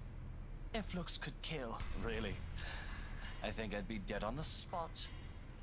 Close your pretty little eyes unless you want me to pluck them out with a spoon. He really didn't need to threaten me by now. It's all too much to bear at this point. And without meaning to, I'm gone. I'm guessing he passed out. Fucking hell, they do this to me again. When Ashton came to, his hands were cuffed above him and Luke Wright stood before him. Unwilling to believe the detective's explanation, Luke had Johannes torture him for answers until the poor detective lost consciousness. Oh. Whoops. The first thing I realize, as soon as I come to again, is the fact that everything hurts. My chest and stomach especially. But in general, I just wish I could crawl into a hole, curl up and die. I can assume they've gotten tired of slicing into me the moment that they realized I was knocked out. The second thing I notice is the fact that they're gone, leaving me all alone and still handcuffed. I can't really survey the extent of damage done to me as my shirt is buttoned back up. Though I can feel the dried blood lining my skin here and there, I can at least be grateful they didn't go through with their threat of placing a knife in my kidney. And the third thing? Well, there isn't a third thing. Unless one can count the realization that I'm not dead yet and put it on the list. I feel like death anyway. The gist of the situation right now is, well, this is the moment I've been waiting for. But what's the point? They're all gone. Rebecca, Zach, Isabella. I imagine they'd be mad at me if I gave up now. Still, what was I even thinking trying to save someone like Luke Wright? If he won't listen to me, I'm saving my own neck. And I have ways to do so. Out of the lion's den! Pulling myself up by the wrists, I struggle until I can reach into my hair and pull out my ever-trusty bobbies. It takes a bit to maneuver and manage, which should be a simple task because of how they strung me up. I pull it off anyhow, and I'm soon picking the cuffs in my bid for my freedom. The only way to fuck things up right now is if one of them walked in and caught me trying to escape, but it looks like they've retired for the night. A few twists and a click, and I'm free at last. Free to rub at my sore arms. Free to grab my coat, gun, and badge. And free to get the fuck out of here. That isn't to say I'm all better. I still feel shaky after what happened. Everything still hurts. But this is a significant improvement from my previous predicament. A walk in the park, in fact. After all, the room was locked from the inside. However, once the door swings open, an entirely different thing greets me. Oh. Only to be greeted by the kitchen, pots, pans, and all. There's confusion as I look wildly around the place, wordlessly taking in my surroundings. With each turn and shift of my eyes, apprehension slowly dawns on me like a bag of bricks. Wasn't that door supposed to open to a hallway? As if something has heard my thoughts, without warning, the door behind me slams shut. Screw right. I need to get out of here ASAP. Something has gone down with this mansion. Lucky I'm in the kitchen and I have two ways out. The back door and the cellar offers. Except the hatch won't budge whenever I pull at it, and neither does the back door. As if something has locked it firmly on the other side. There's a long bout of silence in which I simply look around me, mulling over the same thoughts being whispered to me over and over again. It's useless, Ashton Frey. You are going to die. And you are going to die alone.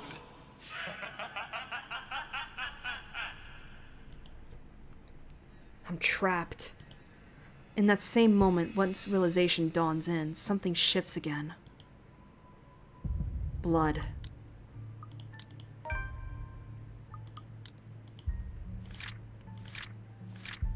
Oh man, he looks so worse for wear. Still reeling from the torture, Ashton carefully made his escape from the mansion. However, instead of a hallway, the kitchen greeted him instead. Before he could understand what was happening, it slammed shut behind him and the whole mansion had started to shift. In every nook and cranny, over every surface and in every inch of the floor. This time, unlike the first one I've seen, it remains, and gradually, the whole room begins to reek of that familiar metallic scent. Sharp, suffocating. Around me, every object, including the cupboards, have started to rattle as well. There's no time to make sense of everything. Without delay, I'm already running, fueled purely by adrenaline, reaching for the door that leads to the next room, the dining room. It should take me straight to the foyer where the main door is. The mansion has started to change and I'm in the thick of it. However, instead of the dining room like it's supposed to open to, the bedroom welcomes me instead. An image that lasts only but a second before blood begins to seep into the room, filtering into the walls, trickling from every nook and cranny. Everywhere, furniture shakes and every beam rattles. Before I can even step back from the horror gradually unfolding in front of me, the door slams shut. A loud thud bringing a sense of dread and chill creeping up on me. Along with it is another realization. The whole place is reordering itself. And with the door closed tight behind me, showing no signs of budging, even through sheer force, there's no choice but to go forward and hope to all gods that it'll lead to an exit. Until then, running's the only thing I can do, spurred by nothing but fear and a sense of desperation to live. It's useless, Ashton Frey. But with each room I pass, it only becomes apparent that the house has no intention of letting me leave. It lured me here and I've fallen for it.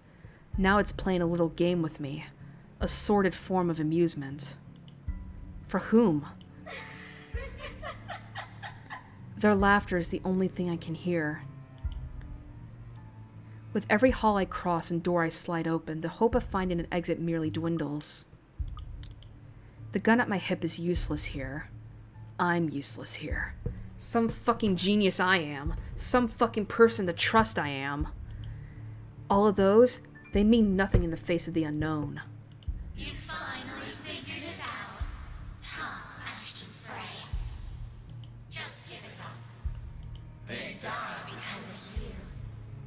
And you are going to die alone. Shut your fucking mouth. You know it's true, though. All of it. It's why all you can do is tell us to shut up. You don't want to hear a single word, because you're already aware of it. You can't even admit it to yourself. Who's the coward now? But no matter how hard you try, you're not gonna be able to save anyone. The more gruesome the place turns, the bleaker my chances simply get. Wails and screams fill my ears as I pass by. Words from a time and people long gone, laced with nothing but pure agony, calling out, reaching to me. Their voice is almost too real, as if I'm not the only one trapped here, that there are others begging for release from this wretched place. Why are you doing this? That's Hannah. Just please. Don't you love me? Or maybe it's all just a show? A taste of what I'll eventually be. A soul forever held captive in a never-ending nightmare. Mother, I've done it. Take me with you, please. I can still hear her. She's here. Help me! Help me, please! Is this what the curse is? What it means for all of us? That the letter's not a morbid cry for help, but an invitation? A beckoning for unsuspecting souls to be dragged into this place's horrors, to be put under centuries and centuries of torment and agony. Suddenly, dying a painful death seems preferable, enticing than ending up here, living a tortured existence. Or perhaps it's all the same.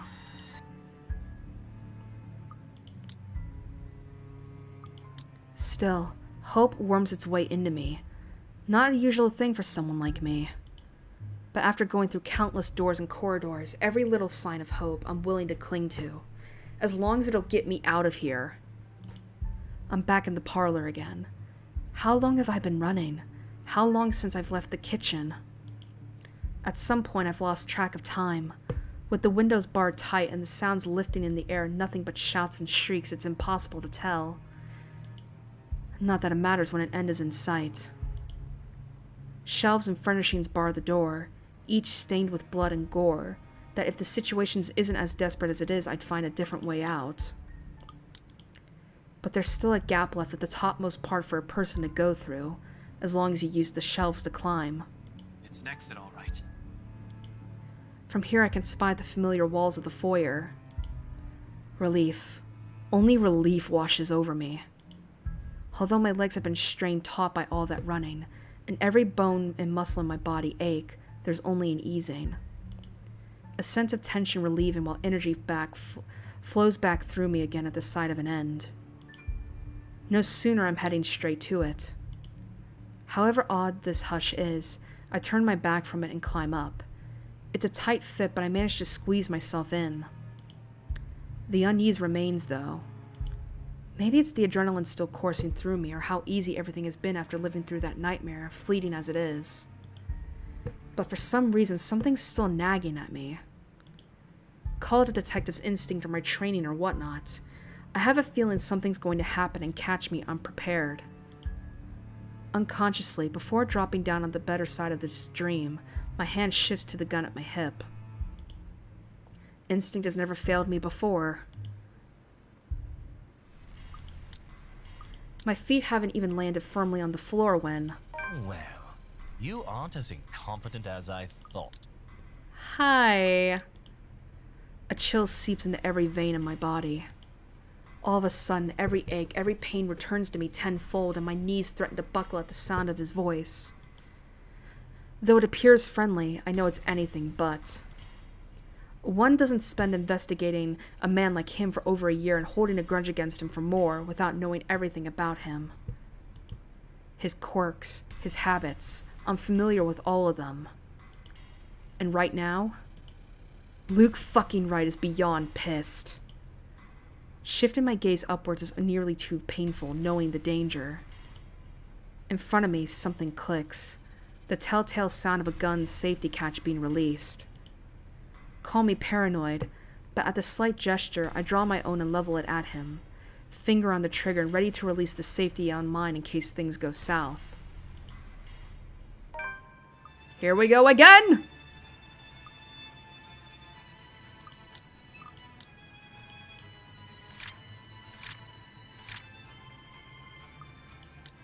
He's quick to train his own on me, though, and just like that, we're at a standstill. Now, little pig. Manners. You're in no position to be pointing that gun at people. Despite being weak and weary after the torture I've gone through, my will to live perseveres. Being friends for so long with the likes of Isabel and Rebecca has made me more stubborn than a mule over the years. Why don't you put yours down first, and then we'll talk about manners. Oh, he talks back. The gall! Bitch, I have a gun! You know, your kind pisses me off so much. Shooting him right now would be so worth it, with the way he stares at me like I'm a damn pest. But this isn't what I've come here for. I'm not a murderer. As much as I loathe him and what they did to me, I'm not the kind who would kill people in cold blood for my own gain or amusement. The law will bring him what he deserves one of these days. At the moment, however, we're all in the same boat with this curse, and he needs to understand that. The longer we stand here, the more time we're wasting and losing. Something we don't have much of. But how can I convince him? The scum is so full of himself, prefers to hear the sound of his own voice more than those of the people around him, no matter how much sense they make. Probably the only way I can make him listen is if I beg. No way in hell that's happening. Well, unfortunately, because we are going for a kill-em-all route.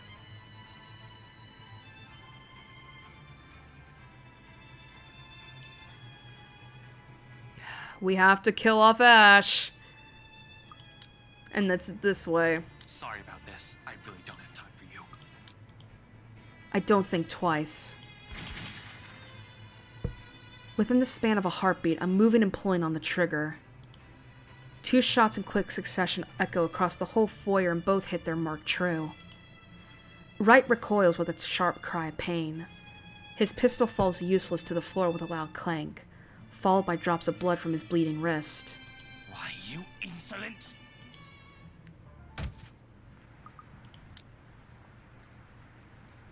He's down in two successive steps when I tackle him on the floor, pinning him hard with my arm.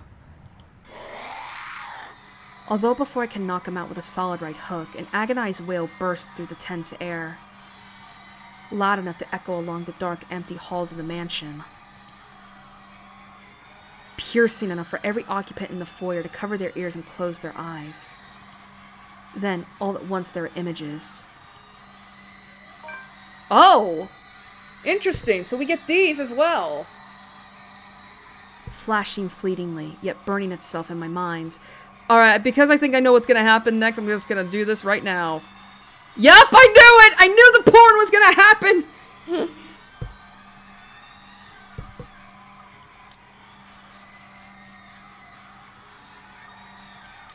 Bearing down on me like with the weight of its accompanying emotions, like they are my own. Alright, now we can turn it back on. Some are merely vague, blurry shapes, while the others display vividly. All from a time long gone, and a life that was never mine. Over and over, along with every voice, every whisper, they shout, they cry, they wail, all asking for respite from an eternal torment. However, there's no time to make sense of all of it.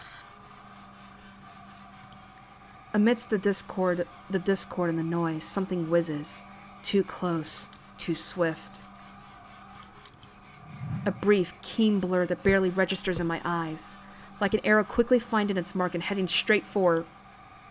Ah, there we go again! Here we go again! An acute pain bursts through my chest in the next instant. All of a sudden, everything around me feels too sharp. Every edge, every point. Even the act of drawing a deep breath alone stings and burns my lungs, while an intense ache slowly spreads throughout my whole body. Numb. I feel numb. A hand comes away bleeding, shaking, while I can only let out a wet, ragged laugh.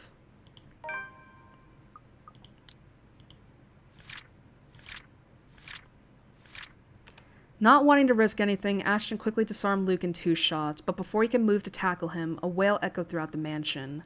In the haze of memories and voices, an acute pain suddenly burst through his chest, and in the next moment, he's falling. Soon, without warning, I'm going down on my knees and the whole world is pitching sideways. I've gone through a lot. Survived a lot of shit. It doesn't take a genius to figure out that I'm done for. Whatever hit me, a hole to the chest is fatal enough. I don't think I'm going to bounce back from this. I'm dying.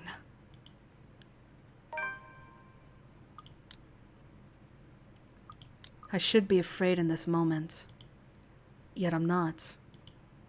There are 5 stages: denial, anger, bargaining, depression, and... I guess this is acceptance. I'm coming, guys. Oh! I'll be with you soon. Oh! Oh, my heart! Oh, that's actually really, oh my god, that's actually really bittersweet. No sense of regret, even as she appears before us, her voice echoing throughout the foyer. What? Hannah? At the top of the staircase, Hannah Wright stands, pale as death and expression eerily calm. A cold chill runs up my spine at the sight. The woman just lingers there, a poor mimicry of life, a chilling smile on her face. Without a doubt, it's her. I told you, didn't I? Everything you're doing is useless, Ashton Frey. And now, you're dying. Meddlesome fool. How does dying alone feel, Ashton Frey? Hannah? Oh, undead! You're not supposed to be here. Look at that, the achievement was undead, because Hannah is dead! You can see the blood on her dress right there. Oh,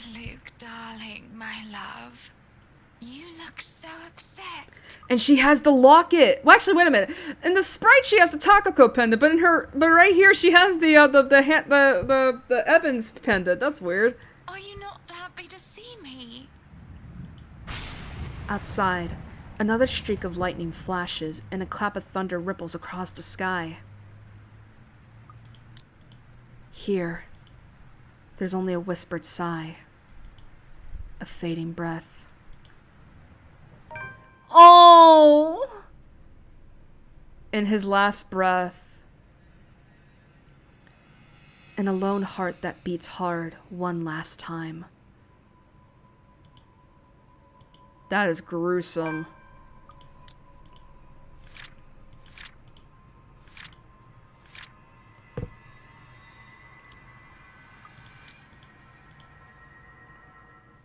There's another memory fragment. Luke, yay! Grim Reaper. I just got the achievement Grim Reaper. Probably because I killed everybody off at this point. Alright. Alright, we're gonna be taking a quick break, because it's been almost 3.5 hours.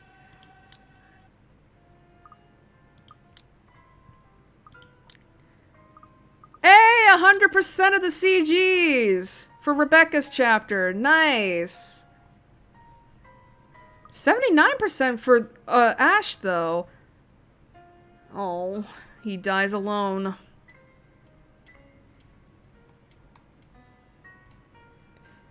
God, I can't believe we got this image. And then that image. Everyone's dead! I wonder what would have happened. I guess and then we got this image. Still missing 2 more. 2 item sprites we could have gotten from this. Interesting. But we did get all of 100 for this.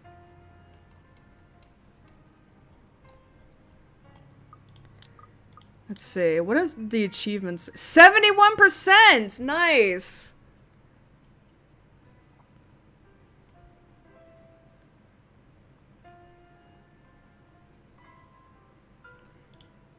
Justice for Zach. Defend a friend from a bully! Ah! Nothing but memories. Reminisce the beginning of a friendship. Oh.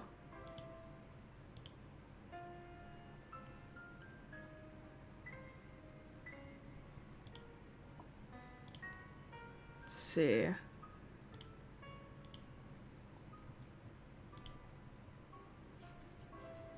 Just checking right now for any new stuff here. Ah, here we go. A bitter pill. In the end, you're unable to do anything. Fuck. In his last breath. Above the chaos, a lone heart beats one last time. And it's of Ash's pendant. Fuck off. And then this. Undead. When the dead rises. Because, yeah, Hannah died. And then the Grim Reaper. The morgue's gonna be very busy this week. Oh my god, that's dark.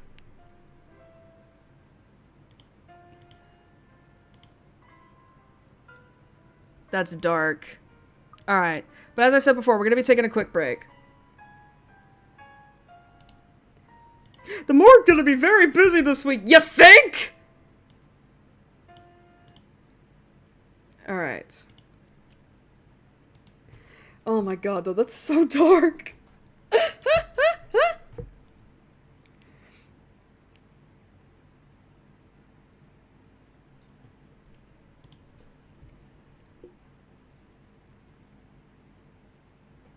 Man, even if we don't get all the endings, man, even if we don't get like all the endings or like all the achievements, I'm still proud of what we've gotten here. I just love that though, just like,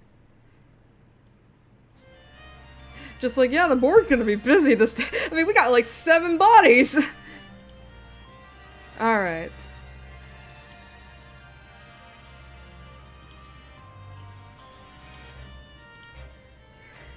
Alright, so we are gonna be taking a quick break. I know it's a little later than usual, but we just got really into it. And yeah, so basically this means we can get a drink, get some food, go to the bathroom, basically do whatever it takes. Do whatever it takes, wow. Do whatever it is you need to do, because, well, we won't be getting back into the game for a little bit, so... I'm trying to think if I want to get something to eat.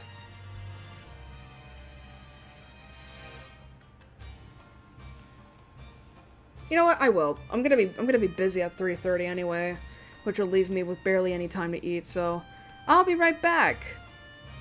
In the meantime, go do whatever it is you need to do.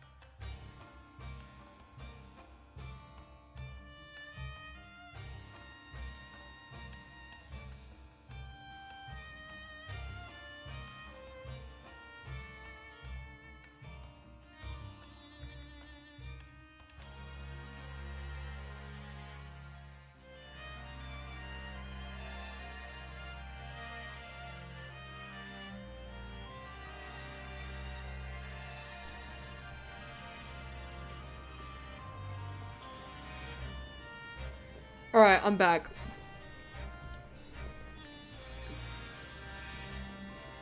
I decided to get an extra drink too. Gianni Matrigano.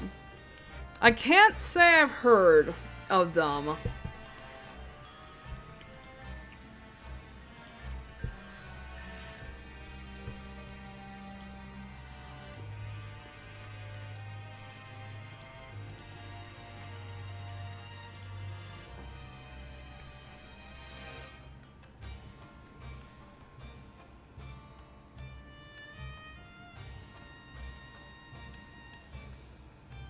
I did, however, get a cherry Pop-Tart. Because I know I'm not gonna... Because I'm, you know, considering that I might be ending the path today. The path. That's... You know what I mean.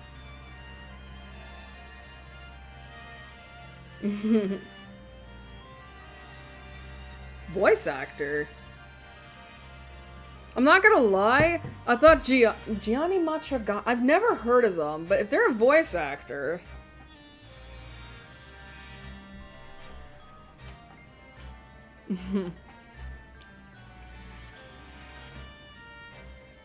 Interesting that this person shows up on my shows up on my timeline on this Twitter.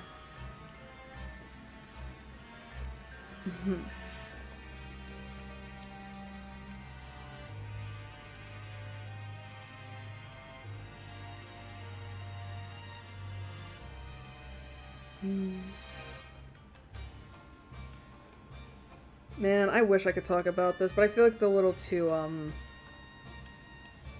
weird.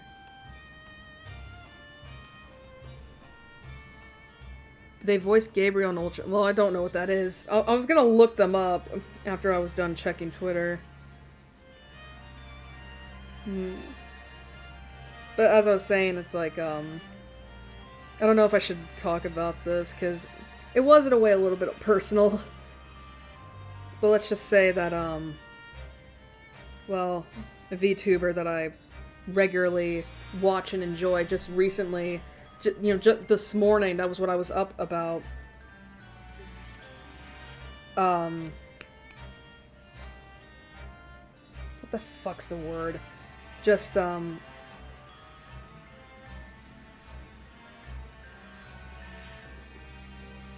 opened up about how he is neurodivergent as well. Not me though, but just another brand of the. By the way, I don't know how else to explain it, but it just kind of makes me a little happy.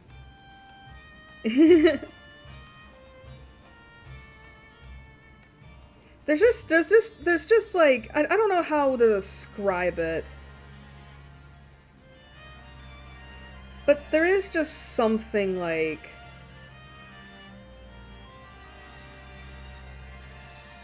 I don't know, like... good, I guess is a good way of putting it. There's just something good about, like...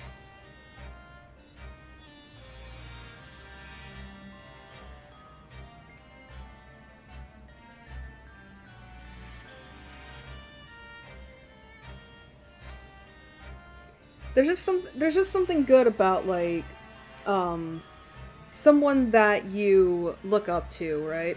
Or at the very least, like, you know, someone that you enjoy watching and all that. Kind of realizing that they're more like you than you thought. Something kind of nice. I stayed up until, like, I stayed up at 7:30 for it, and I don't regret it. Alright. Let me look up who this Gianni Matragano is. Is that how you spell his name?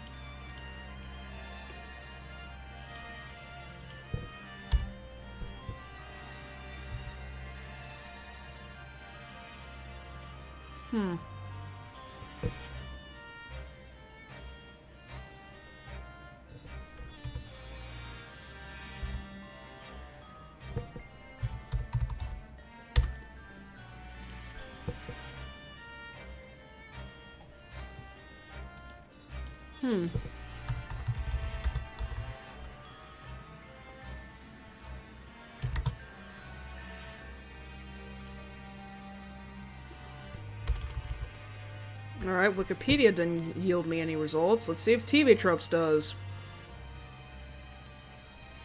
Because that's usually...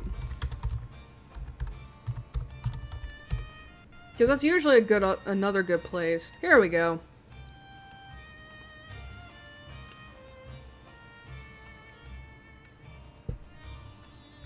It's always interesting to look at, like, voice actors and see, like, you know, what works have they done that I would recognize, you know?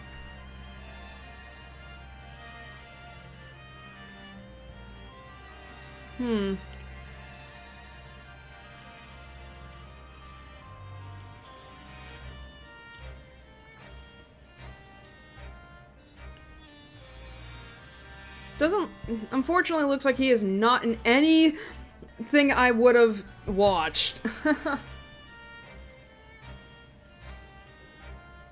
It's funny though, like when I put his name up in the Google search bar, they said he was in Genshin. I was like, what? But then again, that shouldn't be as much of a surprise considering, like, how many Genshin characters are there now that need voicing? I mean, I feel like the more accurate question would be, who isn't in Genshin at this point?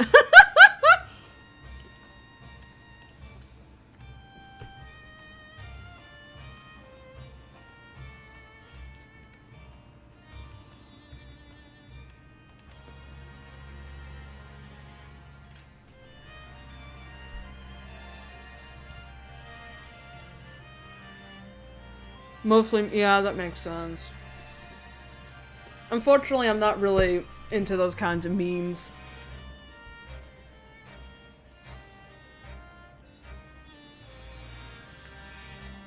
God, I'm not gonna lie. Going back to the letter for a moment. Like, when Hannah's body turned up at the fucking top of the stairs with the blood on the back of her dress, because that was where Luke stabbed her. I'm thinking like, oh my god, we're going Pet Cemetery up in this bitch.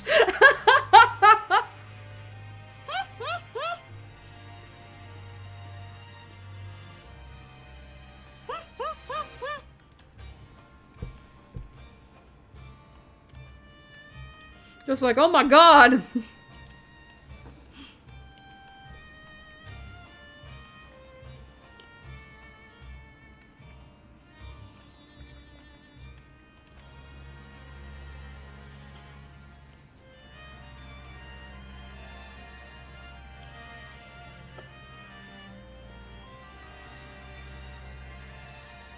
Oh, that's a save to the watch later too.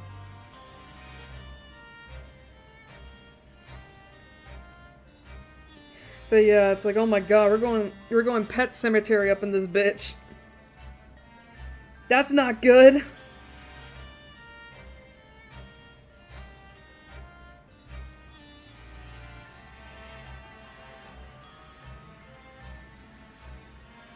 Well, I know what the events of Pet Cemetery are.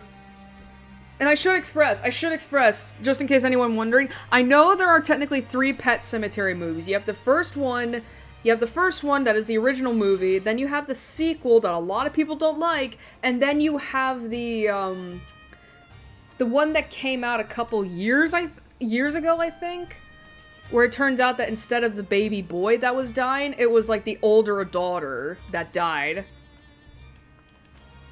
Regardless, like, I think you get the concept.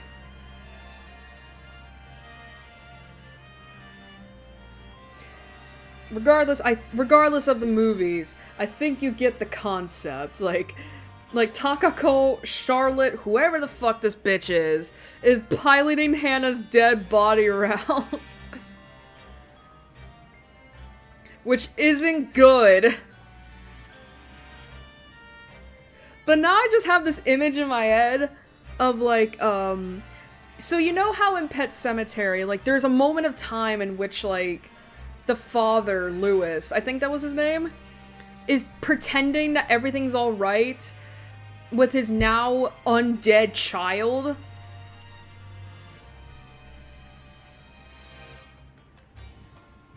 But everything's clearly not alright because the child is still clearly dead.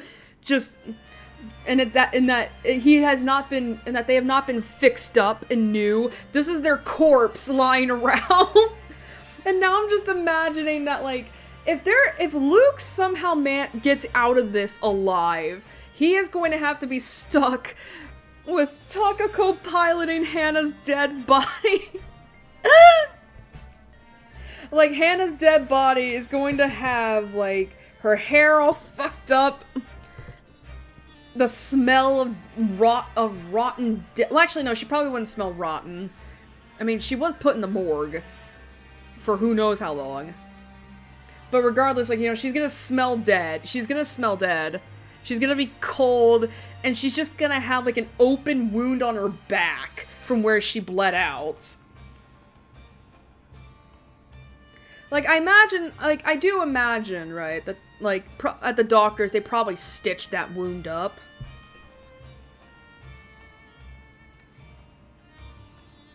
And all that after they were done examining her and all that. So they but it's like, now that but it's like, you could still see, like, the stitched up wound, and it's like, ugh. Oh my god, this is so dark.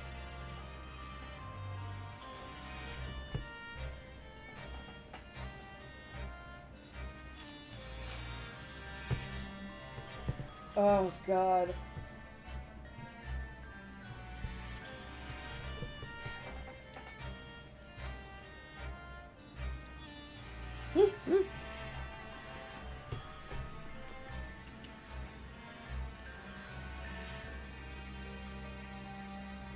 Anyway, I brought this up earlier. And it's about,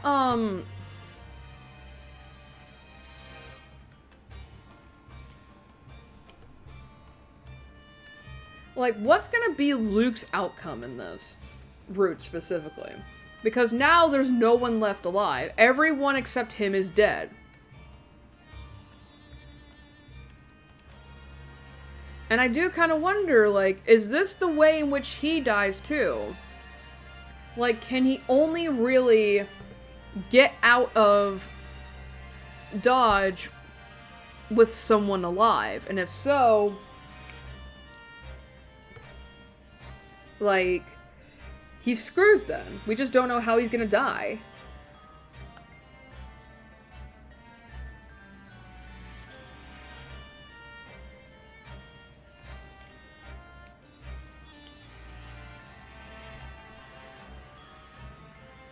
I mean, I already brought up the whole thing that, like, his death has to be the one that gives us our 7th memory fragment, and I think because of that,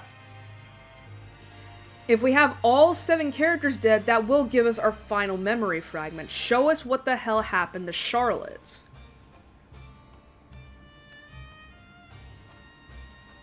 After Takako died. Hell, we still don't even know what the whole story is still. We've only gotten, like, bits and pieces, and we're kind of just, like, figuring out as we go along.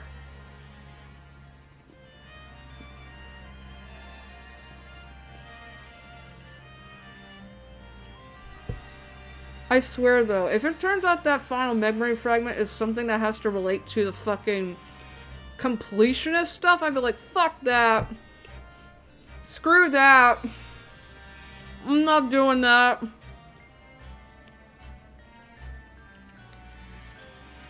Y'all can go fuck yourself with that. Okay.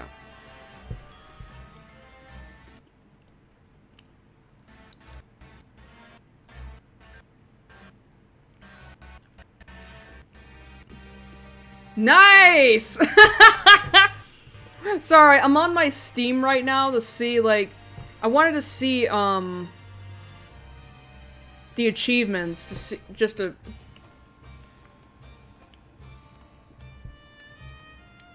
to see stuff. And it said I played for 69 hours.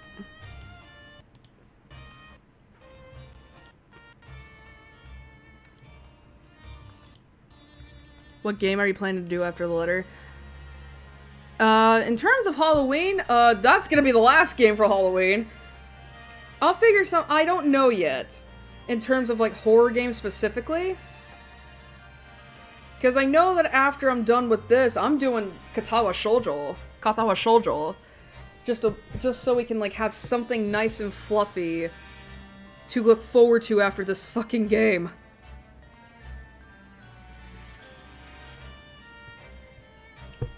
Let's see.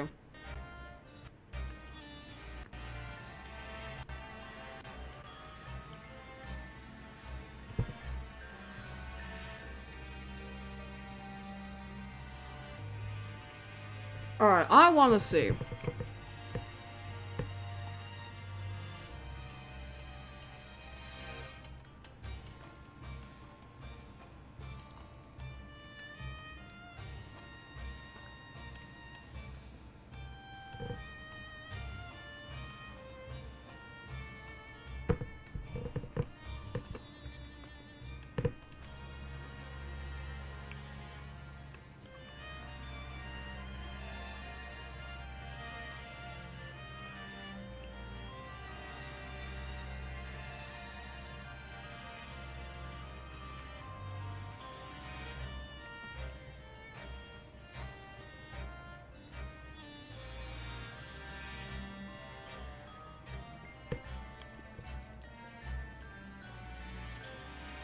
I'm just looking at the locked achievements to see like if there's any hints I can get towards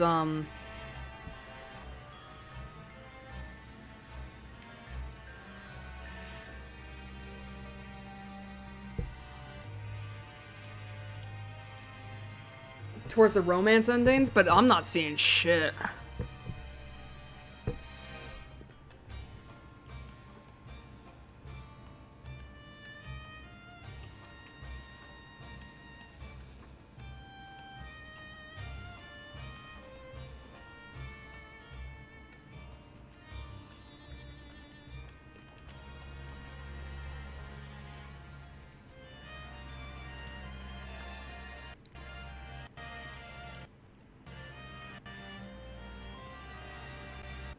But,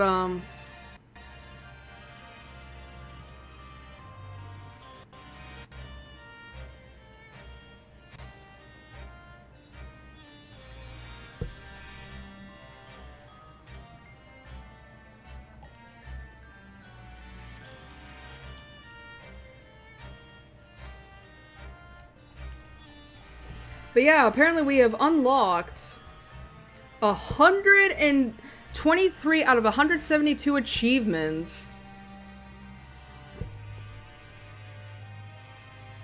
of this game. So we still have a long way to go. Out of all the deaths, Isabella's was the most disturbing to me. Oh my god. Plush, did you see what happened to Rebecca? Oh my god. Did you see what happened to Rebecca? We actually got a close-up look at that. And it was awful.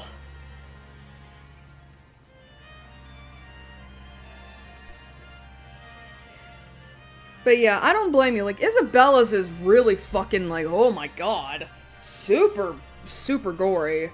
Because it's like because it's just, it's like, you don't know what the fuck happened to her. Like, the only thing we saw for sure was that the entire, like, her chest got ripped out.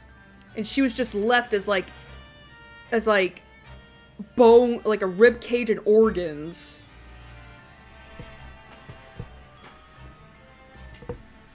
Alright, gotta mute the mic real quick.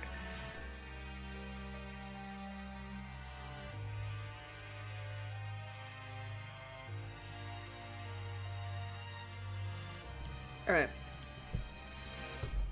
But yeah, like, she got, like, seriously, how the fuck did she die?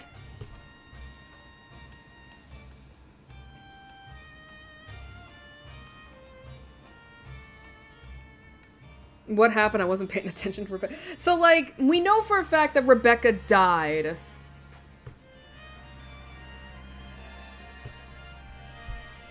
You know, from falling or whatever. In the first run-through. But we never got a close-up look at that because Ashton was at Salem Well with Isabella and Zach. However, because this time around, Isabella was already dead, Rebecca was out and gone, and Zach was in jail, Ashton was at the police station when he heard about Rebecca being on top of the library. And so he rushed over there. And, well, this is gonna be super fucked up.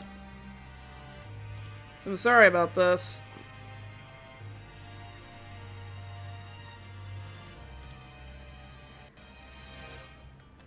That's what happened to her.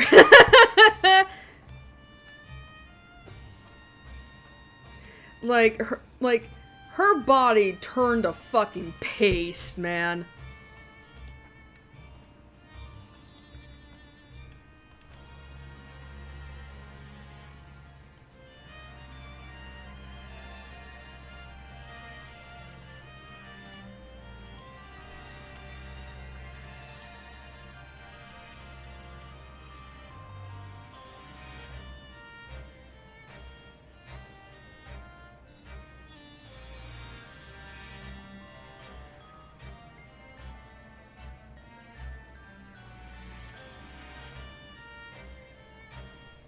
Seriously, man, this game is like some fucked up shit.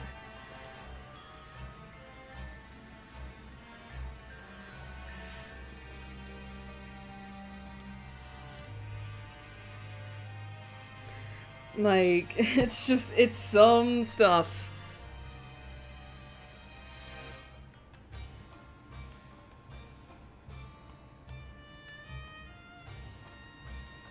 Yeah.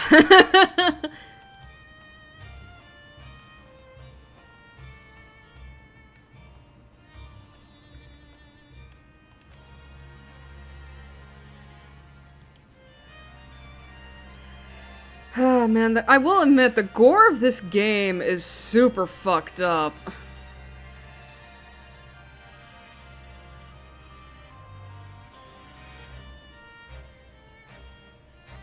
It's like, it's like, I don't know how to put it. It's like, the gore of this game is so fucked up. It's something. Like, it really, I feel like you can really tell that some of that the artists, at least in charge of the CGs, did their fucking research and figuring out, like, how does this body go?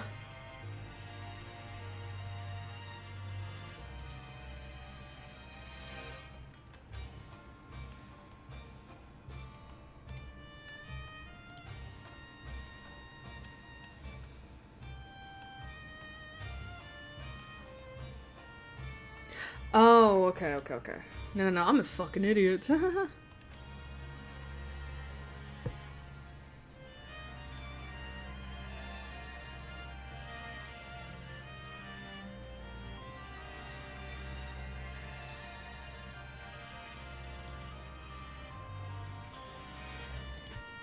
man. But still, I wonder what Luke's death is gonna be like.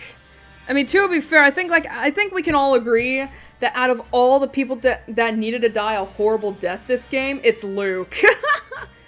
Seriously, we got that little bit of goodness from him when we got him that family, but he is such an asshole before then that it's just like, I don't think that's enough to, like, redeem him in my eyes.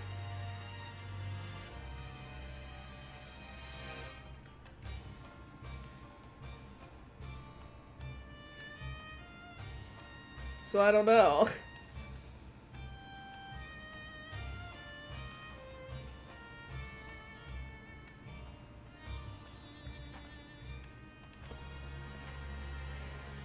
Ah, man. It's actually, speaking of which, I did actually look. So I mean, obviously I looked at the fucking achievements. I did look at a guide last time to try and figure out how to get Hannah's bad ending. And apparently, apparently one of the search queries for the guide was trying to so one of the achievements that we got last time was through Thick and Thin, which was the achievement we got for getting the 4 friends alive for their epilogues, Ashton, Isabella, Rebecca, and Zach. And apparently from what I saw, the Through Thick and Thin achievement must be, like, hard to get without a guide, because there's, like, because people are, like, asking, like, how do you get this ending? How do you get this achievement or whatever? And I'm like, really, guys?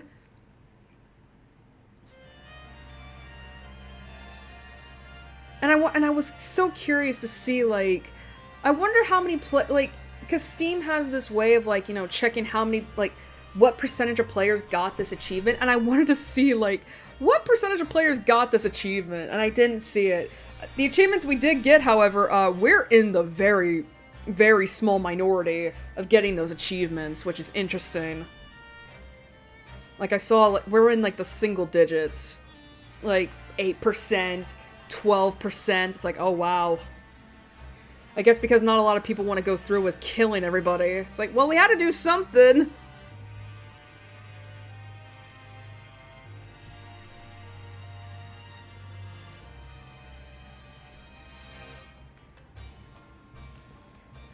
But, yeah, it's like, wow. Through Thick and Thin is apparently hard? Oh.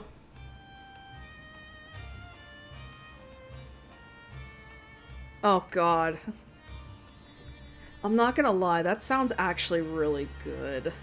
Barbecue and spicy garlic wings, that sounds really good. Too bad I know for a fact if I ate any kind of buffalo wings, I'd probably just be dying.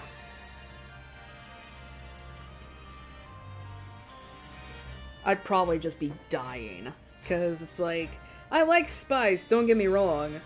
But I don't like it too spicy.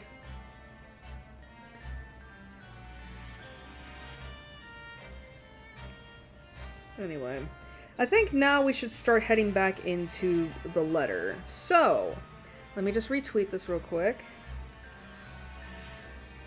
Alright.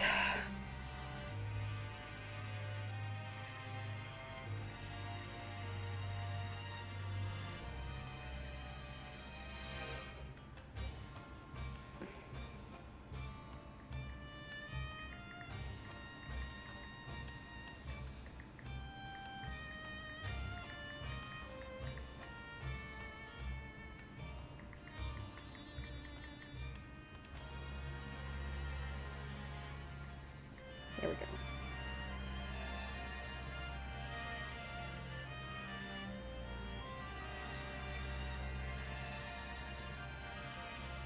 Alright. I love it when a nuke feels like a nuke went off in my mouth. Can't be me, fam. Alright.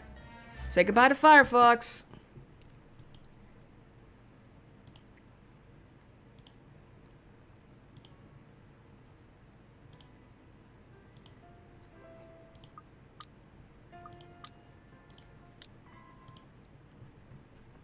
Alright.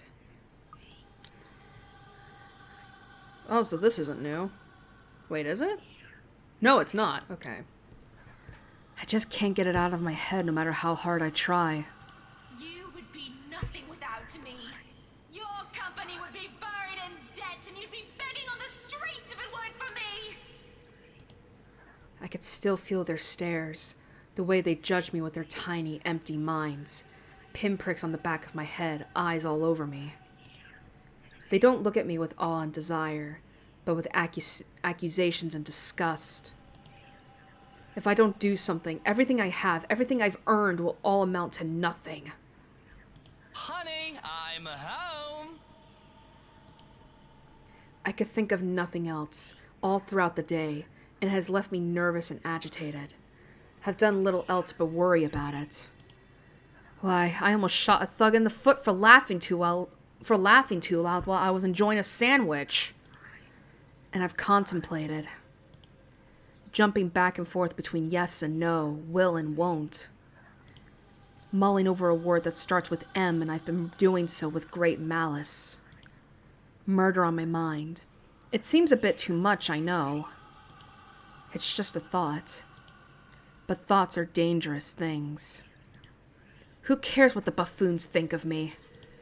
They are beneath me. But Hannah, to think that she feels that way towards me. I can't stomach the thought that she thinks so lowly of me, that she may have always believed me to be less than her. It was the way she looked at me, with eyes so full of anger and hatred, that burns me most of all. There is no prince that loves another better. She is not deserving. Darling, love, Buttercup, why aren't you answering? Upstairs, Luke. Your princely dignity must not suffer that wrench. No, I mustn't. I am beneath no one. My steps are slow and heavy as I climb the stairs. One of my knives rests neatly up my sleeve, and its cold blade will not let me forget its presence nor my intent. And when I enter our room and look upon her, where she stays, I have a thought that nearly makes me laugh. I might not be a prince here to save the princess in the tower. I just might be the dragon that takes and kills. Yet she doesn't know that. Not yet. Even I'm unsure which way it'll go right now. This lewd woman is not worthy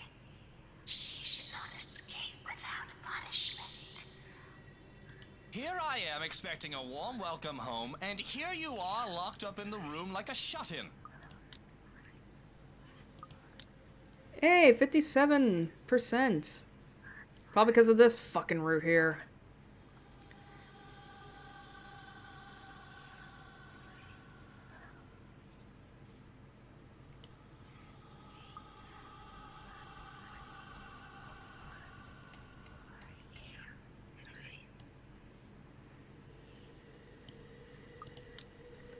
Oh, Hana, what am I to do with you? You're looking a little bit pale. Are you all right? Yeah, Hannah's not lewd. She was only lewd in that one route, but she was possessed, obviously. I must have had something funny, actually. Maybe from the party last night. Maybe breakfast or lunch. Oh, if only that were the case. Perhaps you would have been too sick to do what you did to me last night. You Hans had been acting really strangely while you were gone. Do you think? Do I think what? That he poisoned you? Don't be silly. He wouldn't do such a thing unless I tell him to. That bastard was told to look after her, make sure she doesn't leave. A guard for the princess. I didn't tell him the extent of my plans, only that I hope to talk to her to see how this has come to be. But I can't even find reason to try and forgive her for what she's done. If I'm to do anything, it would be best to control the situation so I can steer the story. One cannot get away with crimes as much as I have without being a director of nature. I can be the loving husband, distraught over his wife's death if needed. Or if she were to say, disappear. That can be arranged as well, whichever I see fit. A great hesitance comes over me, though, as I hold her in my arms, one that I haven't felt before. Even things such as killing comes easy with the idea that it's for my well-being. But then again, this is Hannah. Sweet Hannah. Am I really to do this? Perhaps we can still fix things. She will bring you nothing but troubles and vexations. Don't you worry. If you are sick, I'll take care of you myself. I did tell you that you'll have my afternoon and every moment after for as long as you live, didn't I? I am just so worried about my poor wifey. That Rochelle woman had some nerve, and I've insulted your honor so. My poor wifey has been through so much. Silently, I procure my knife and press it against the small of her back. This close, I can feel the hitch of her breath, and it's all too easy to imagine the quickening of her heart. To know I hold another human's life in my hands can be rather breathtaking at times. It is power, after all. Enticing and intoxicating. My poor, spoiled wifey, Hannah fucking Evans. Silver spoon in her mouth, never had to lift a finger in her goddamn life. Poor wifey trying to ruin everything for me. All that I've worked so hard for. She'll just take it all away. Just like that. We've got to fix that. You know, you and I. I hate that it's like I actually kind of like Luke's voice when it's like this, when it's super fucking gravelly and low, but it's like, bro, you're such a fucking asshole. Why is it like this? We have to make sure you don't pull a dodgy stunt like the one you did last night, even if we have to take you out of the picture permanently. It makes one feel like a god and a monster in equal measure. But one cannot be both. Which one am I? I'm... Kill her. Kill her now. Why are you doing this? It is for the best. darling. It's never enough. I want it all. She is only getting in our way. You don't have to do this. You can still have it all, Luke. Just please, don't you love me? I do love you so very much. Oh, I still do, Hana. I do love you.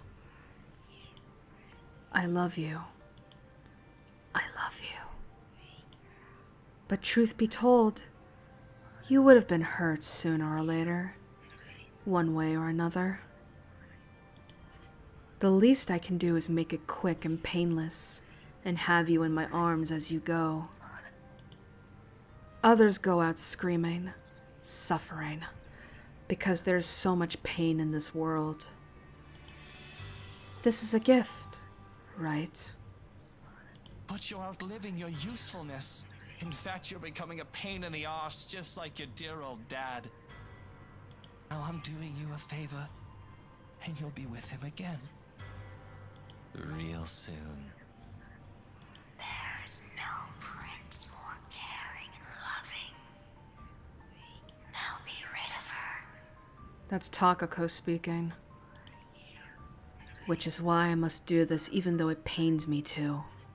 What's so funny?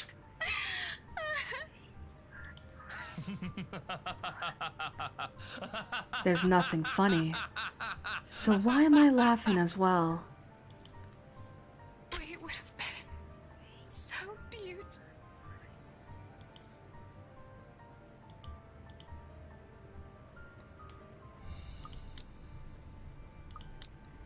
How does one get away with murder? By being clean and efficient. By being methodical. By being ready to do anything and everything to make sure you aren't caught or implicated of the crime. A knife in the back. They never quite see it coming, do they? And the knife stays in there until the blood stops flowing as freely as it does. A cork stopper for something a lot more gory than wine. It means a lot less blood on my person as well. There's no time to delay, no time to think twice while I start to drag the body, face down so that the blood doesn't spill on the floor. I can't take her out into the hallway just yet, in case an errant servant strays past, but the room next to ours is remote and inaccessible to the rest of the house. Hannah has forbidden anyone to go in there. What would be the children's room as she has wished it to be is a pet project of hers. Only she and McCullough have been allowed. Nobody would even dare set a foot in there. Even I haven't, though it was mostly out of indifference. It'll have to do for now. A thorough cleaning will also have to be scheduled. Some lye will need to be purchased, or actually, daffodils. Cover it up with fertilizer and we can plant daffodils on it. Alibis will have to be planned. The possibilities for that are endless and will have to be thought through later. In the meantime, my body moves on autopilot. How many times have I done this? I don't really know. Although it has been a while, I act with a familiarity I should be disturbed by. My mind screams, "It's Hannah," but a part of me snuffs it out. It tells me to be quiet and be a good little boy. I've done this before, and being sentimental has not done me any favors. What I do now has gotten me far in life, so why should this be any different? It was Hannah. Now, it's simply a cooling body. That's all this is. A body and a crime scene I need to be rid of. Right.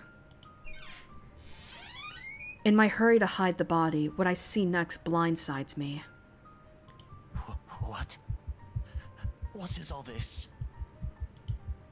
Walls in off-white, a simple base to be painted on with another color, makes the room stand in contrast to the others plastered with wallpaper.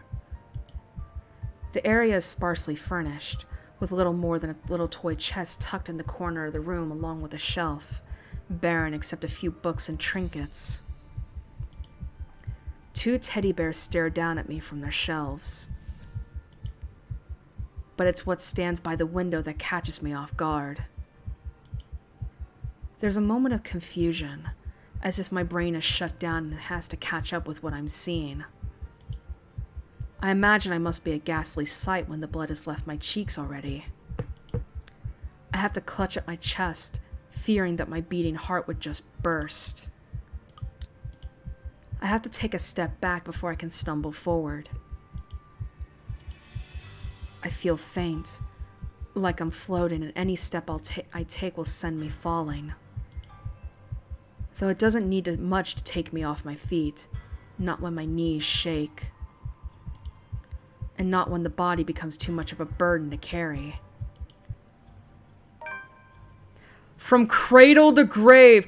Oh no!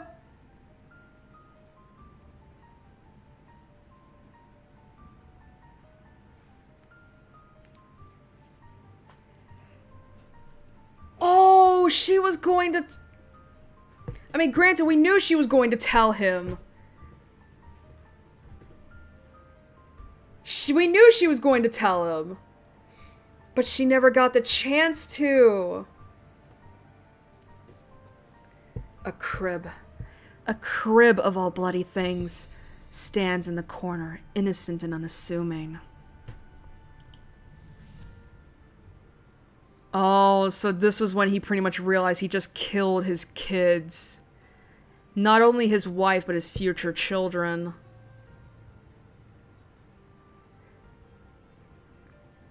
Wait a minute. Oh no! Wait, no, wait, no, wait, right? No. Sorry, I was just remembering, like... So, okay, so remember that moment in Zach's chapter where if you decide to show the photos to Hannah, you can go on a trip with her and Marianne and they look at a crib in the store? Did she buy that? And was going to tell, and then planned on telling Luke, like, hey, I'm pregnant with twins?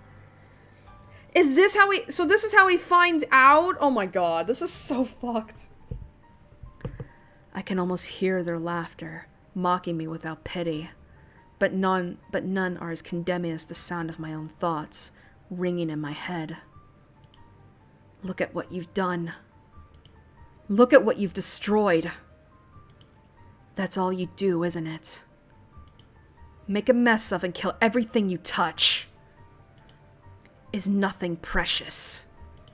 Is nothing sacred? Is nothing safe? You are your father's son. The possible implications of what I've done weigh heavily, looming over my head as she lay still in my arms. Any will I had, any strength I had mustered in order to hide what I had done, seeps away. I can't hold on to her anymore. I have no right to. My very touch corrupts and stains everything with blood. And Hannah, she was just too pure, too good. I wasn't worthy. But I was too greedy and I had to ruin her too. With reverence. An odd thing to feel for someone I just murdered. I carefully put her down on the ground. That's all I can manage. I can't even pick myself up. Fatigue takes over me and I resign myself to sit with my back against the wall. I killed her. I never thought I would actually go through with it. I had told myself many times in the past that I would kill her one day. After a fight, I would grit my teeth and tell myself that I could get rid of her. But when the anger had faded away, I'd always changed my mind. I needed her, wanted her alive. I've always managed to stay my hand, never to harm her, neither with a fist nor an open palm. Now she's dead because of me. I know what I'm capable of. I've done so many selfish, heinous things in the pursuit of happiness. But to kill someone I actually loved? Wake up, Buttercup. This isn't real. This can't be happening. This is a nightmare. That's all it is. There's no denying it. Not with the smell of blood. Her blood. Musty and nauseating, filling the air like a sickly sweet perfume. It's a bit troubling how used I am to it. Death is something that I'm all too familiar with. Death shaped me. It has given, and it has taken. And oh, how it was taken. I never liked it when it takes from me. And all of this room, if it meant what I think it does, I killed them. I killed them. Their blood is not the first to taint my hands. I've killed men and women, whether it be by my own hands or by my orders. But never children. After all, why would I condone the killing of someone who hasn't done me wrong? Helpless and innocent little things. Their deaths don't serve me any purpose. I don't want to believe it. No. Wake up! Open your eyes! Raise your sleepy head! This isn't real. Wake up, little Lucille! Lucille? What have I done?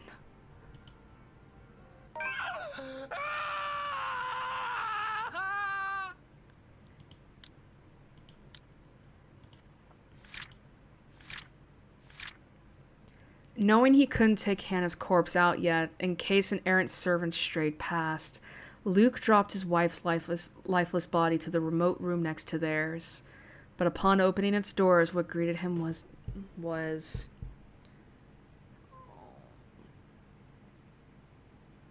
Oh, two bears. Oh, that's so sad. That is actually really fucking sad.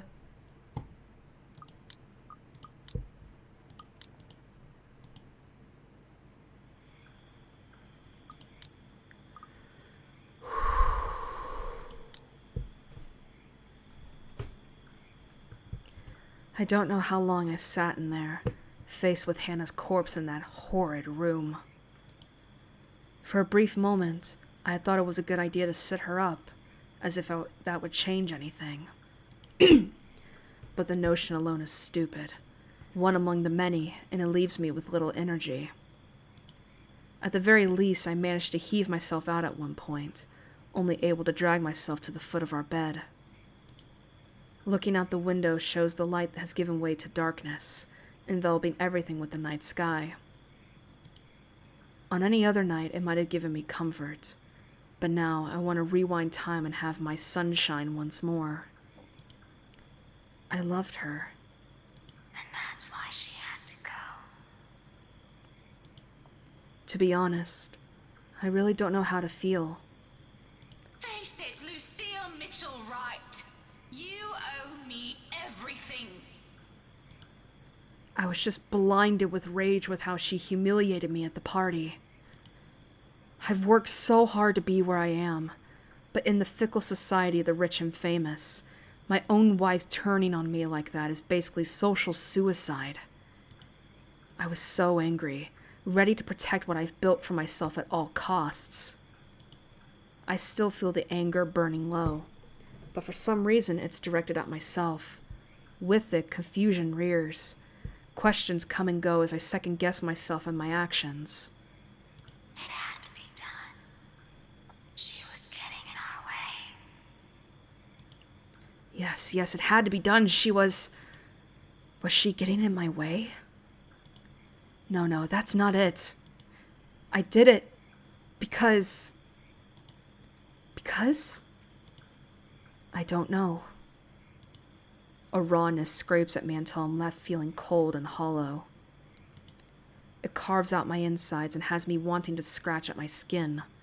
It's crushing, suffocating, and it makes me want to claw at my own throat. I've only felt this way once before, when she died. One can only call it grief. Perhaps this is the worst feeling of all. She deserved it. It's all her fault. With her out of the picture, I can focus on me. I can do what I want without compromising. And besides, I never wanted to be a father anyway. Man, trying to justify it to himself.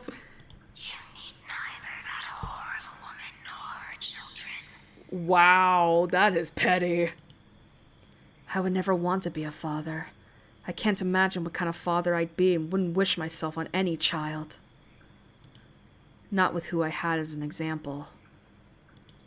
Damien Wright was not a very good father in the short time I had him as one. In fact, he hadn't been a father at all.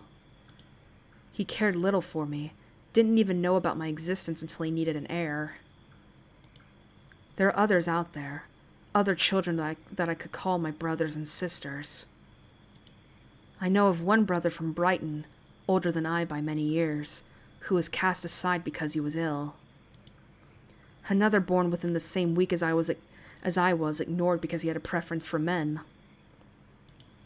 He chose me not because he loved me, but because I was the only son of acceptable standards among the many illegitimate children he conceived. I wasn't a son to take care of, but a successor to groom in order to keep the right name alive. I was a tool, an investment. Not family, not even a person. Not that I hardly knew my father as one either. But even without that, I wouldn't want to bring a child onto this earth. I know the world with all it has to offer. Cold, cruel, and harsh, in which no true kindness can survive in one piece. Humanity is more beastly than any animal that roamed the land. Humans can be the most horrible of monsters. I am one of them. So if I'm a monster, then why does this hurt me so much? This is fine. I'm fine. I love that. This is fine. I'm fine. Truly the epitome of that meme of the dog in a burning hellscape going, this is fine. That has to be the biggest lie I've ever said. And I've lied a lot. You feel pain now, my prince, because of your kind and caring heart. That shall pass. It's a laughable enough notion on its own. Of course, humor is subjective.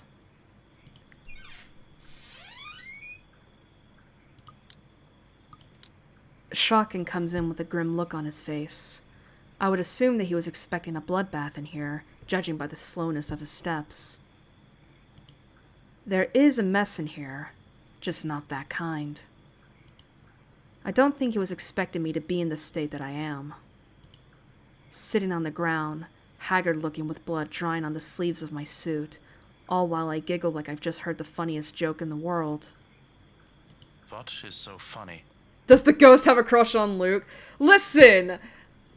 I don't think it's so much a crush as it is just like, I think she's just like latching onto him because she wants her prince. Like, this is Takako that's speaking to Luke. Like, we've heard Charlotte's voice now, I feel like, enough that I would know the difference between Takako and Charlotte. We would have been so beautiful together. Hannah's last words sound like a terribly bad joke coming from me. There were toys in there, you know. And this bloody book of names. Oh. Do you know what this means? Did you know about this? And don't you dare lie to me. If you knew about this and you let me kill my own child, I'll fucking murder yours. What the fuck? That's not the child's fault! I stare him straight in the eye, just daring him to lie about this. If he knew, he should have stopped me. If he knew that Hannah was pregnant and didn't tell me, he doesn't show it. The silence is not telling, but my blood boils as I feel how he judges me. "You're a monster, Luke Wright," he says without speaking. Don't look at me like that! I bet he knew and still kept quiet about it. This is why I mustn't trust anyone. Liars and thieves, the lot of them. Of course, that makes me quite the hypocrite, doesn't it? But it's a dog-eat-dog world. Becoming one of them is going to be inevitable sooner or later, had I been innocent of these sins in the first place. I want to lash out, to scratch and bite and tear, become the monster I really am. I am the dragon that craves treasure and sets fire to the world. I'll kill him. I'll kill them all. I already killed Hannah, after all. Why should anyone else be safe? She asked me to keep it secret. Fuck. Unsure if you would be happy to be a father. You knew and you fucking... You knew?! What the fuck, man? You should have been more... You should have told her to fucking leave! I did not think you would do such a thing. I let myself hope for the best. For once. You loved her so. The question is, would you have done things differently because of this knowledge? Would you listen to me? To anyone other than her, for that matter? If they forbade you from doing as you please? And that's the kicker, isn't it? Because I don't know the answer to that myself. I want to scream. But I just feel so tired that I can no longer protest when I'm picked up off the floor by the arm like some reprehensible waif. To be fair, she did ask to leave it a secret. No, I'm not talking about the pregnancy. I'm not talking about that. Johan should have fucking told her what Luke was planning. He should have fucking told her. If he knew she was pregnant, he should have fucking told her. This is just as much on his hands as it is on Luke's. I say nothing as I'm ushered into bed and told to sleep. And as the lights are turned off, the terrace doors are closed and the curtains shut, only then do I manage to speak. What? Not going to tuck me in and tell me to have sweet dreams? Fucking slap him. Nothing. He doesn't speak or even acknowledge that he heard me. The man merely collects the dirty laundry and leaves without a second glance. There's nothing but silence, cold and lonely and oppressing. How long has it been since I've slept alone? Far too long. I can't even imagine how I've managed to sleep without a warm body beside me before I had Hannah. Still, the fatigue soon catches up and pulls me into sleep's embrace.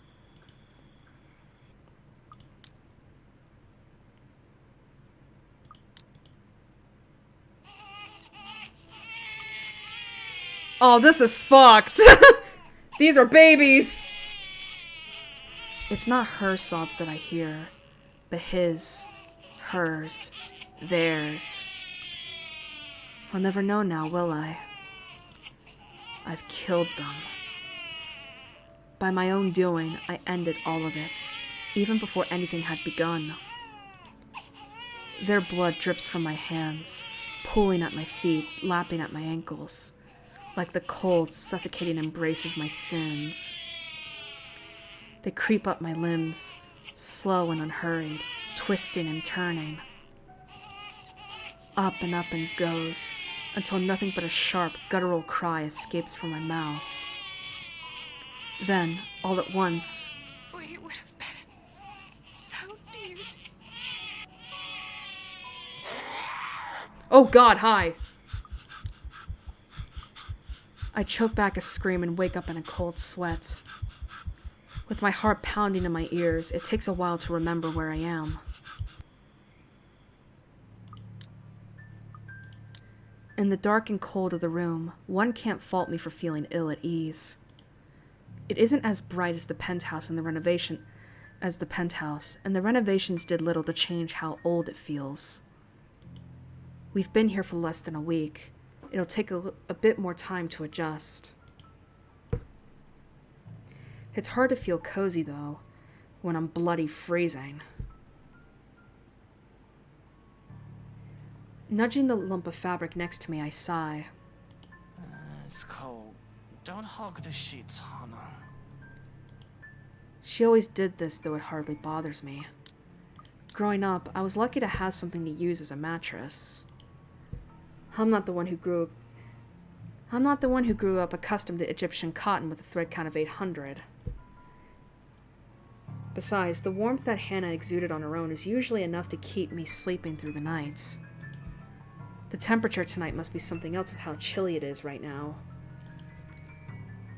It takes a while. Then, I remember. It can't be Hannah. So, who is it? The horrible image of Hannah's cold corpse lying underneath the sheets comes to mind. Let it be anything but that. An intruder seeking warmth and shelter from the cold, dreary night. A maid sneaking in with mischief in mind. A hired hitman that has it out for my head. Even the last would be better than finding her there. I can fight off a man with a gun. I can't say the same about the sight of her dead eyes reminding me of what I've done. The smart thing to do here is to get out, really. But a nagging curiosity aside, I have to know what they're here for. And, more importantly, what they've seen. What if they've seen what's in the other room? Why linger? Do they hope to blackmail me and this is a sick way of sticking around until they can talk to me? If I leave now, they might as well. Just the act of trespassing alone should be cause enough for punishment. Whether that punishment leads to a swift execution remains to be seen. There's no sign that they've heard me, nor have they shown any sign of moving where they lie. With care, I go for a knife hidden under the side of my bed. It would be foolish of me to instigate anything while I'm unarmed, after all. To pull back the covers would be a more difficult affair, because, reaching out to uncover who was underneath, I have to prepare for anything and assume the worst. If I so much as see the nuzzle of a gun, there's going to be another murder tonight. I see the rise and fall of the sheets, though it could easily be mistaken as the fault of the breeze. I'd like to believe that's breathing I'm hearing. Having an intruder in my bed, no matter how absurd, would be preferable to insanity. To know that my mind is rebelling against me, making me believe Hannah still lives and that she would even go anywhere near the monster that I've become. A great sense of foreboding comes over me, making me hesitate with my plan. I should just get out of here, not look back and let security handle it. That's what they're there for. But I don't much like the idea of people swarming in here, especially not with a dead body in the other room. The fewer people that know about it, the better. That's always a good rule to follow with this sort of thing. I'm on my own then. But what's the worst that could happen, right? I've no reason to be afraid. There's no boogeyman under the bed, no monster in my closet. If anything, these things should be afraid of me. Right? I grab a fistful of sheets and throw them aside.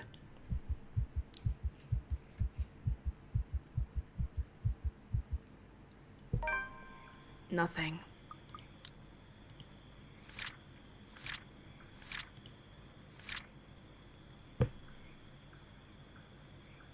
Until I remember that Hannah was already a cold corpse left in the nursery. God, that's fucked.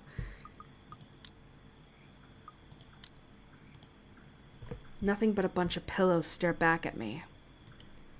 Of course there's nothing under the sheets. Hannah is dead, and no other body has or will ever grace my own bedside. But what I felt, the breathing I heard, it isn't mine. Most likely the imaginary constructs of the guilty mind, of course. What else could it have been? Must be my imagination. I mean, look at me. I'm running on fumes and it's got me bloody paranoid. I need more sleep, and maybe I'll take the day off as well. That sounds delightful, yes. Quiet and rest should do my head wonders. I'll have some much-needed winks and I can figure out what I'm going to do with it. For now, Hush, and off to the realm of sleep. Hush, and think of nothing but fields of daffodils.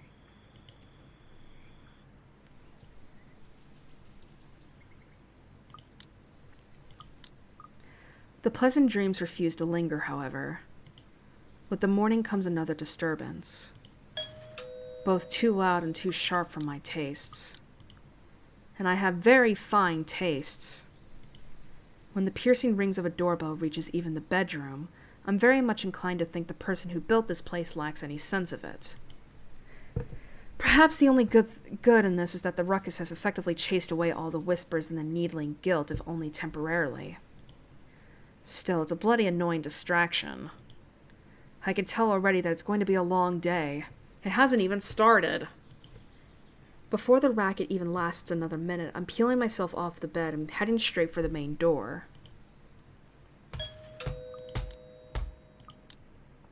There'll be another murder today if this doesn't let up. How quaint. It seems everything in this blasted universe is intent on getting on my nerves as of late. They are unworthy of your attention, my prince. Gordon Bennett! Only a Nancy would knock at such an ungodly hour! In the first place, I shouldn't be the one doing this. This is why I hired a valet, for fuck's sake. Where's that damn butler when I need him? Cast them away.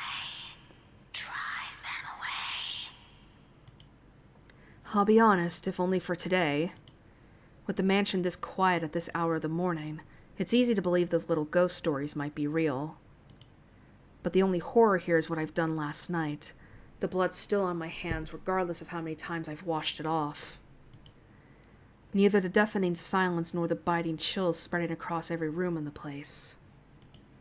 There's no place for fear when guilt already burns that fuel. So I wait for another second. When no butler still answers my call, I simply yank the doors open myself, perhaps with more force than needed. And maybe it should be appropriately there, considering the person on the other side and the hour he dared appear on my doorstep. Even someone with half a brain knows not to disturb anyone this early. Brief confusion quickly gives way to anger, and before the bloody photographer can even get a word in, I'm hurling venom at him. It's less than he deserves, really. Hannah would disapprove, scold me for treating the photographer with such disrespect. She seemed fond of him after all, despite meeting him only once or twice. He's merely doing his job, she'd say. But she's no longer here, isn't she? You? How the hell did you get in here? What in seven hells do you want? It's bloody 6 in the morning! Listen, sir, I know this is not a good time. Oh, it's not a good time. Did you even check the clock before coming here? I bet you didn't. My home, my rules now. As simple as that. Unlike you, the ones living in this house need to sleep. Oddly, the words taste foreign and bitter on my tongue. A remorse slowly taking home, creeping up and twining inside, reminding me of my transgressions when it hasn't done so before. Funny how the years have changed me. So I let anger guide them instead, if only because it's easier to cast it away when you have someone else to project it onto. It just so happens it's a person I'll never take a liking to, no matter what the memory of her says in my mind. A plus, I suppose? A blessing. At least I won't feel any remorse if my ire does pierce. Only you matters, no one else. Come back when people are actually awake, or I'll call security on you. He continues shouting even as I slam the door in his face. Some nonsense about the news lately, though I don't understand most of it. However, with the closed doors muffling the better part of it and with no ears to listen, his tirade doesn't last too long. Eventually he leaves, and silence once again fills the room as it should. In hindsight, maybe I should also call for psychiatric services. He certainly sounds mental just screaming like that. A suspicious man like him left roaming the immediate grounds? Nothing good can come of it. But if his presence will indeed bring a problem, a sign of bad things to come, I'll probably know soon enough. Worst comes to worst, Shotgun will take care of it, if need be. It's what I'm paying him for. In the meantime, the bigger problem at hand. The hush is quickly replaced by the nightmarish reality of what I had done and what I must do. Though the guilt weighs heavily upon me, I need to push it aside and proceed as necessary. Emotions play no part in this. Regret will not keep me out of jail if I don't hide my crime, one way or another. It should be easy. Just hide the body, no? Drain the body, crush the teeth, burn off her fingerprints, and mar her face past the point of recognition before chopping the body up. There will be plenty of options after that. Incineration, feeding it to animals, dumping it into the ocean. She would like that last one, wouldn't she? Of course, there is always the option to let her decompose and become fertilizer for my daffodils. That really isn't the big issue, though. This whole murder business just ruins a good Sunday morning, does it not? Hannah, my dear Hannah. Till death do us part. And you must part. Forget about her. Dude, Takako is just like, fuck this bitch. Yet even in death, I cannot let you go. My hands still shake at the very idea that I have your blood on them. My insides feel both numb and afire because of the sin I've committed. My lips quiver as I fight off the urge to cry prayers and apologies, in the hopes that they would be enough to bring you back. But I know that this is no fairy tale. But I'm not going to wake up the slumbering princess with a kiss, true love or otherwise. No sentiment or good intentions will change the cruel reality of life. Even if miracles do exist, I don't think they would happen for a man such as myself. The past cannot be changed. I must deal with the consequences to come, regardless of what the other person who has just walked in says. And he always has to have an opinion. I think murder would ruin a sane person's mood no matter the day or time. Continue mouthing off and there'll be a second one. Schrocken! For less in the past. I've been soft, complacent. Those things need to change. God, why does he sound so hot when that voice just drops? She made me soft. Wait a minute, she made me soft. Over the years, I've been told marriage has made me a kept man. Of course, people stopped saying that after I shot a fool who thought disrespecting my wife would get him anywhere. Now that she's gone, though, well, who knows? I mean no disrespect. Excuse the murmurings of the insane, yes? But I have every confidence and every dread that you will go through with it. However, about the madame, how shall we proceed? I'm sure it has come to you that this will need more attention than the others who have gone under our care. The chances of her remains being found is slim if we do things properly as we have done in the past. But the chances of her disappearance going unnoticed? Not bloody likely. She was Hannah. Whether she was Hannah Evans or Hannah Wright, she's practically Luxborn royalty. Her disappearance will cause quite the stir. And who will be suspect number one? Me, of course, after that public blow-up she had at the party. This won't be as easy as, say, killing an ordinary accountant who's looked into the numbers a bit too thoroughly, or an attorney who hopes to get in my way. For now, I need time to plan to, at the very least, hide the body and cover up her disappearance. That's why I had the rest of the staff sent away except for Schrocken. I suppose we can't just sweep this under the rug, can we? What about a magic trick, then? Can we pull off a sleight of hand? Now you see her, now you don't? That's kind of dark to okay. Misdirection. Clever. You could blame the butler. I would not mind retirement. Nice try, but I'm not letting you go. I still own you until I see fit. There's no need for you to take the fall. Not when there are plenty of others I can pinpoint as the culprit. Why even make it murder? Well, because unfortunately you stabbed her in the back. I don't think turning it into a kidnapping story will work. But Hannah was sociable enough and she had plenty of suitors. She could have been a bit too friendly with one of them. That would be the pot calling the kettle black. But she might have, if she was falling out of love with me. She might have wanted to leave me for another. Someone else who caught her eye. Her interest. Just our very visitor this morning, in fact. People don't like a film about colors. I suppose they would have liked Blue Bibby a lot more. Very funny. So, Grand Director, do you want to tell me what Blue Foncé is all about? I was talking with Zachary, the photographer for Luxury Living. He was a perfect gentleman, Luke. I can't say the same for you as of recent.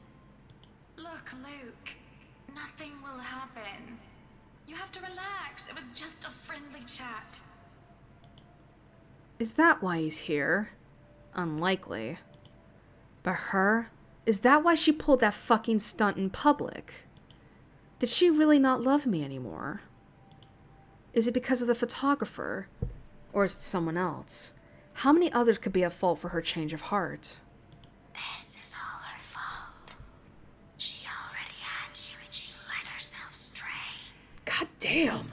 What if we said that she eloped, ran away with another man?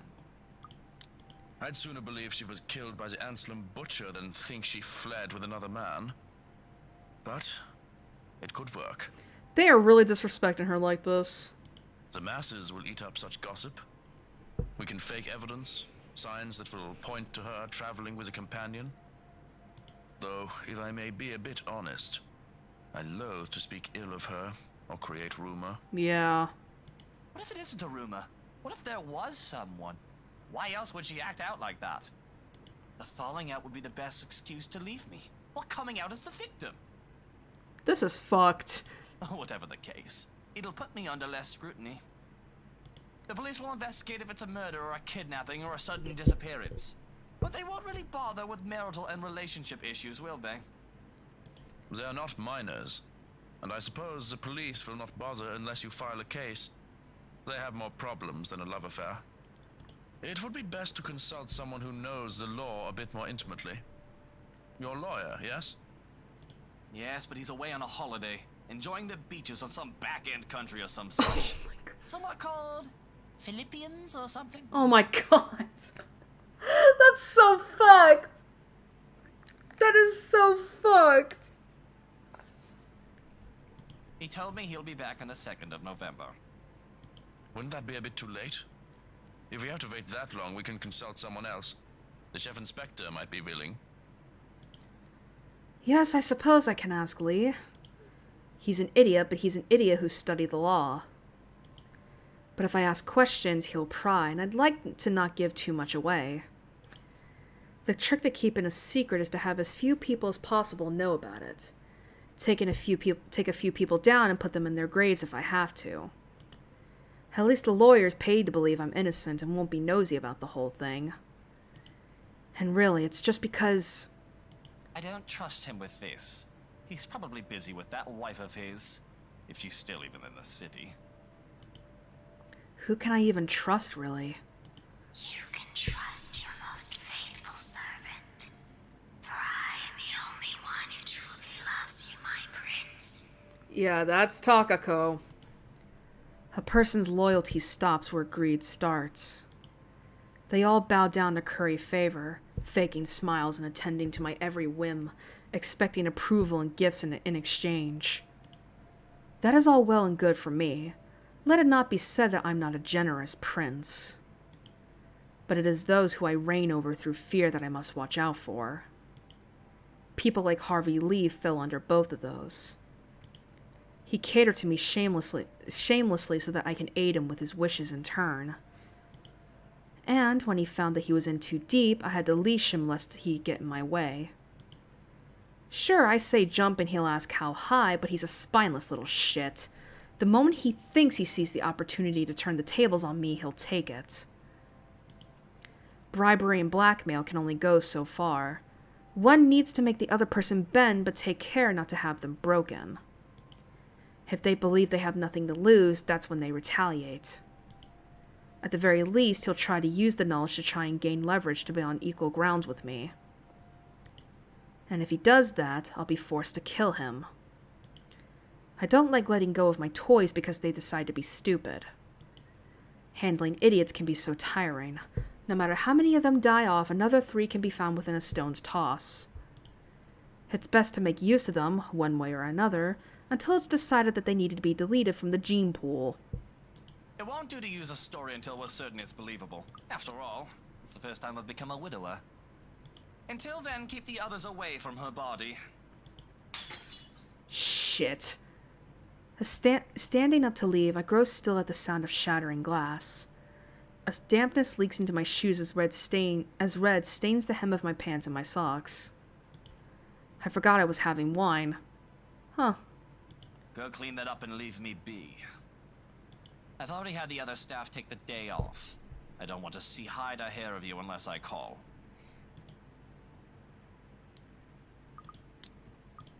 There's no peace to be had just yet, apparently. The other man is quick to follow and quick to speak up, as there aren't any to witness such disrespect or to hear what had to be said. You do realize it has been 12 hours. Rigor mortis has already set in. Any longer and then it will start smelling like a sewer. I will not be able to do anything about that without removing the corpse itself. In 3 days' time, the smell will have seeped into the walls, and you will have to replace those to even get rid of it. How the fuck does he know that? If you're not keen about disposing the body just yet, at the very least we can put it in a freezer. I suppose a chest freezer for the wine cellar wouldn't raise too many questions. And, look, I don't want to think about this right now. I don't care if you have to fill the room with potpourri or douse all the walls with perfume. Go order a freezer and have it delivered today even. Just make sure it doesn't stink up the place until we get rid of the body. Make it happen. This is your problem now. Oh, it's my problem. If you are not to attend to it, will you be reporting to work then? Damn it, I was so hoping for him to snap back and be like, oh, it's my problem. You're the one who murdered her. You're the one who killed your wife and kids. But then again, that would probably get him killed, so I can understand why. You've already cancelled your appointments for the day, but some are still insistent that you keep to your original meetings. The board of directors are especially adamant about talking about the hotel and... I put up a hand to stop the man from talking before he goes any further. Why, I can already feel the migraine building up from all his worrying. It's a part of his job, I understand, but I said I was going to have the day off. So be assured I am going to have the bloody day off. Goodness no. I think I deserve a break. A day or 2, or 3 without being surrounded by complete dunderheads. Director Hahn can handle those busybodies for a while, can't he? For fuck's sake, I can have the week off if I want, and my finances will not be the worse for wear. My company and the businesses aren't going to keel over and die just because I decided to take leave for a bit, right? It's not like I'm the only competent businessman there. I mean, at least I hope not. It's too early for this. I'm going to try and get some proper sleep. If anybody calls, tell them they can sort off and bother me another day. Before there are any more protests, I pull my mobile out of my pocket and toss it his way. By the time he catches it, I'm already halfway up the stairs.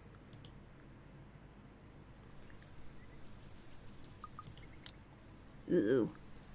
But no sooner as I flop on the bed and try to close my eyes once more, to get maybe an hour or 2 of more rest, the violent sound of glass breaking comes from another room. I would think it was just one of the cleaners, probably dropping a plate or a vase, and I would have left shotgun to sort it out. But the crash sounded too close to come from anywhere else but the room where Hannah... My breath catches in my throat, and at the pace it goes, my heart is near threatening to escape from my ribcage. Without even realizing, I'm already up on my feet. Any attempt to sleep has been forgotten, in favor of rushing to the door while dread fills my stomach. Could it be a burglar? My fear turns into a seething fury at the thought. If it is, they'd regret their trespasses. There should be a law against noise this early in the morning.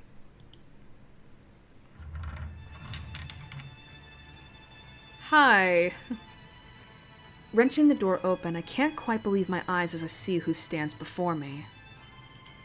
It's him. His ilk are trouble. Always have been. Oh! I've no doubt that their true intentions are as dark as their skin. For a long time, people like him have given me trouble in my youth. And some of their men would even dare lay a hand upon my mother, as if their presence was welcome and their stolen money meant anything. They who lived on our hands and off... Oh my god. They who lived on our lands and off our wealth, taking from our people's goodwill. Mother had told me to be kind to them, that they were as human as any of us were. I tried to listen to her, but couldn't find it in me to do so. Not when too many of them would show up as clients, taking my mother as if she was their property.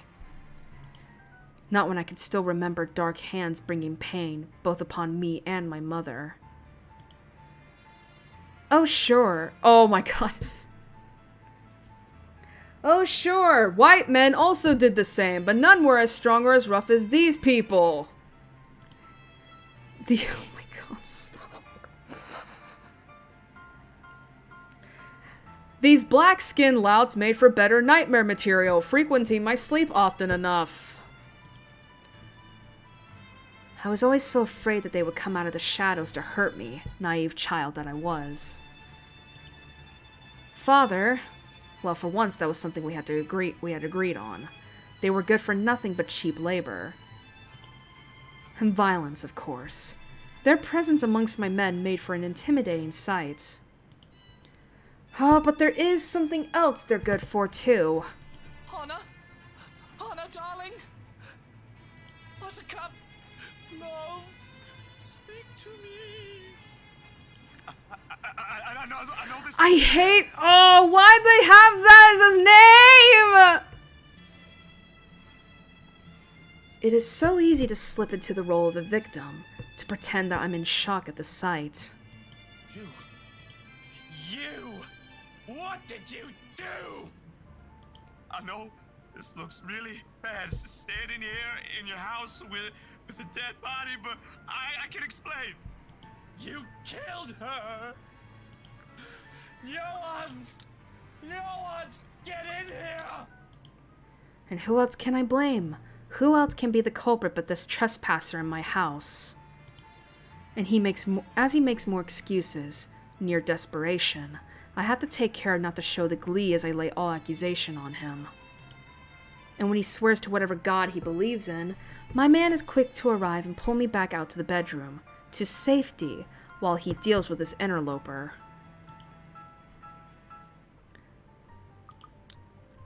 When all is said and done, incapacitating him is a quick affair. For all the man's great bulk, he's weak, and it didn't take long to bring him down and to make sure he stayed down.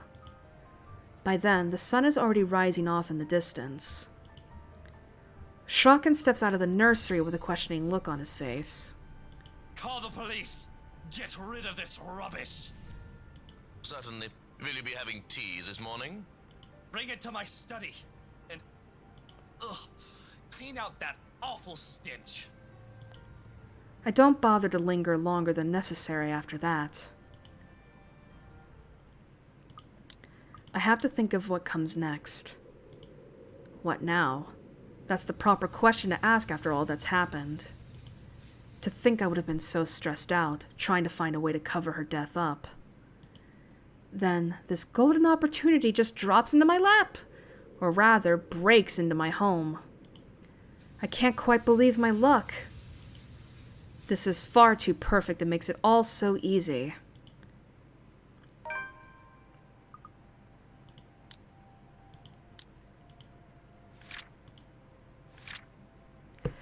Having no obligations today, Luke made plans on how to take care of the situation with Hannah without risking the authorities or anyone else finding out. By some stroke of luck, he found Zachary trespassing the nursery where the corpse was being kept, giving Luke the perfect alibi. I can see the headlines now. Black man murders Hannah Wright. They won't even suspect I have any hand in her death. Who would accuse the poor widower, Luke Wright? And I'll make sure the police confirms that as a fact. If there's ever any time to visit Officer Harvey Lee and have him cooperate, it would be now. If I play it right, even the public will be crying out to have his head, and I'll never have to worry about this ever again. After a spot of tea and breakfast, of course. I need time to compose myself, to calm down and to come up with my story. Because I'm practically giddy, my body near vibrating at the thought that I get away scot-free from this, all due to that man's sheer bad luck. I have to hold back laughter as I go through my breakfast, dismissing the policemen that come to survey the crime scene and collect the man.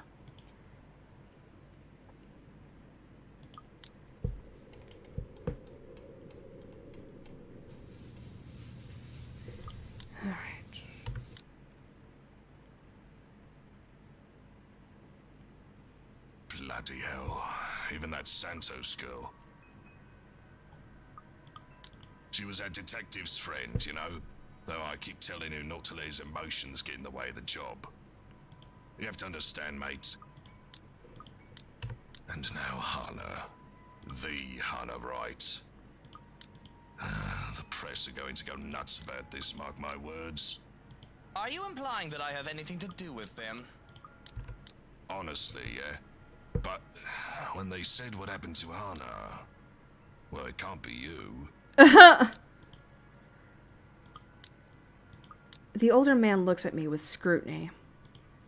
I'm under no delusions. It's obvious he's trying to find a trace of a lie, to find a way and pin a serious crime on me so that he can escape his slavery from me, so to speak. But I put on the perfect picture of a grieving husband. An easy feat. If he pushes this, I won't hesitate to be sharp and make my point across to remind him of his place. There seems to be no need for it, however. Whatever kindness he can muster for me just gives in. It's easier to believe that a husband would never go so low as to murder his own wife. If anything, you might have just caught the perpetrator for us. I beg your pardon? Are you saying that man who just broke into my home is a serial killer? Who would have thought? But Carl over there told me what they saw when they went to tape off the crime scene. That room Anna's body was found in. You must have noticed it, no? My confusion must be in plain sight, because I really am wondering. What could I have missed that would imply that serial killing had occurred? The unhinged part of me wants to laugh, just let it all out. This is ridiculous. Hilarious and preposterous at the same time. It's a near thing too, and my mouth twitches, threatening to put a grin on my face. Or I guess not. I guess you were too shocked with what you saw and all. I don't blame you. It's nasty. I can feel the blood leave my face, cheeks gone cold as I remember. Help me, all over the nursery walls. And I certainly am not the one to put them there. So who? I'm snapped out of my musings when the old man starts to prattle on again. It's those bloody letters all over the place, just like the others we've seen. It's crazy to think there's a serial killer in a place like this. You think you only see that sort of shite in the films, but no, we have one. And as it turns out, it could just very well be motherfucking Zachary Seal. I mean, I still can't quite believe it right now. That guy's a nice kid, but... Harvey waves a hand lamely through the air, not quite sure how to continue his statement. They say looks can be deceiving. I finish for him. Because innocent or serial murderer, this kid is my stay-out-of-jail card. If he's the former, it doesn't matter. And if he's the latter and he really did have the time to write all that, I may very well have dodged a second bullet. So what is our resident serial killer looking at? Well, I doubt anyone would really try to defend the guy, especially if you're pressing charges. Not unless D.A. Davis tries to stick a nose in it anyway. But, well, just a breaking and entering charge. If he can be placed in those other murders, the guy's never going to see the light of day. He's looking at 30 to life. Listen well, Lee.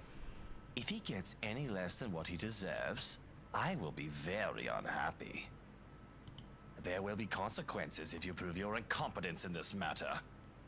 I want him rotting in a cell until the end of his days for what he did to Hannah. For what people will think he did to Hannah. The look the older man gives me brings me some level of satisfaction. How his eyes widen and his pupils dilate. He's good at hiding his fear. I'll keep my promise if this isn't done and he knows it. Now, is that all you're here for?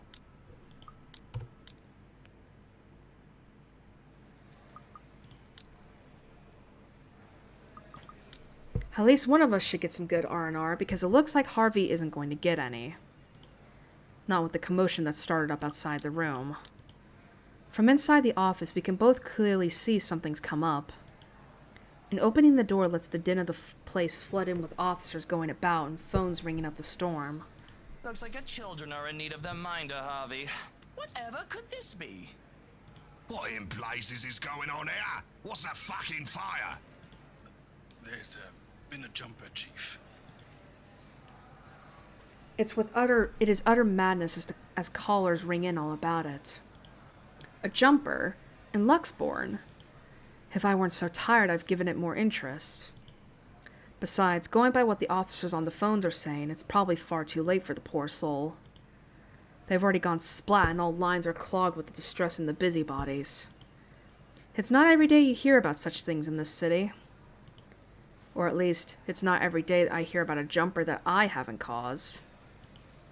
As if on cue, Harvey glances my way with a tight expression on his face. And I have to shake my head at him to say, "No, this one isn't mine," before I leave him to his pets.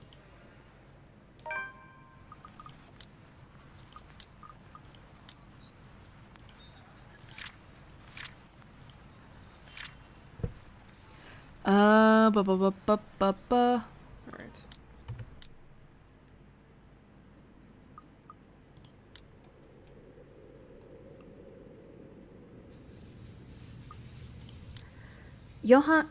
Johans has already gone in to berate and guide whichever men Harvey has sent from the force to investigate. They'll be one of ours, of course. The men and women who could be coerced into doing what is asked of them with a bit of bribery and a bit of blackmail. These are men who have long been jaded by their time in the force and know how unfair the world can be. Why not profit off it too? They'll have to make sure any evidence implicating me of a crime doesn't make it to official hands. Put Steele's prints on a knife if they need to procure the murder weapon. And do whatever else is necessary so all of it leads away from Luke Wright. Really, I'm in no mood to deal with them. I may just end up shooting one or the other. They're far too informal, far too yappy. Dogs that don't know their manners. And I'd hate to send them to the pound and let them be put down when they can still be of use. And I get no rest with them lurking about my bedroom if they aren't trying to pillage the fridge for free food. Might as well stay put out here for the time being.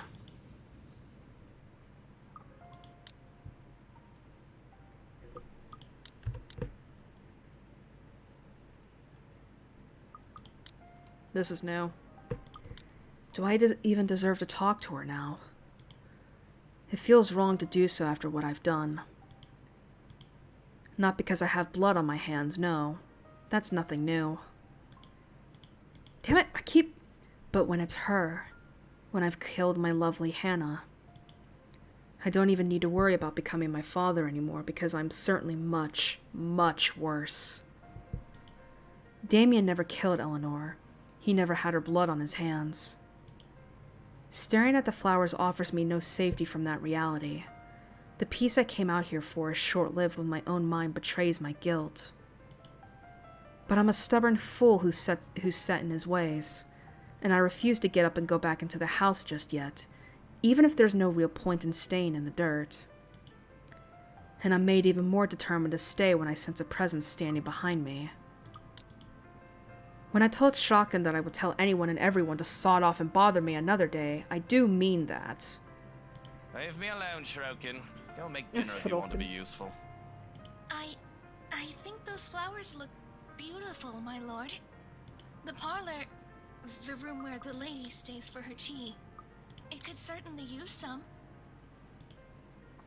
The voice isn't familiar, though I'm not really one to remember such things.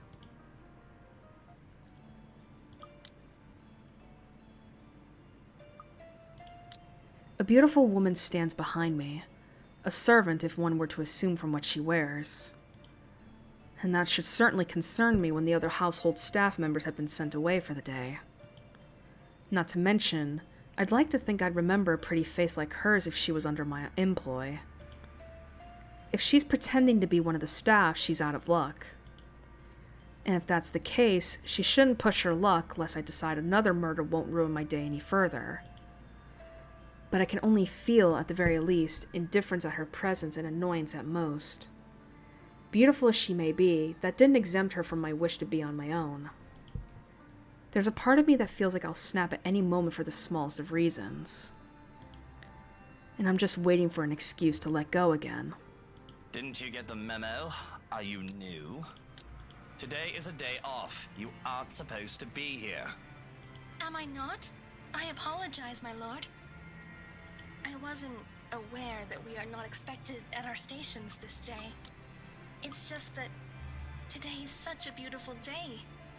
I saw you alone and simply thought you could use some company. Point. The birds are singing and the flowers are blooming. It would be a shame to spend days like these on my own. But with these rare sunny days, I wish I could spend it with my sunshine, my Hannah. Something claws and lashes out inside me at the reminder of what happened, of what I did to her. To know that she's not here with me, to enjoy these scarce times when dark clouds don't plague our skies. An ill feeling takes over me at the mere thought. I have to swallow down the bile that rises in my throat, force my expression not to betray anything. Any sign of weakness isn't allowed. The slightest of slip-ups and I'll be swarmed by sharks hungry for blood. Perhaps talking with another person, a human being that doesn't know of my sins, will do me some good. That, or there will be another pretty corpse by the end of the day. All is forgiven.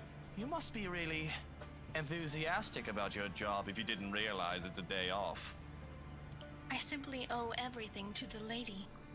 Work is all I know. It's the only way I can repay her. But if my lord wishes to take it as enthusiasm, I won't hold it against you. She smiles. She has that sort of smile that makes one's kindness shine through without words or action. It reaches her eyes, filling them with a strange sort of mirth, as if she's just thought of something very funny. And I'm hard-pressed to return the friendly gesture. I'll be civil. That doesn't mean I have to pretend that I enjoy it. Though I'm debating just dismissing her all the same. The flowers in the countryside are rather beautiful, aren't they? Though I must admit, they do not appeal to me as much as the ones in my homeland do. Not if native born, then. Probably a foreigner who thought looking for a job overseas would let her live the high life, only for stark reality to slap her right in the face. People like her are a dime a dozen, and she's probably one of those undocumented foreign workers, too. There's just a whole doozy of a debate about them nowadays. Though it's probably best not to bring the topic up, if only for the sake of my temper. Still, I have to rise to her bait. Flowers sound like a safe topic to breach. And one I'd rather enjoy. Oh, is that a challenge I hear? You must not have seen a full British garden in bloom, then. The roses, daffodils, thistles, and bluebells make for a grand display under the right care. I think they are much too bright. Oh, do elaborate. I've never heard anyone call it that way. Just the way you present your flowers, that is. They are beautiful still. But I think they lack the softness and elegance of the chrysanthemums and cherry blossoms that I have grown up seeing. So she is from Japan. Those are flowers in Japan. And this is definitely a different convo. Do you work in the gardens then? Because that would explain why she's so unfamiliar to me. I don't meet much of the staff, if at all, preferring that they remain invisible until they're a necessity. The gardeners especially, as I only really go out to take care of Mother's daffodils and ask that I be left alone under those circumstances. Oh, not at all. Although I do wish I were. I do enjoy working with plants quite a lot. Not that I am unhappy to be at your service, my lord. But no. I work for the lady of the house and carry out what she requests of me. Lady of the house? Is that what that old hag of a head housemaid telling the other staff to... Is that what that old hag of a housemaid is telling the other staff to call her now? Not surprising, really. That woman has always been an upstart, self-important biddy who doesn't know her place. She should really just give up, retire and enjoy whatever remains of her years. At her age, she wouldn't manage even a position in the Queen's staff. Not that I don't respect that woman, of course. She and I are much alike. Except I succeeded in rising up the ranks of society, whereas she failed, and how she despises me for that fact. Her pride probably refuses her a graceful exit, and I don't really care all too much about her employment until such time the government forces me to retire her. With how old she is, she's always complaining about pains and aches and about young people. She's a difficult character, and she only acts real tolerable around Hannah. Not that that'd be a thing anymore since... Well, now I'm just in a terrible mood. Ermengarde for Her Majesty, then? That job must be a right pain in the arse. I heard she runs her assistants ragged, probably killing you real so she can absorb your life essence in the hopes that it'll make her youthful. She has her undesirable moments. But I am grateful enough. I have a roof over my head and bread to eat. That doesn't mean she gets to abuse you, though, Takako. Though, certainly the compensation the household provides for us is not lacking. It is generous for me. Too much. Too much for someone as lowly as I. I did not mean to imply insult, my lord. I'm simply... I wave it off. Accusation that I'm paying my employees less than proper are often unfounded. I'd like to think I'm fair with my wages. And it doesn't seem she meant any harm by it, but... You do not look too happy. I really did not mean to upset you. The lady of the house will surely be furious if she hears of this. Oh, relax. That old hag isn't going to know because I'm not a snitch. But to be frank, I'm just wondering what you're here for. It's a nice day. A lovely lady like you should be out on the city with some lucky bloke. Apologies. I did not mean to bother you. I thought you would appreciate the company, what with the rains about to return. And if I do not appreciate the company, if I wish to be alone, don't you think I came out here for a purpose? I did nothing to mask my indignance now. If this were any other time, maybe if she were someone else, I would try to be a tad bit civil for a while longer. But if my foul temper will make her run off, all the better. I don't need servants or their impostors nosing about my business. But she stays unperturbed. If anything, she's rooted herself to the spot, still and silent. She looks at me in quiet appraisal while I try my best to see if I can just ignore her. A difficult feat as her stare makes my skin crawl. And what she says next sends a chill up my spine. But, my lord, that is not what I see. Wait, what? Loneliness casts shadows in your eyes and sharp lines on your face. I see a man who is thinking of the woman he loves. You miss her. You regret. Though I cannot fathom why. She did not deserve you. With the money and power I have, it's no big surprise that there's a target painted on my back. There have been a few times that someone has tried to take care of me. I've been personally insulted before, called a bastard and a demon. They think angering me will make me slip. The very fact that they do try to get rid of me is insulting enough as it is. But this is different. Nobody has spoken of my mother before to get to me. Because nobody knew of her. As far as the greater public is concerned, I'm the son of Damien Wright. Oh, I thought she was talking about Hannah. Why is he thinking of his mother? And whoever was unlucky enough to bear me is nothing but an unfortunate footnote in the history of our family. Who are you? Who sent you? What do you want? Why did he immediately think it was his mother? I thought she was talking about Hannah. How do you know about my mother? The venom in my voice is apparent, as is the confusion in hers. Your mother? Yeah, even she's like, why'd you think it was your mom? No, I speak of the woman you wed. Her death was a blessing. Damn. But I don't know if this is any better. Nobody else except for myself, Johannes, and the police force should be aware of what befell Hannah. Yeah, why did he immediately think it was his mom? It's like, bruh, she's talking about your wife. It's all kept discreet. The chaos of what will happen if people find out held off. After all, this is an Evans and a Wright we're talking about. She's practically royalty in Luxbourne. What? How did you? Without drawing too much attention to it, I reach for the mobile in my pocket. One press will be all it takes to call the other man here so that we can get rid of the pest. I do it myself, but I'm unarmed, near defenseless. But my phone isn't here. I'm going out for some fresh air.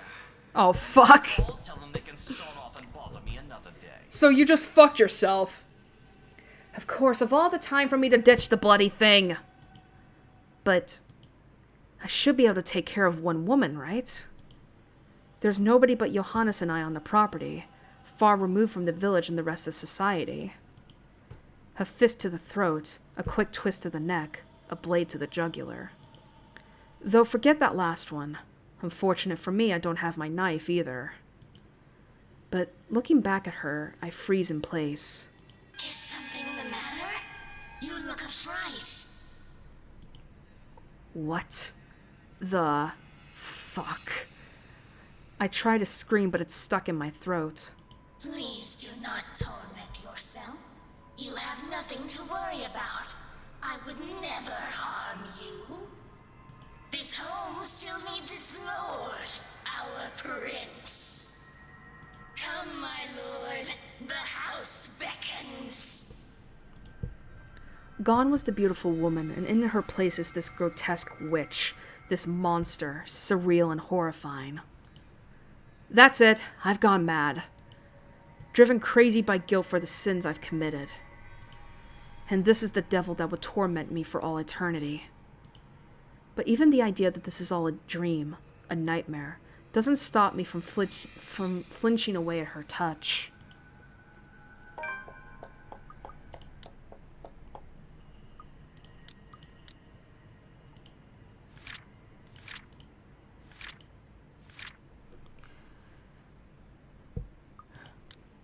It definitely doesn't stop me from breaking off into a run.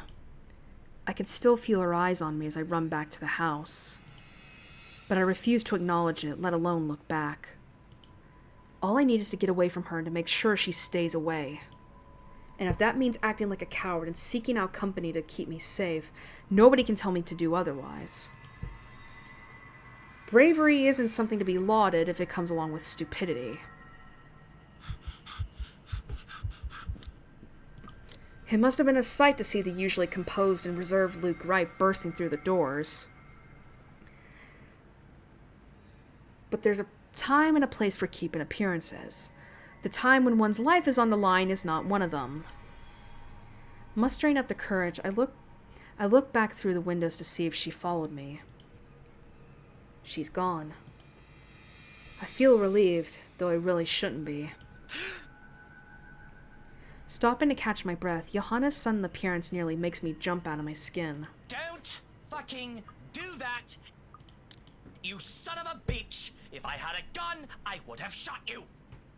If I had any love left for my mutter, I'd take offense. But what happened to you? You look like you've seen a ghost.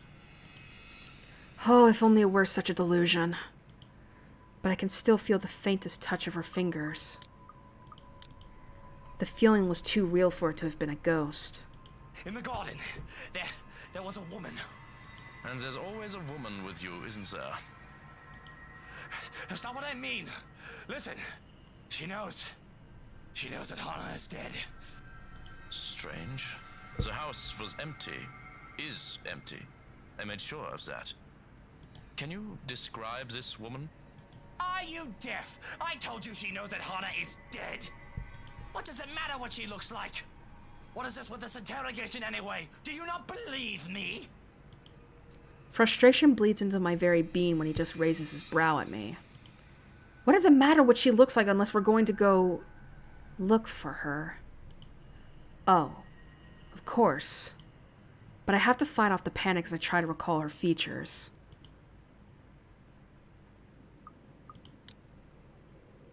I hurry up the stairs and into the east hallway with the butler at my heels. All this just to get as far away as I physically can from the gardens, before I dare speak of her again. She had pale skin, dark eyes, and long dark hair. She wouldn't give me her name. And did she know who killed the madam? It didn't seem like she knew who it was. But she still knows that Hana is dead. You know I'm not gonna do well if I go under investigation right now. Rua, bitte, calm down and think, right? Think. The body hasn't been moved. She must have been near it to know of it. If she knows there's a corpse, we can go about this two ways. Either we find her and take care of her, or we... Make her take the fall. That's all well and good. Ah, brilliant. But there's just one thing. What about Zach? The hairs on the back of my neck stand on end at the mere thought of that woman. I don't know if it was a trick of the light, but I don't think I was imagining things.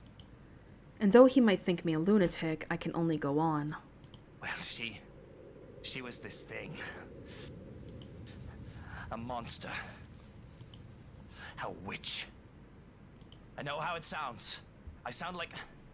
okay, fuck. It sounds like I've gone off my rocker with all that's happened. That was actually a really good line read right there. I sound like fuck. I expect to hear disregard, concern for my mental state, and maybe even empty platitudes relating to my guilt. But instead, the other man grows deathly silent, a thoughtful look on his face. I would normally say that seeing hallucinations is a normal human experience. Even if this does not sound like a bereavement hallucination. Sorry about that. That was me cracking my knuckles. But the woman you described is familiar. What? I've seen her before in the mansion. Oh. Glimpses. Is she one of ours then? You must know her name now that you know what she looks like. So he's seen her? That's interesting. I thought at first that her name may have merely slipped my mind. I've asked the head housemaid to reprimand her, for she was always loitering about when I saw her. But the old woman confirms we do not have anyone fitting the description under our employ. So what I saw, what you saw, what was that? I don't understand. Explain, Shurkin. Please tell me I'm not going mad. We will have a head count of the female staff in the morning, and I'll assign stricter security protocols when the staff returns. It's better we rule things out before jumping to conclusions. I will have to check for tampering as well. Tampering? Psychotropic drugs to start off with. Oh. Perhaps in the water supply. I suggest you not worry yourself about it. You are unharmed. That is what matters right now. If it makes you feel any better, I'll stand guard outside for the night. No, that does nothing to make me feel any better. If that woman was a hallucination, a waking nightmare, what could a guard do to stop her from appearing before me once more? And if she comes into my dreams? I loathe to think I would need to cry for help like an infant in need of his mother. A tense silence befalls us, and though I don't dare to speak it out loud, I would say that we both seem scared. Often I'm the first to break anything of the sort, but... Shall I put them in a vase? I'm confused before I realize what I have in my grip. What? Oh, these? I didn't realize I still had them. I really didn't. But there they were, still in my grip, or the daffodils I had taken from the garden. Even in the wake of my flight, I had refused to let go of them whether I was conscious of it or not. They should be for Mother. They could be for Hannah too. But does it even matter? What do dead women care for flowers? Well, I suppose Hannah would have loved them. No, I think I'll take them with me. And if you don't mind, I'm going to turn in for the night. Of course. I shan't keep you any longer. I'll be out here if you need anything.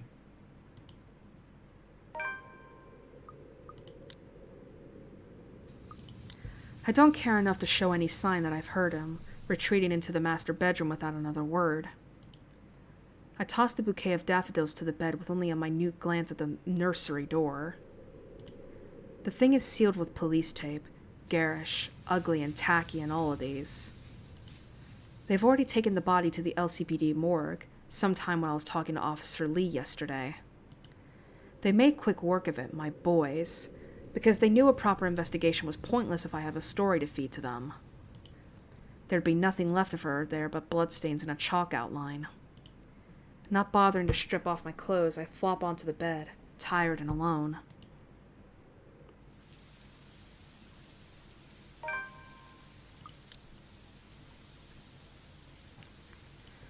I've always been a light sleeper. One has to be, growing up as I did. Living in a bad neighborhood meant that the possibility of break-ins were all too real and frequent. A horrible thought considering what little material possession we had. That was the least of our problems, of course. With my mother's profession, many would threaten violence as well, towards both her and I. And things never change even now that I'm in a better place. But at the very least, I have one less thing to worry about tonight. Because really, that Zachary was a bloody blessing in disguise. I needed a way to cover up Hannah's death or make it so that I wasn't a suspect. By some stroke of luck, the answer to my problems just broke into my house and waltzed in. He'll take the fall.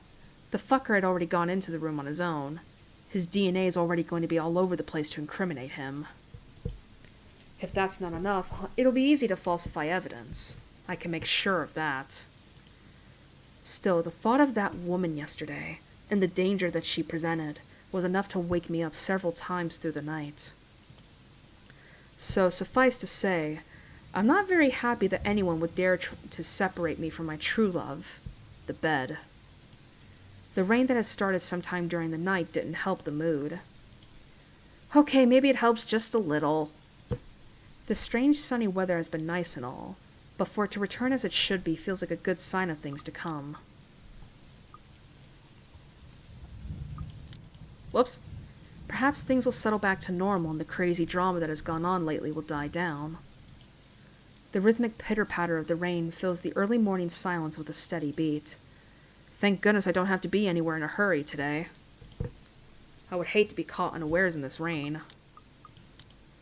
With how it looks outside, it seems that the weather is making up for all the sunny days it has given us with a good old-fashioned downpour.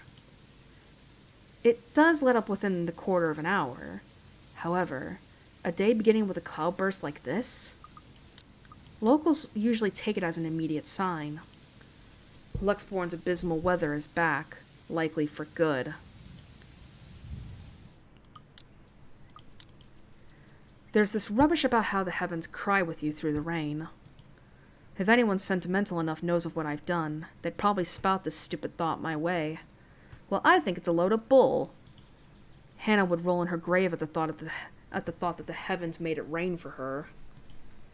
She was never one for the dreary weather, always enjoying the scarce sunshine on rare sunny days. She had been loving the abnormally sunny week thus far. If only things hadn't come to this. But it's already far too late to regret everything, and thankfully somebody interrupts before I can start brooding on the what-ifs.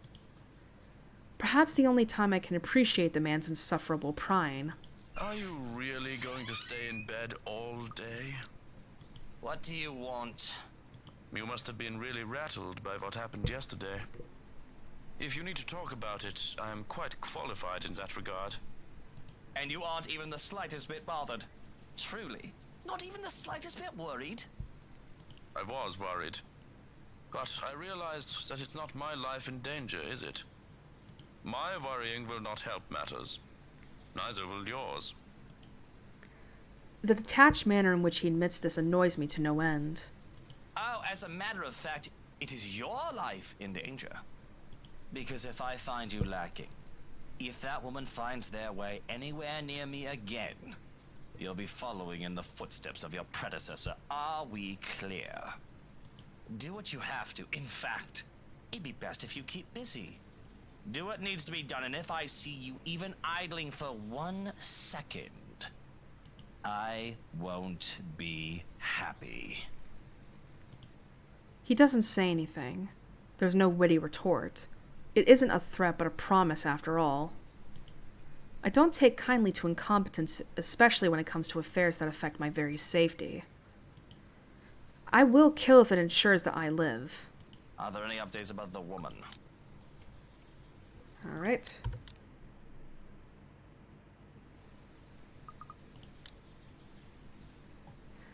Screw what Hannah said. She's dead now.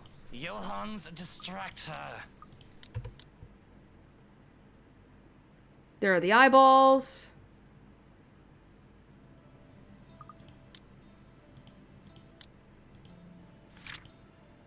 Oh, wait, what? Oh.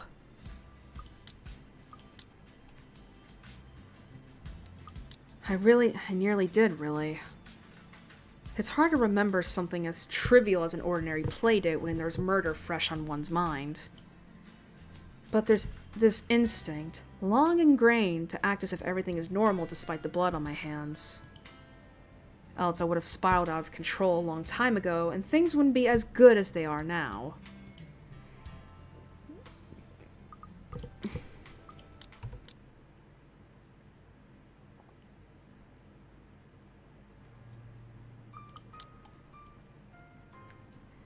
My darling Hannah loved her so.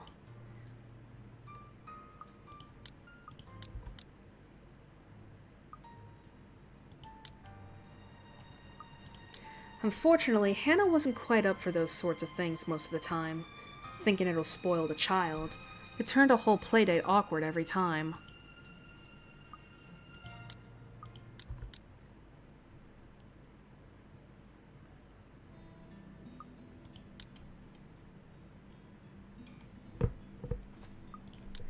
I have fun with the crayons as well, at the child's insistence, even if I can't really draw.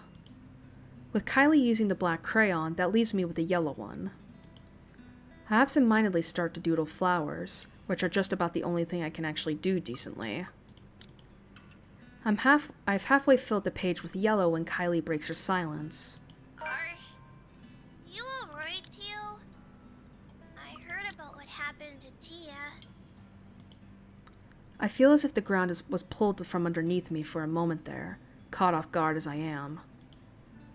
I was expecting a lot of different questions. The kid always has a whole bunch of them ready for me. But this, how much maneuvering do I have to do and do I have to make in order for her to drop this topic? And what exactly did you hear? They say that a bad man hurt her. Is that why she's not here right now, Tio? That man's arrest isn't exactly a state secret, but it isn't exactly common knowledge either. It only happened yesterday after all. I asked members of the press who found out not to cover it until I'm ready. To give me time to grieve, I told them. Complete bullshit. The other grown-ups won't tell me when I ask. This is just like when my pet Pato disappeared. Papa and Mama wouldn't tell me what happened to him. This child doesn't know about death? Oh dear. They just told me that she's gone to a better place. Now they're saying Tia's gone, but they won't tell me where she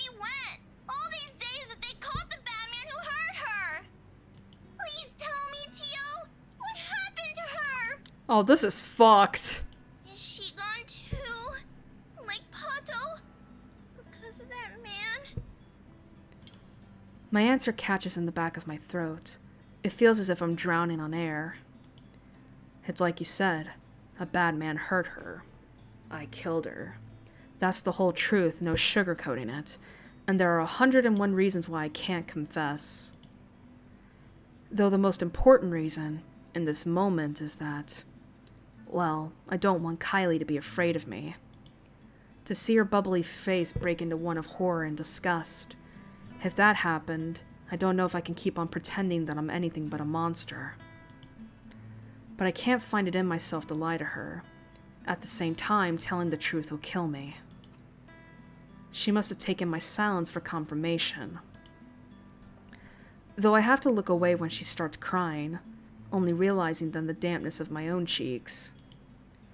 And when my own shaking is too much for me, I hide my face in my hands, ashamed. It feels like forever where we don't say anything. I'm only pulled out of my own self-loathing and despair when I feel a light touch on my knee. Tia was a really nice lady. She always smiled whenever I visit, and she wasn't mean. Even when I called her boring and my mama scolded me, Aww. she only laughed. We didn't play much, but she'd always give me a hug.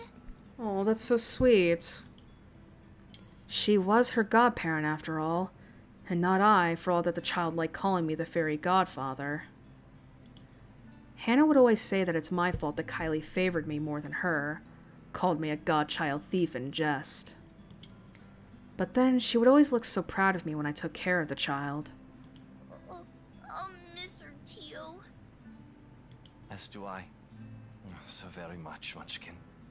I miss our Tia so much. And even with her teary eyes, she gives me a small smile.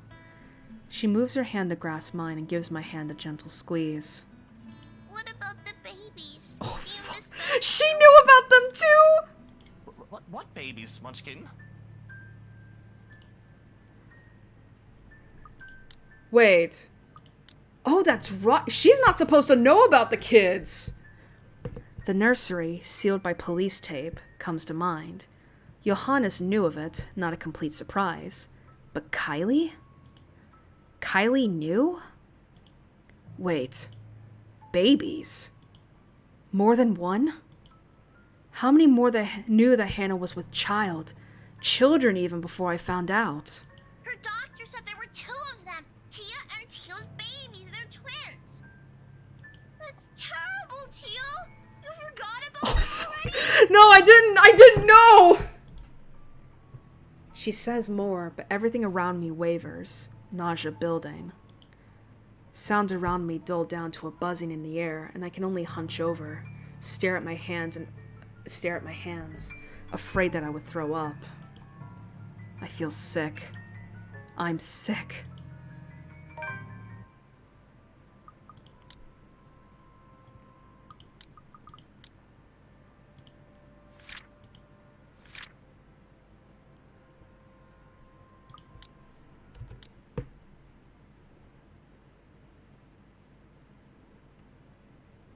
Wait.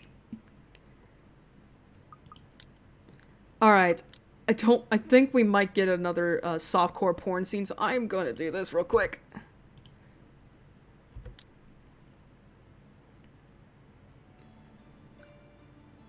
Alright, this is good. A lovely meal in the gardens on a rare sunny day. The lord and his lady cannot be happier. But one woman seethes, looking on in despair. Jealousy presents itself, like wriggling worms trying to force themselves down my throat. I'm so delighted you can be here with me today, my love. I miss you so. I am but your most humble servant, my lady. I do regret that the trades keep me away far too often. But simply say the word and I'll... Oh, hush. It is a little import now. All that matters is you are here, my love. Now enough with that. I have good news. Do you recall the confectionery we used to frequent? From the western edge of the village, down by the river? I feel sick, utterly green in the gills at this sensation, lasting until its image is all but washed away by another. Alright, this is probably it. Yup! I'm not gonna show this! She nearly drops her tray as she enters her lady's bedchambers. The lady is being taken against the wall like a common street whore. Wow!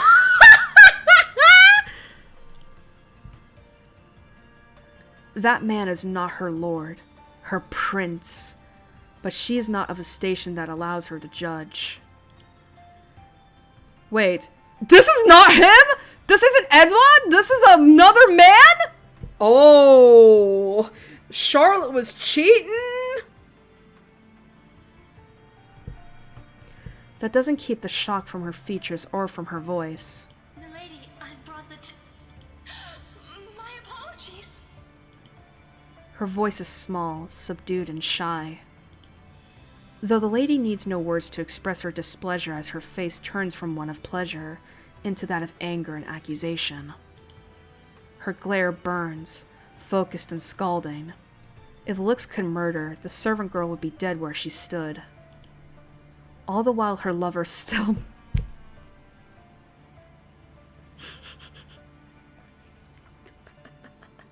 All the while her lover still moves in and out of her, either unaware of their audience or enjoying the act even more because of it.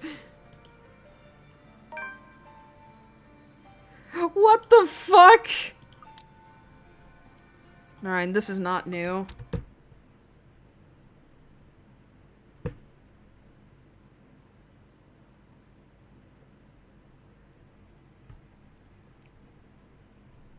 You're one of us, my lord. We are bonded by the blood we've shed. That's new.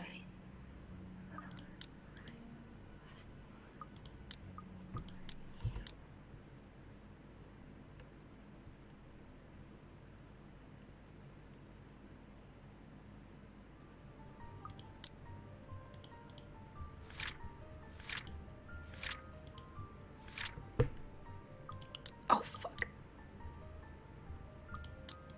Not until we get inside. I've barely taken a step in when my mobile rings. Looking at it shows an unmarked number, most likely one of my boys. I don't even have the time to speak before a nervous voice breaks through. Hey boss, it's Carl from LPD. We've sort of got a situation here at the precinct. I recognize the voice and the name. Carl, one of the police on my payroll, and one of the few I've trusted to ensure the man's guilt in Hannah's murder is a done deal. To hear from him now promises nothing but more trouble and headaches. More problems! More problems! For goodness sake, I don't really need any more. What is it? Well, you know the missus's body, in the morgue. Well, of course I know of it. Yes. What kind of numpty do you take me for? Numpty. I don't know why you're calling me about this, though. See, boss, it's gone. Your wife's body is missing from the morgue. And the coroner who was looking What? for her as well. Dead. I expected many a thing. Maybe the coroner asking for twice the usual pay to muck things up because of Hannah's celebrity status. Perhaps a hiccup in the system that needed expert advice from one of my lawyers. But a disappearing corpse and a dead coroner. What?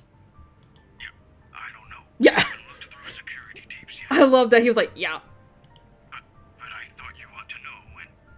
Then go look at the security tapes before bothering me with this, you incompetent fool. What do I even pay these people for if I have to do everything myself? Listen to me. And listen to me good. I have problems of my own right now. So, if you'd like to keep your tiny head on your tiny shoulders, you'd best go look for the body and not bother me about it again. Is that understood, Carl? No, sir. I mean, of course, what was he thinking wasting your time with this, huh? Me and A are going to deal with this. No problem. I love that it says some Carl. As time and experience proves, if money doesn't work, threats do. At least for the moment. But it's good enough for me if it gets me off this call and back to making sure I am safe. Who was that? One of those incompetent officers from the LPD. They say Hana's body is gone from the morgue. Can you believe them?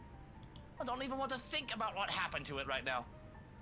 Fucking Christ, will this day not end?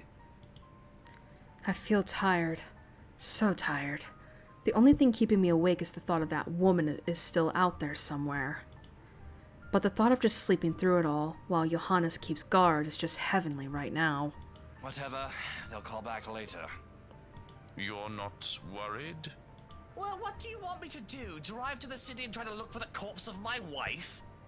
1, Shrokin, the city is big. 2, it's LPD's job to keep an eye on the corpse. They didn't, it's their mess to fix. I feel like if anything, it's like, bruh, you should be more worried about the fact that the corpse of your wife is missing. Like, why would someone want a corpse of your wife?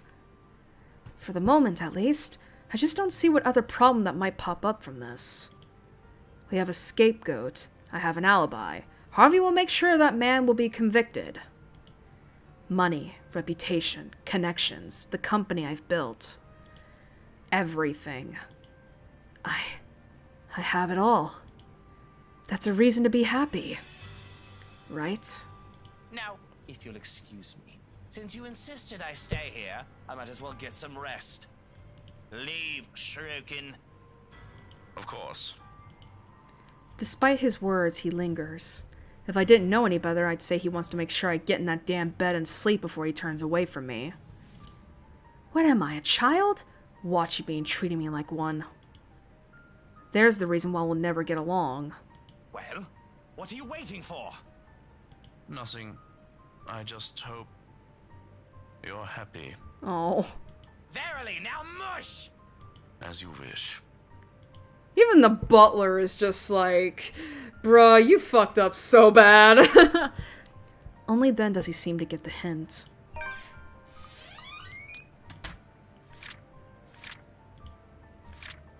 Look at this face! Bumping into Luke after his flight from the ballroom, Johannes quickly ushered the paranoid man to his room, while the house's security looked for the trespasser. Suddenly, officer from LPD called and informed Luke that his wife's body had gone missing from the morgue. With a nod, he leaves, locks and closes the door behind him. For a moment, I still hear his voice while he gives the guards outside firm instructions. Then a hush as soon as he departs and his footsteps fade away. One that doesn't quite last.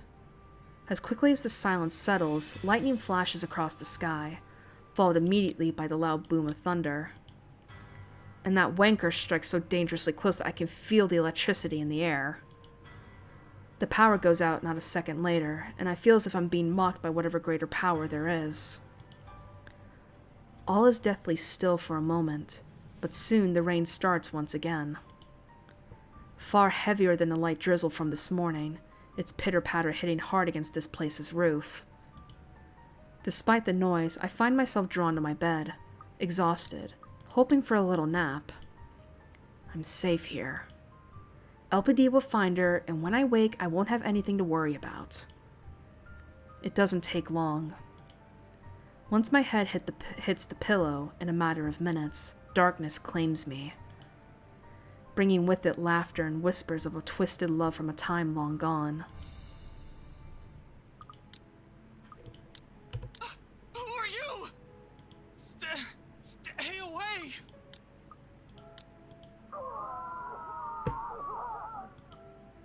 Sweet dreams, my love. What the fuck was that?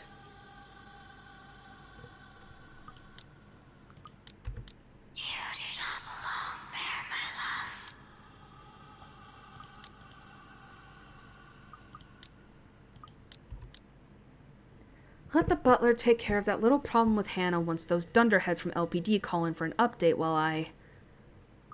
Hannah. Hannah's body is still missing.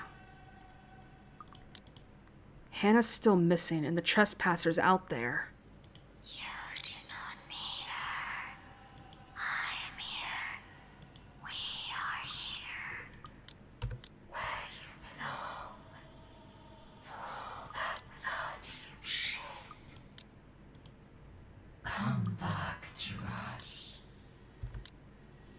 Is finding a dead body really that hard? Surely there should have been an update by now, right? So why isn't there?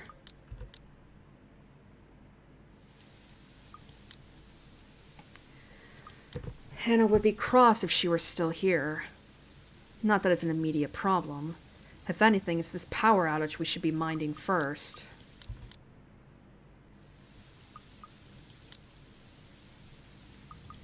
Although the delay is understandable, in this storm I'll bet this house has given him another problem to fix. Bloody rush jobs, my safety's at stake here!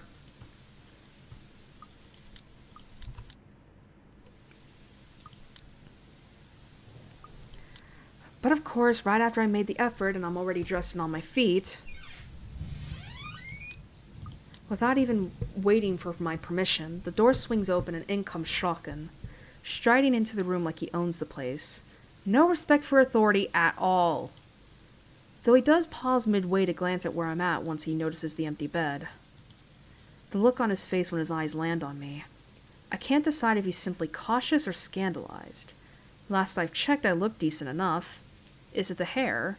Oh, you're already up. But really, why do I let him get away with such disrespect?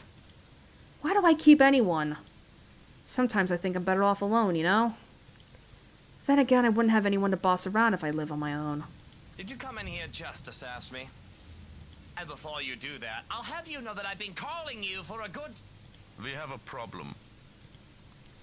He says that as if he's simply talking about the weather and not a problem. Not that I find anything new in it. The man's humor has always been as dry as a bone. He won't even know he's told a joke until there's an awkward silence in the room. Probably why this irks me. Because if there's one thing, ever since we started living in this mansion, that has remained consistent, it's that word. Somehow, every single day we have to deal with a problem. I'm not entirely sure how exactly he's expecting me to react after dropping another bomb like that on me. Just after waking up at that! On top of Hannah's dead body missing, this power failure, and that woman who keeps trespassing in my home. Forgive me, I have every right to be this cheesed off in the middle of the night. What do you mean we have a problem? Haven't we had enough for one night? Good lord! Do I have to be the one to fix everything, every little issue that pops up in this house? Do I have to be there every single time?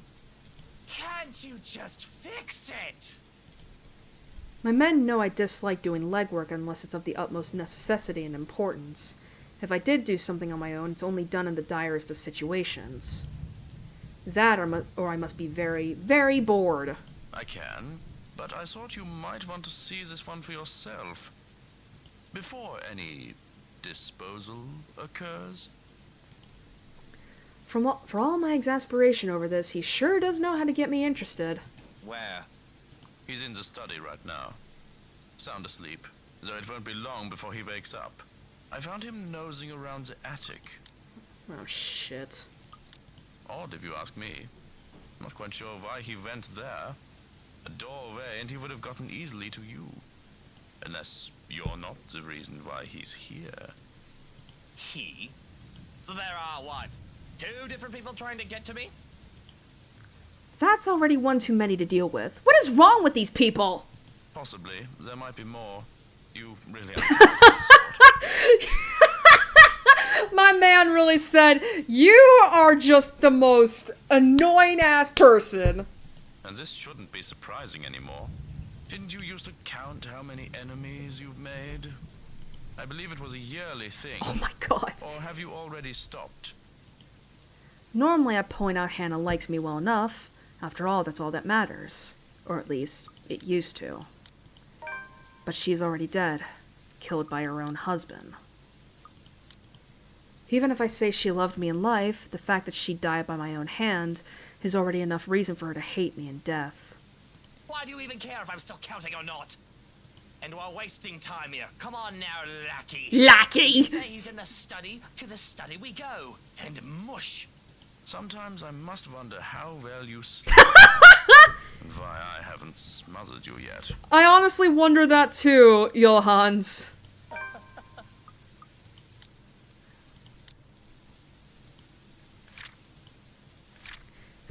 Luke Wright woke up to a storm raging outside and with his whole house eerily quiet. Power was still off and no one answered, even when he called out. To his relief, Johannes showed up moments later, bringing news he might be interested in. I can only laugh in amusement and shake my head as I step out. But I don't grace his question with an answer, though I have something in mind. Perhaps it's because I'm a fun boss. And tonight, we really are going to have lots of fun. I haven't looked forward to something in a while. Bloody, I don't think I've done this enough these past few years. It does actually feel quite refreshing to be back doing what I'm used to, even if it's only for one night. And after we're done with him and get what we need from him, there will be one less problem to worry about. Win-win if anyone bothers asking me. Things are finally looking up. The idiot's still unconscious when we march into the study. Though with the rolling pin sitting so completely out of place atop my desk, I'm not shocked. Getting hit by one must have dislodged his brain by a few paces. In fact, I'm already willing to bet he'll be out until sunrise. Here's to hoping the way Shrocken has cuffed him won't damage him first. Being bound like that is guaranteed to cut off circulation in his arms at some point. Painful, but where's the fun in that? He has the gall, though, walking into my home, looking like a little pig fresh off bathing off under the sun and rolling in a patch of mud.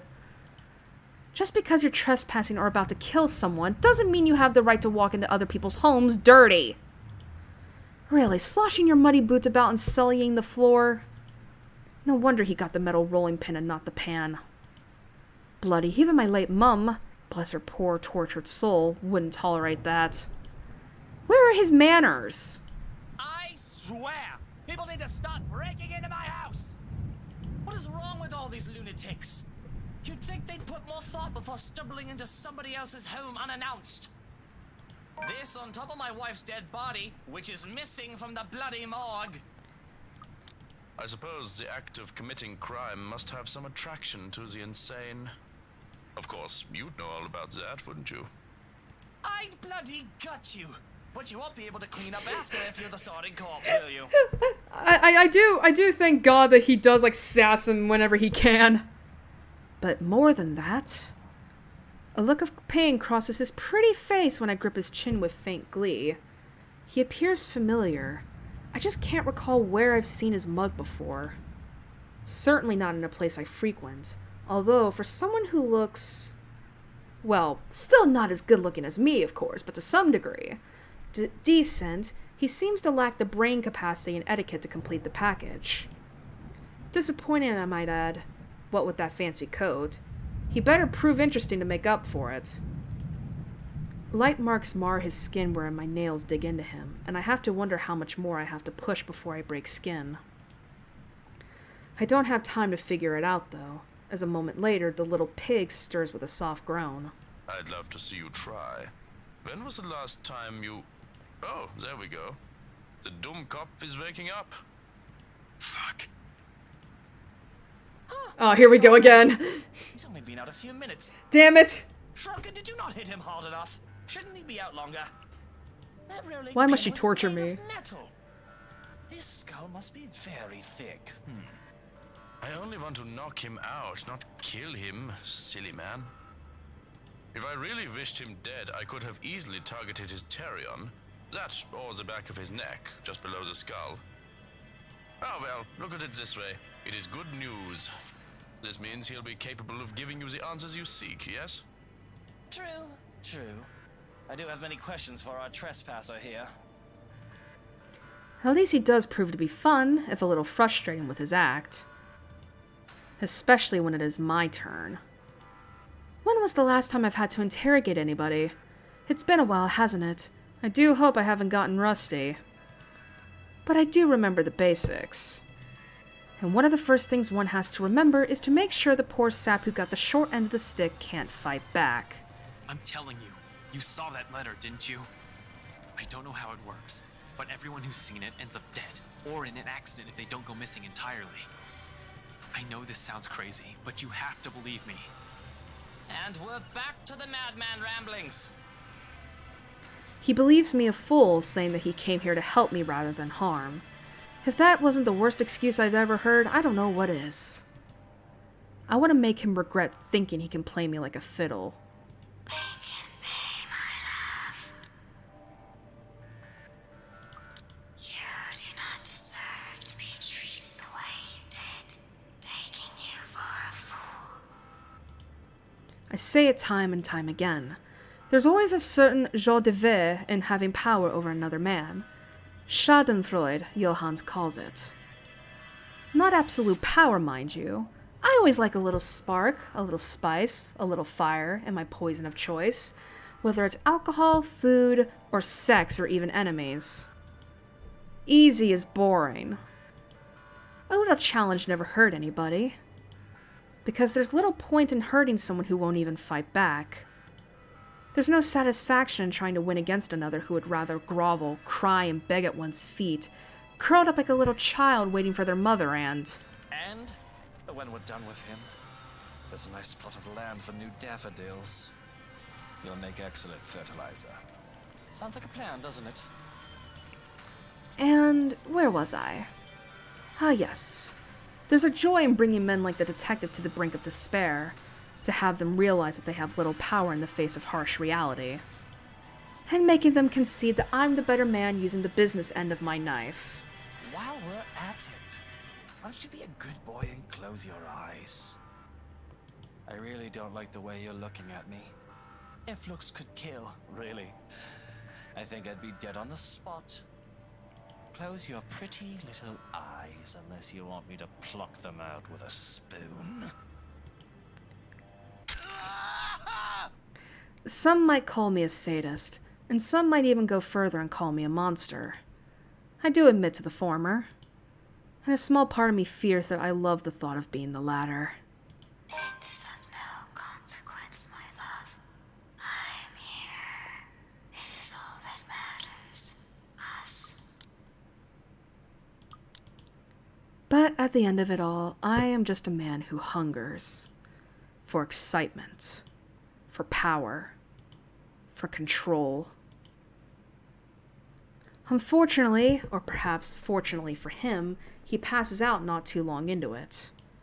Hanging limp from where he's been shackled, blood dripping onto the floor from every wound we've inflicted on him.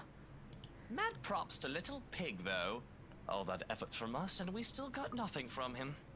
'Cause he doesn't have anything, you bitch. Tough little bastard. Either he's been trained for this, or he's simply lost consciousness before he can spill anything.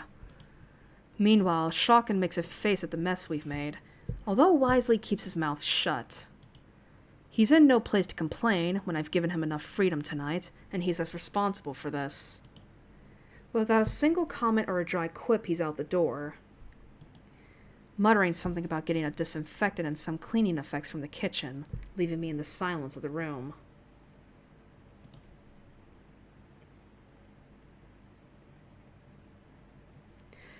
Or as silent as it can be with a storm raging outside. The winds have intensified. The windows and rafters have begun creaking in earnest. Any harder and I think this whole house might fall. I hope not. I didn't live this long to die helplessly under a bunch of century-old beams collapsing on me. I'd rather be burned alive and be condemned for my sins, really. Makes for a great exit when you think about it. Thankfully, it's a thought that doesn't linger long. Hello?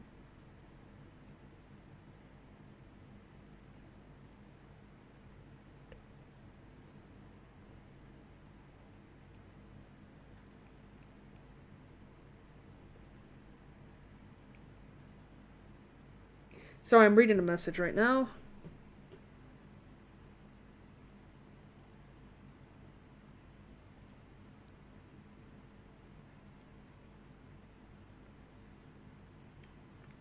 Okay, it's nothing. Okay, it's nothing like related. All right. I thought there was gonna be something related to D&D, but no, it's just an unrelated thing. That fucking face! Soon enough, Shocken returns, slamming the door open with much force. I almost jump. He looks frazzled, hair and suit in disarray, as if he has just made a mad dash from the kitchen or he's seen a ghost. Although he's still far from a person panicking, it's the closest he can get to it with a wild look in his eyes. And slowly, like he's easing me into it. We have another problem, right? What the fuck? Again? Yes, like, again! Too close. Too close to drawing my gun and just shooting at him if I didn't have the patience of a saint right here and there. He should be grateful this little activity with little pig has taken some of the tension I've been carrying since yesterday. Oh, tell me, Schrokin, Johans. How many more of these little problems are there for me to fix tonight? What the bloody fuck is it this time? I feel it! That inner architect we lost? Oh, Marianne! Inner architect? Interior architect? Did my brain translate that right? Wait, what? Mint? Yeah, she's dead! What about Marianne?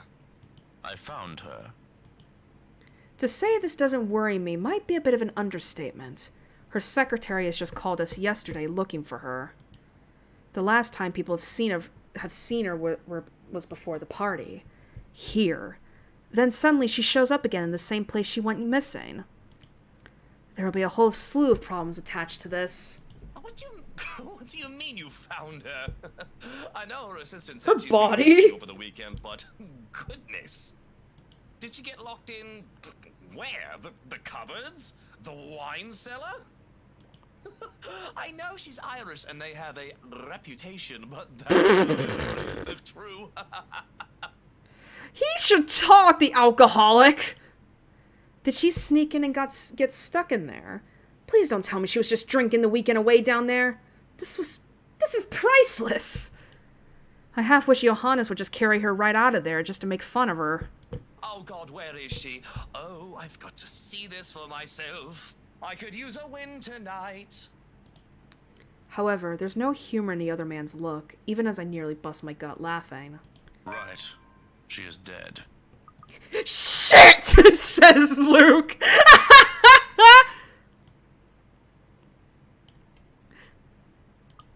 It is her corpse, and it is not at all a pretty sight. Now that he's mentioned it, I had noticed a sickly sweet smell wafting from the cellar door in the few times I've passed by. I thought that perhaps it was another bottle of wine dropped by another dullard from the staff. But now that this has come to light, it might be the rank stench of old meat and cheap perfume. Of a body gradually decaying. And knowing what it is, or rather, who it is, makes me want to throw up. Jesus bloody Christ! How even? Has no one been down there to check the stocks? Not since the party, no. And she, what, starved to death down there? I don't think so. It can't be. It hasn't been long enough for her to starve. It'd take 3 weeks for someone to actually starve to death. Moreover, even if it was wine, there's plenty for her to drink down there to at least keep going for the 3 or 4 days she's been down there for. I did not linger long enough for a proper look. It looks like her head has been nearly cut off. Rather poorly at that. You could take a look if you like. Sure. I don't think I want to see that, no. But I can't come up with a witty or scathing denial to his kind offer. Not as my mind struggles to just let this all sink in. Bloody hell! I just want to go to bed. Forget all this shit ever happened. Can this day possibly get any worse? I love that. I just want to go to bed. Anyway, let's just get this whole thing over with. The cellar, right? How can a person just die right there? And unable to answer that question, there's a long while where the both of us are quiet and nothing but the pitter-patter of the rain fills the air while we head for the cellar.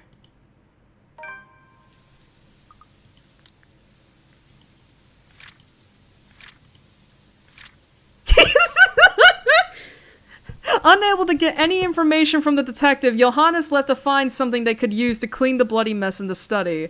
When he returned, however, he claimed to have found their missing interior designer in the wine cellar, dead. And there they... blah, blah, blah, blah, blah. Right.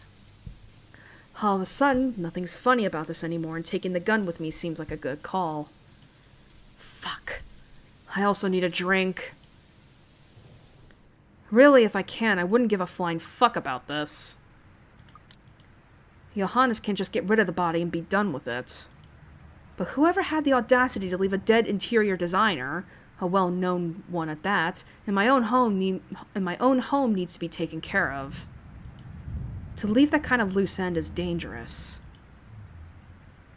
I'd rather not have a knife in the back while I sleep, and I certainly don't want to be accused of murders I'm not even responsible for. It'd be embarrassing to have trouble because of a frame-up. Jesus Christ, I can feel a headache coming on already just thinking about all this. How did it come to this? It's been bad luck after another. The only thing we did is buy a house, for fuck's sake. I didn't ask for extras like this. It's a good thing no one comes down here unless there's a need to restock the kitchen's wine supply. Not without reason, and not without Johannes or myself ordering them. I don't go down here myself. I may have a penchant for good wine, but I don't go through our supply that fast. Because it's obvious by the smell that something really died in here. The reality's just sinking into me now. Going by it alone, it's been there far longer than a dead body should be left stuck in an enclosed space. To sum it up, it's horrendous. It takes somebody without a nose to get through this horrible stench. Please don't tell me it's not too far from here. She's just on the other side of this shelf. Oh, great, more walking. It's been a while since I last had to tolerate the stench of a rotting corpse. Perhaps for that reason why a whiff of this one comes off worse when it shouldn't. Isn't there some kind of a rule in this? Shouldn't there have been a delay of some sort before it starts smelling like this? Or perhaps it's because I'm no longer as used to it as I've been in the past. It has been years. No wonder my first instinct is to balk, my back hitting the wall once her body comes into view, and Shotgun removes the handkerchief covering her face. Fuck, what the hell happened to you, Mint? Oh, that looks horrid. She likely died from the wound first. Where I can easily pretend that the other corpses I've seen in my life are just sleeping. The same doesn't apply to the other woman. The slit on her neck is a jagged mess. Thanks to the room's humidity, decay has just started.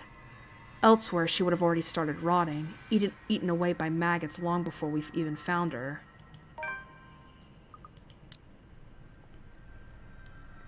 For a moment, once the horror has passed, I consider pinning her death on that man, like I've done with Hannah's. But why should I even? Nobody else knows of her just yet. We can just make her body disappear, along with the detective once we're done with him.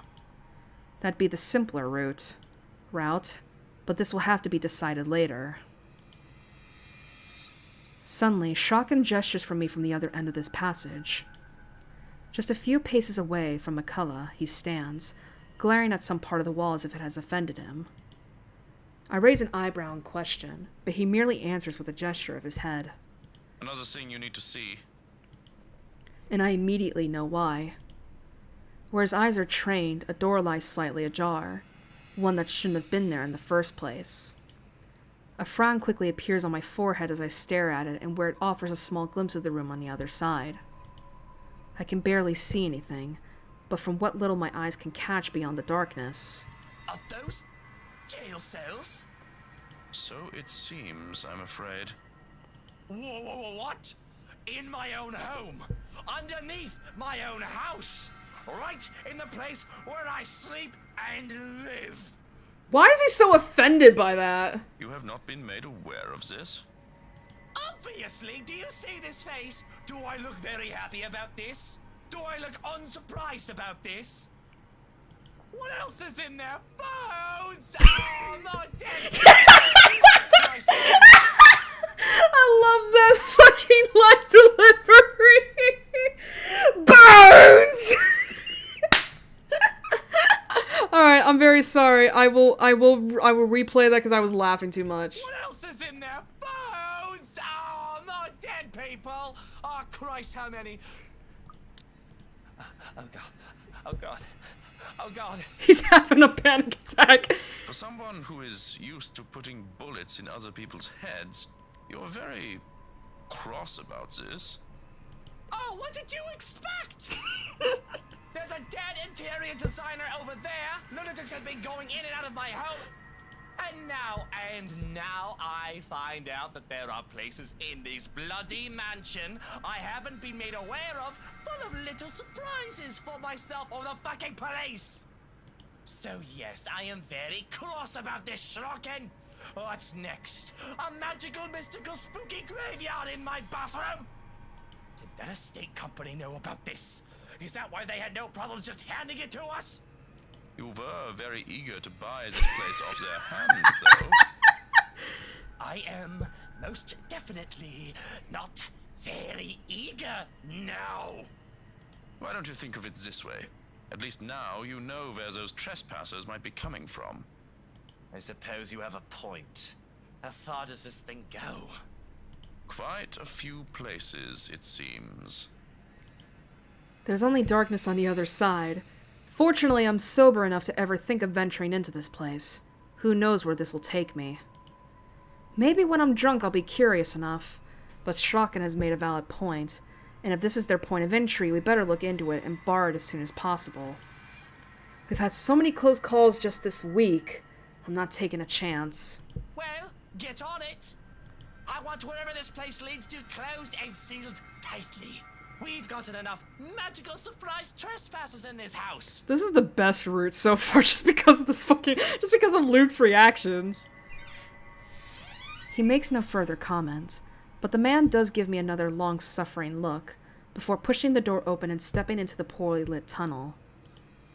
There's a bit of a struggle at first while he tries to get a stable footing, testing the steps with a few light taps of his soul.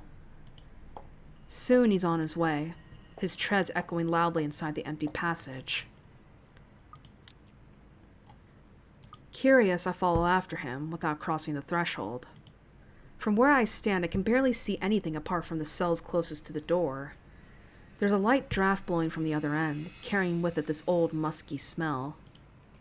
I don't want to think about what that might be. Merely looking into the cavern gives me the chills, as if in every shadow there's an eye watching me, calling for me. Eerie.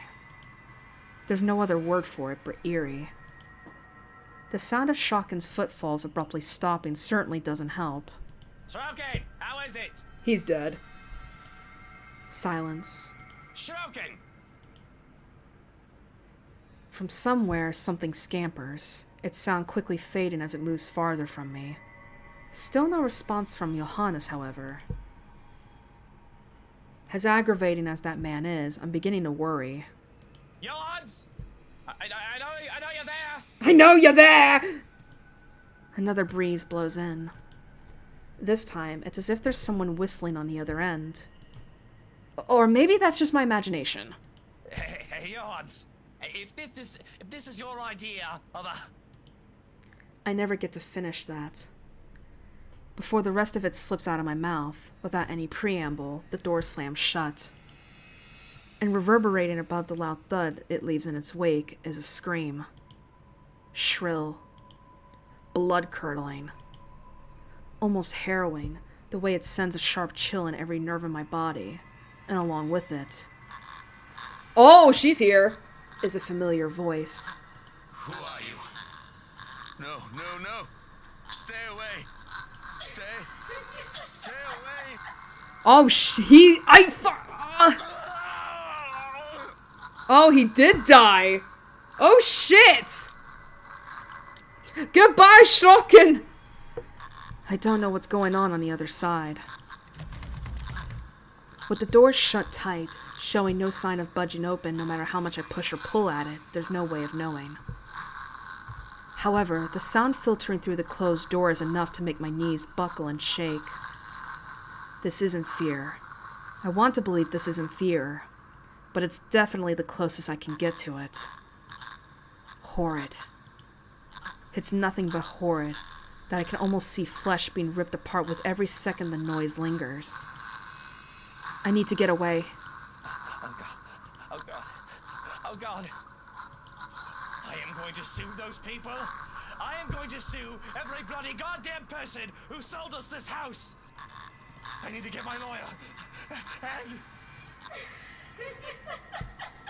Stumbling back, the back of my shoes catches on something. My foot slips, sending me tumbling down on my hind. It takes a moment before I notice a wetness seeping into my pants, and another second later to realize it's blood. McCullough's blood. But there's no moment left to feel repulsed by the thick metallic scent it sends into the air, or how Mint's eyes stare blankly at me. Her laughter's getting close. Without thinking twice, I'm picking myself up from the floor and scrambling for the larder. The smell of blood and rotting corpse be damned.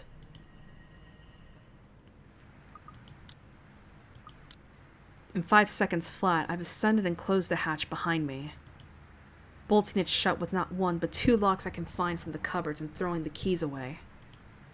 I don't even consider waiting if I manage to keep whoever it is there. The second the last lock clicks into place, I'm out of the damn kitchen. Running as quick as I can, as if at any minute, whoever finished off Shotgun will jump up from the cellar and grab me. At some point in my panic, I've also drawn my pistol, the closest thing I have to comfort for after that. Who is she? Shotgun said he doesn't recognize her from my description. An outsider? A daughter of another businessman that holds a grudge with me. I seriously can't remember who, if she is. There are plenty of them. Well, there's Suarez, but Kylie's a darling child. She wouldn't ever hurt Teal Luke. Who then?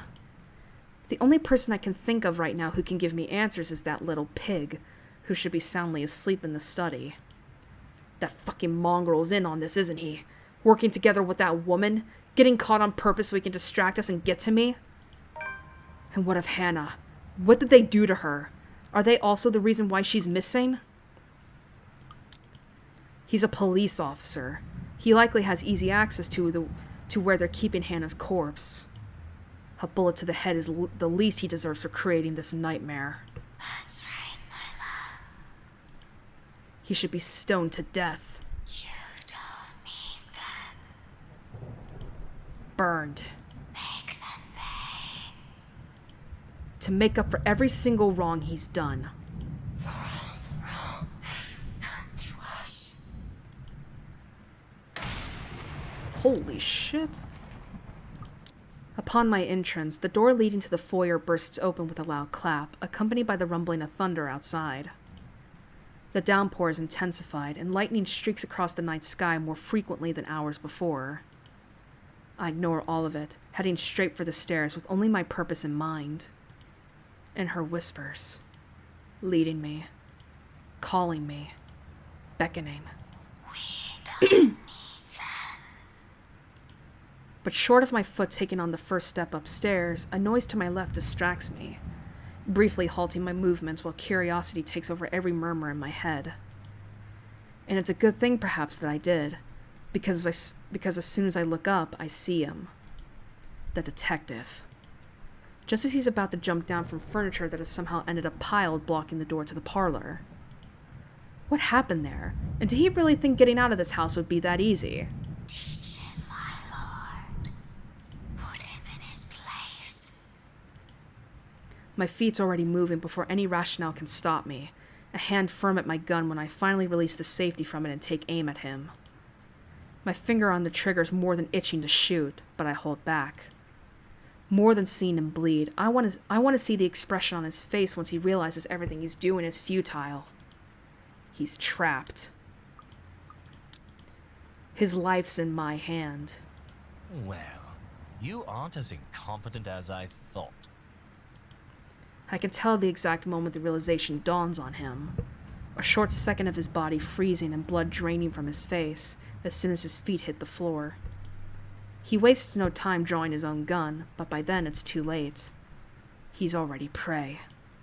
Trapped by his own recklessness. How pathetic. Still, he glares at me. Still, he fights back. Now, little pig. Manners. You're in no position to be pointing that gun at people. There's no desperation in him like I'm hoping.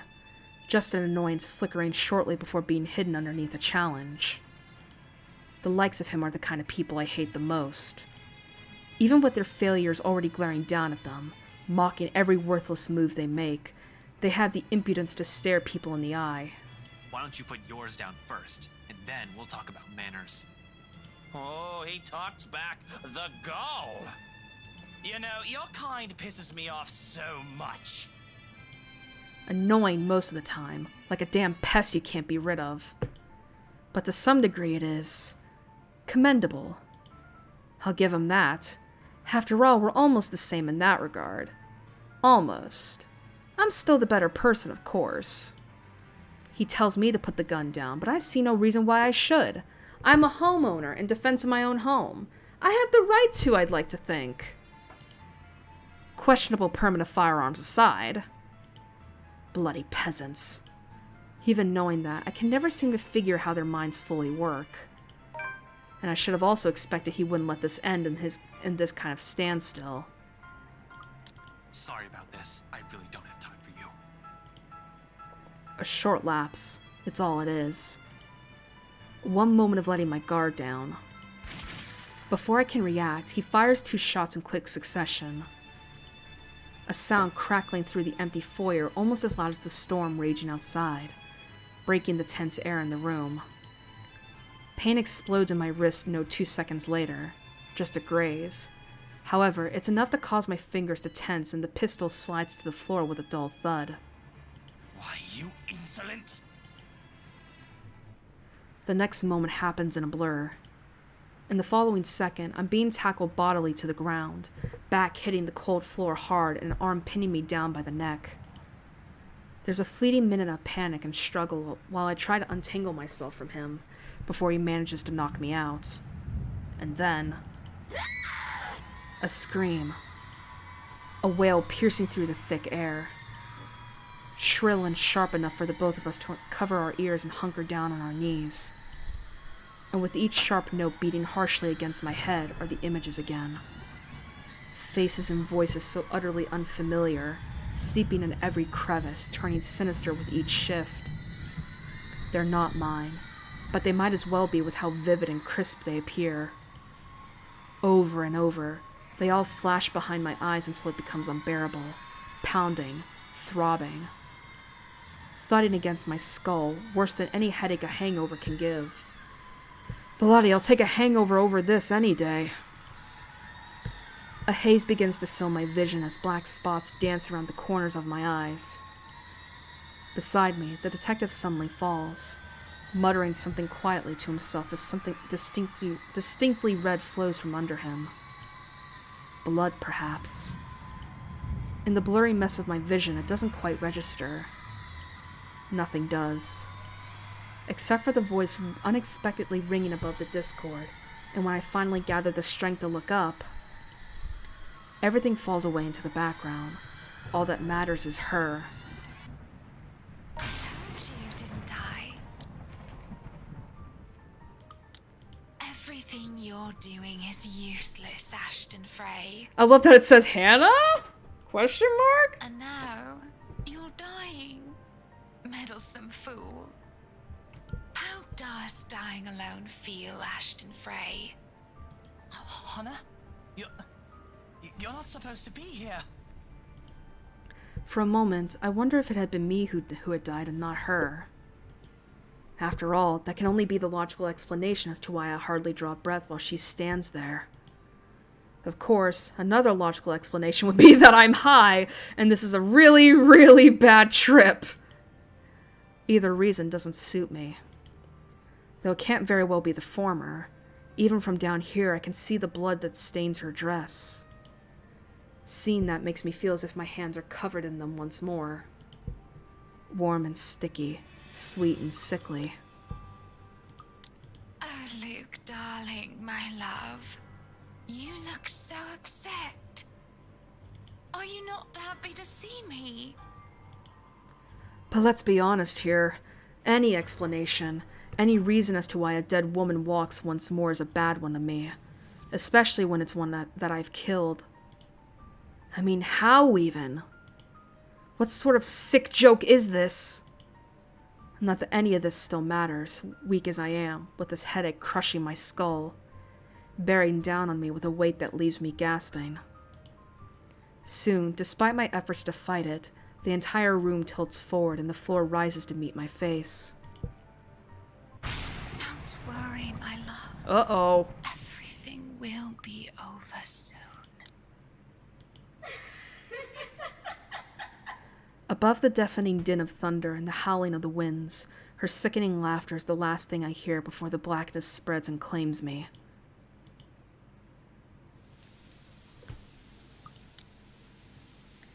God damn it, I know it's super long, we're almost 7 hours into this. But I gotta prepare, I'm gonna be at D&D in less than an hour. So as much as I hate to leave it here, we're gonna have to.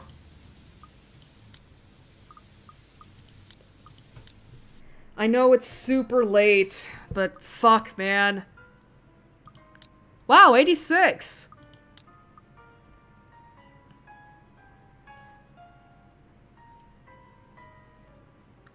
Man, 58%, huh? God, we still don't have much of all this. 72! Yay!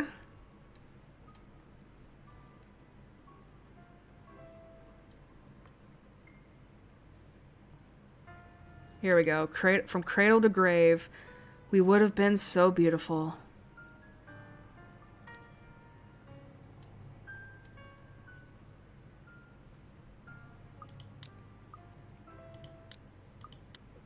Alright. Alright, let's get this over with.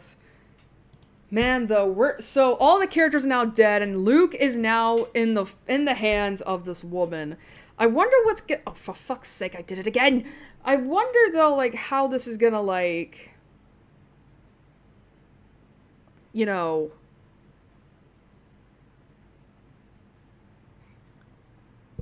How do I put this? Like, you know this is gonna fuck up.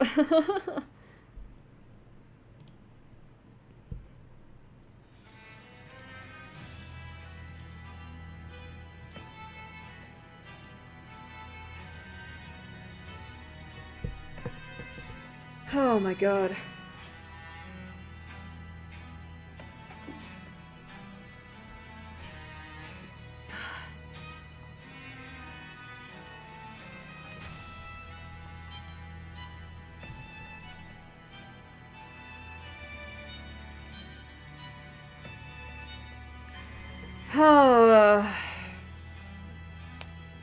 We're still not done with this route. We got so much emotion though, man. And to think we're gonna be trying for romance later in the next stream. But still, from what it looks like, we might be ending this at 16 parts. And I say 16 because I don't know how long the true ending is gonna take for us to get. I really hope that doesn't take, like, much longer. Because God knows I'm probably gonna be doing a 12-hour stream. That's gonna suck.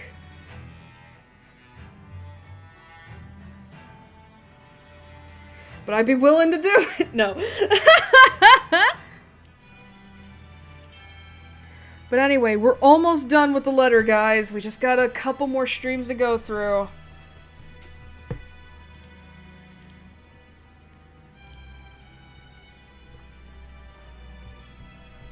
I just don't know how this route's gonna end. I really hope Luke dies. Listen, I may have been laughing a lot with him, but fuck, man. He is a terrible person. Like, did we not see the same racist shit that the game's been presenting to us?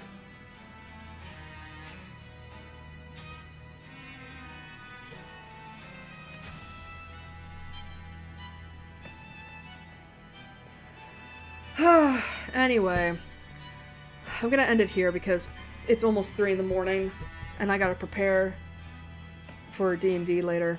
So, thank you all for joining me. Hope it was enjoyable, even with all the gore and crap. Oh god.